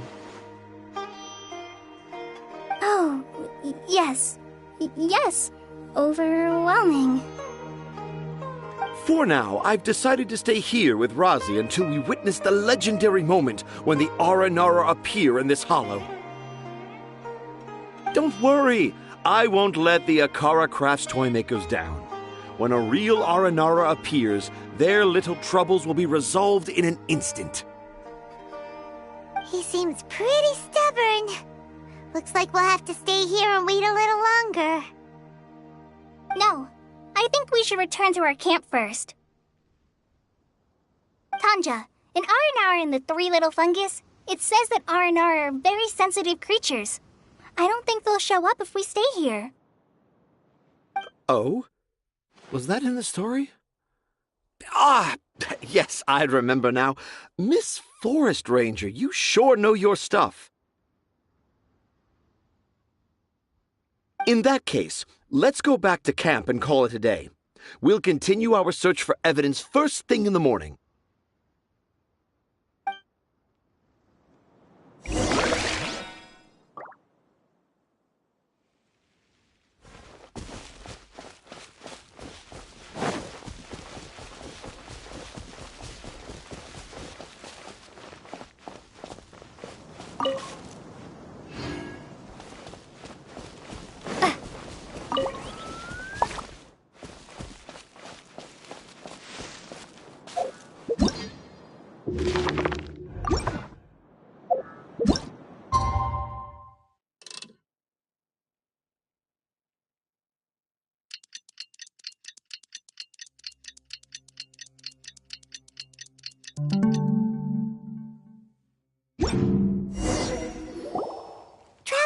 Traveler, wake up! It's not the Aranara. It's Kale. She's gone! Oh, Paimon's been worried about Kale since last night. Even though she kept telling us she was okay after we saw the evidence of Aranara activity, she's been acting kinda strange. Anyway, let's go find her. Hey, look! Aren't these Kale's footprints? But why are they headed towards the tree hollow?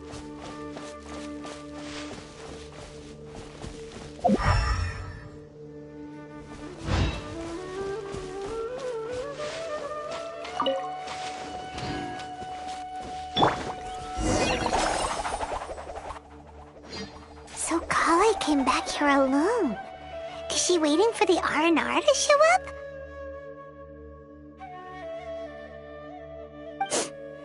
And I thought this was a place nobody knew about. I never thought Tanja would find it, or that I would run into the Traveler and Paimon.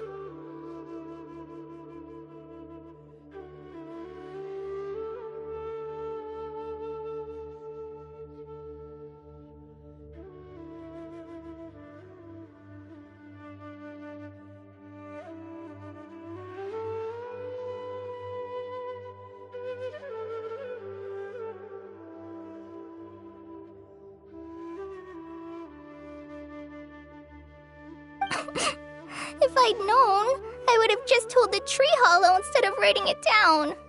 There must be another way to practice my handwriting.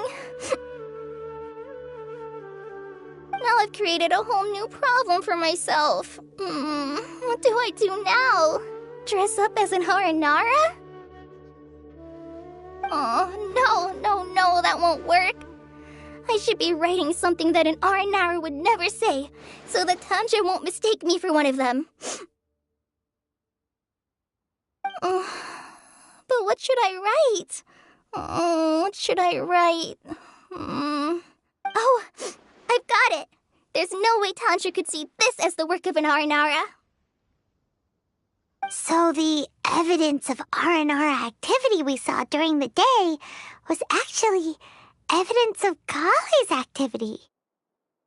But why didn't she just tell Tanja? Oh, right. Kale told Razi that he could tell any secret to a tree hollow. Must be because that's what she does, and now she even writes it down. Yeah, you're right. We'll keep her secret for her. Oh, looks like she's almost done writing. Let's head back.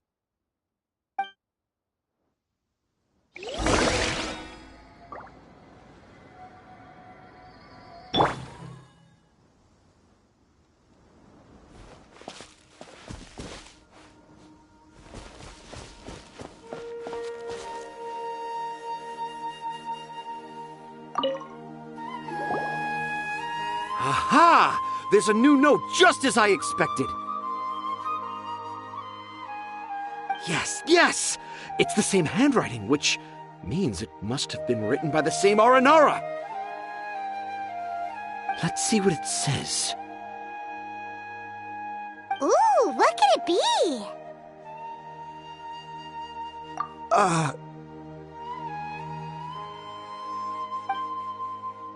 I want to visit Mondstadt during the Ludi Harpastum again?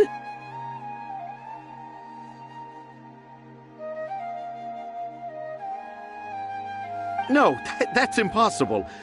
This must be some kind of mistake. How could an Aranara go to Mondstadt for the Ludi Harpastum? Even I would never write that into a fairy tale. So, in other words, the notes can't have been left by an Aranara. Yeah. If you ask me, they were probably left by a passing merchant from Mondstadt or something. Definitely not an Aranara. No, I refuse to believe it.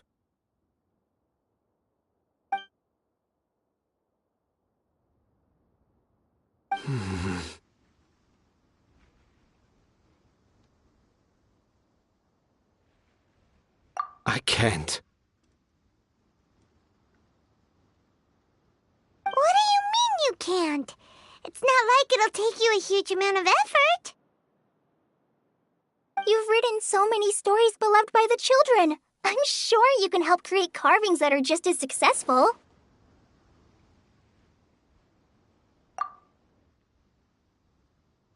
No! I can't do it. I thought that if I could find an Aranara, I'd be able to help Akara Crafts. But it was someone from Mondstadt all along.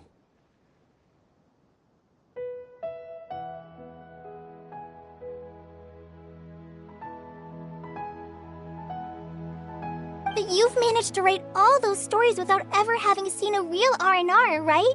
What makes this so different?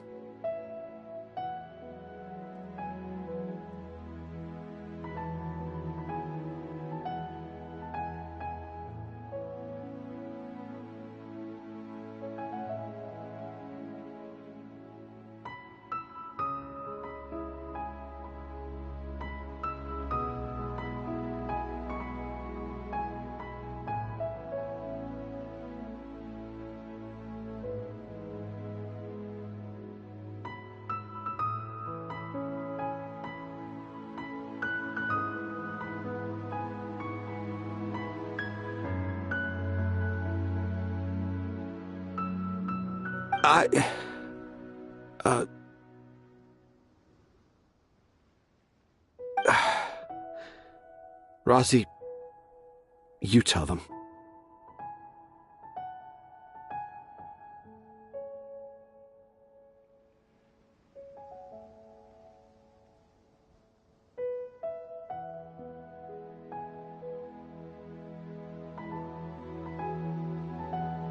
Really? Can I? Yes, it's fine. Tell them. I know this is the moment you've been waiting for. Okay.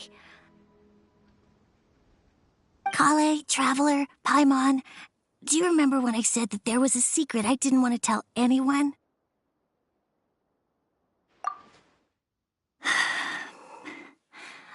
I didn't want to tell anyone the secret, but it made me feel very sad and also turned Dad into a completely different person.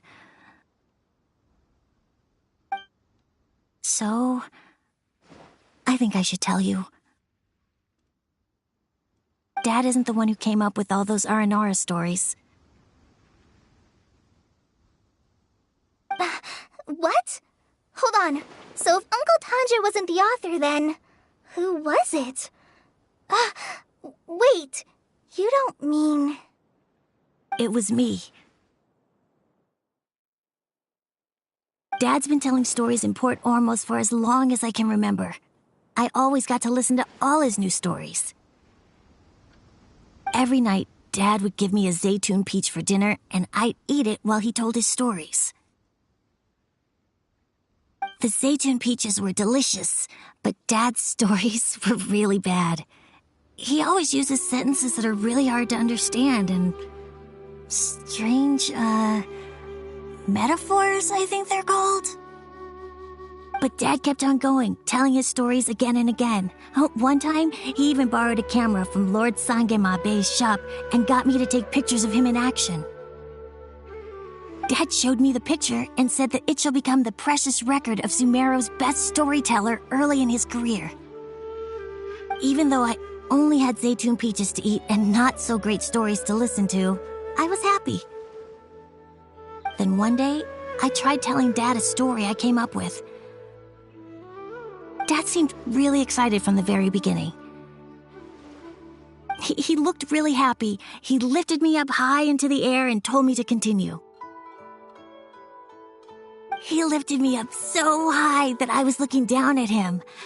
As I continued with my story, I saw his expression gradually change. And when I got to my favorite part, Dad started crying. I guess he must have been moved by my story. When Dad put me back down, I looked up at him again, but now he had a scary look in his eyes. You remember it so vividly. It's not only Razi. I, too, remember every detail of what happened that day. After that, I gradually grew in fame and started making money. I became Sumeru's best storyteller, just as I always dreamed. Finally, we could afford more than just Zaytune peaches for dinner. I thought it would make Razi happy. I was really happy at first, but then everyone started calling me Tanja's son instead of Razi.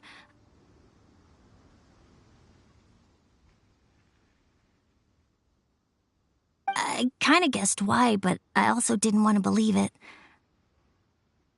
Dad got busier with things that had nothing to do with storytelling, like that request from Akara Crafts. So I made up my mind that this time, I just want to be good old Razi so that Dad will become good old Dad again.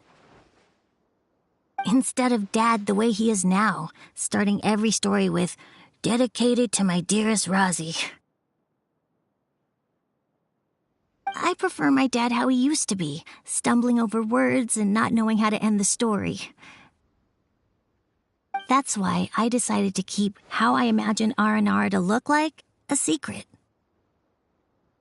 Wait, Paimon gets it now. To sum up, all of Uncle Tanja's fairy tales were actually stories written by Razi. And because Razi didn't want Tanja to keep living a lie, he refused to help him with the Akara Crafts commission. Yes. That's why I tried looking for possible evidence of Aranara. But it turned out that I was just being a clown, as always. I'm a terrible father. I'm sorry, Razi. I'm so sorry. And I owe you all an apology, too, for wasting your time. Razi's the only one who can help Akara Crafts. If you can manage to persuade him, that is. Right now, I think I just want to find a tree hollow and be quiet for a while.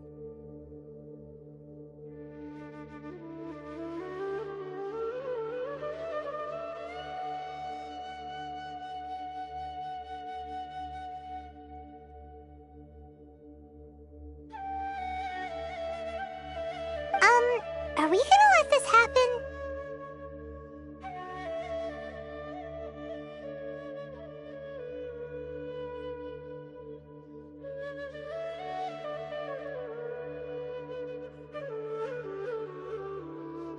You want me to help Akara Crafts with their carving? Well, I did mention what the Aranara look like in my stories, but to make a carving, we might need more details. Kale, Traveler, and Paimon, I might need your help on this one. I've never really left Port Ormos before. This is my first time in Gandharvaville. Well, it's my first time being so far from home. Sumeru is so much bigger than I thought. Seeing new places has given me loads of new ideas for my Aranara stories. So I want to visit more places in Sumeru. That way, I can help Akara Crafts create an Aranara carving that everyone will love. And I also want to take pictures of Dad everywhere that we travel to. You still want me to come with you? Even after all I've done? Yeah, of course. Come on, you're the best dad ever. This is the happiest Razi has sounded since we met him. I want to thank you, Kale. Huh? Me? I didn't do anything to help. You told me about telling my secrets to a tree hollow.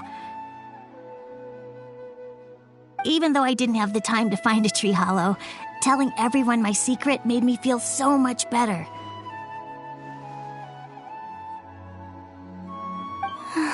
Yeah, it's hard to keep too many secrets. And there's no need to hide our mistakes from others all the time. I made a lot of mistakes back in Mondstadt, but when I look back on them, it all feels more like a new beginning. I'm sure this experience will be the same for Tanja. Yes. I'll do my best to become a good father again. Wait. Did you just say you've been to Mondstadt?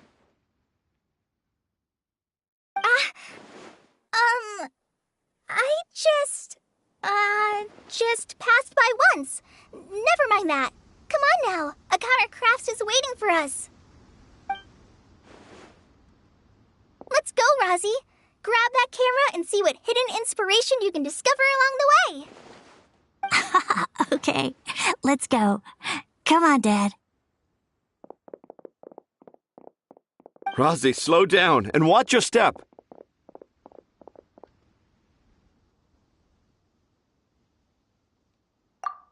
Yeah!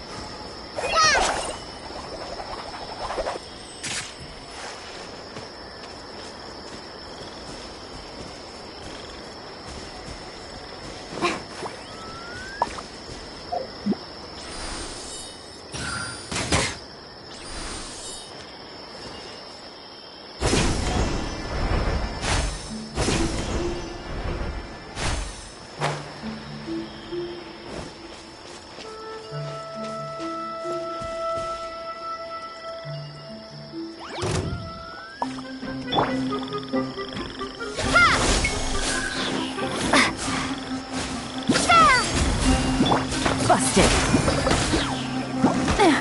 Here comes the catch.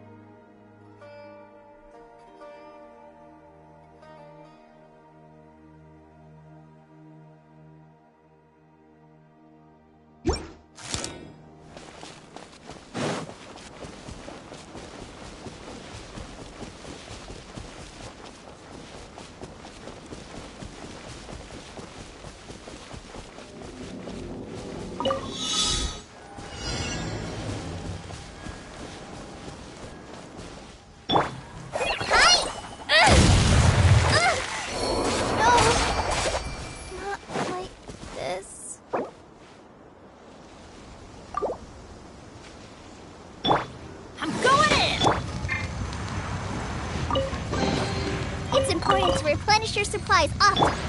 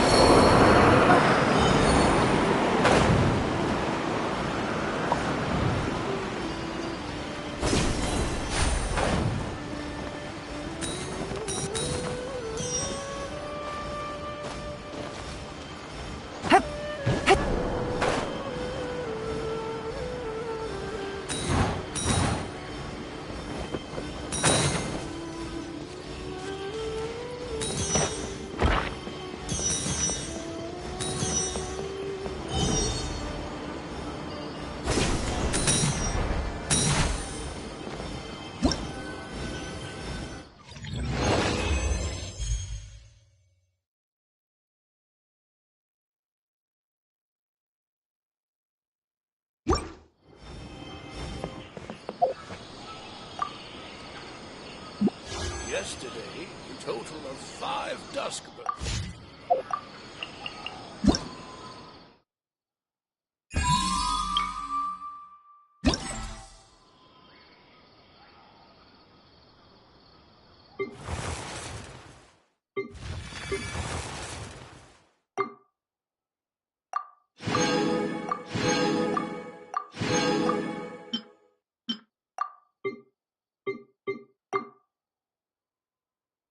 Total of 5 Duskbirds.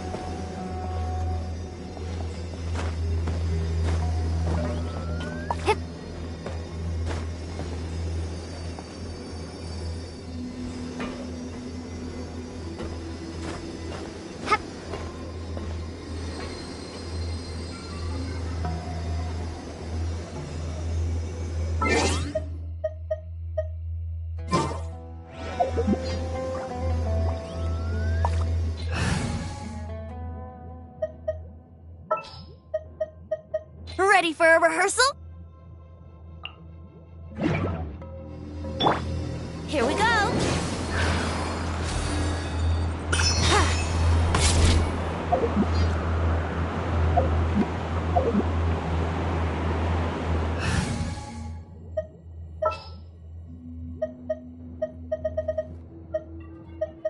Everything's ready. Let's go.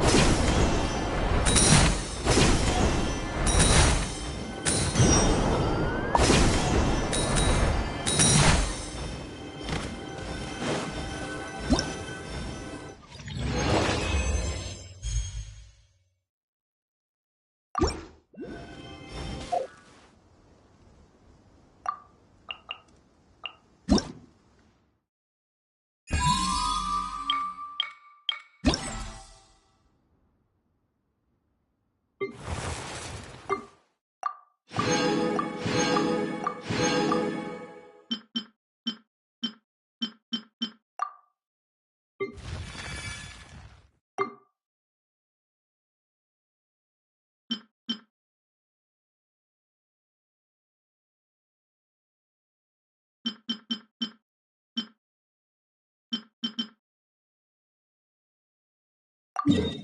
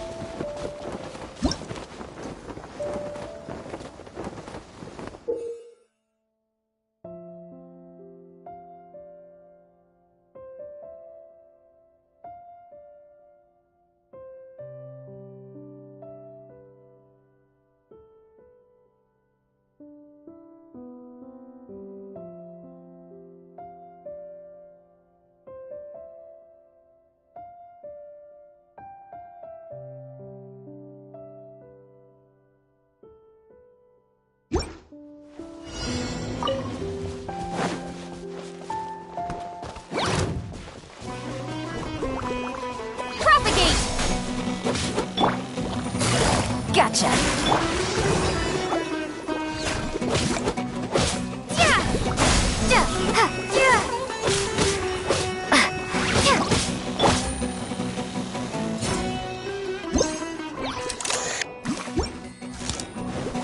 Quietly now. Scatter!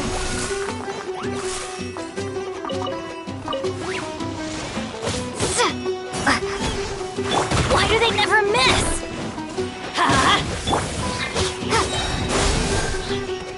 Germinate! Things are about to get dicey.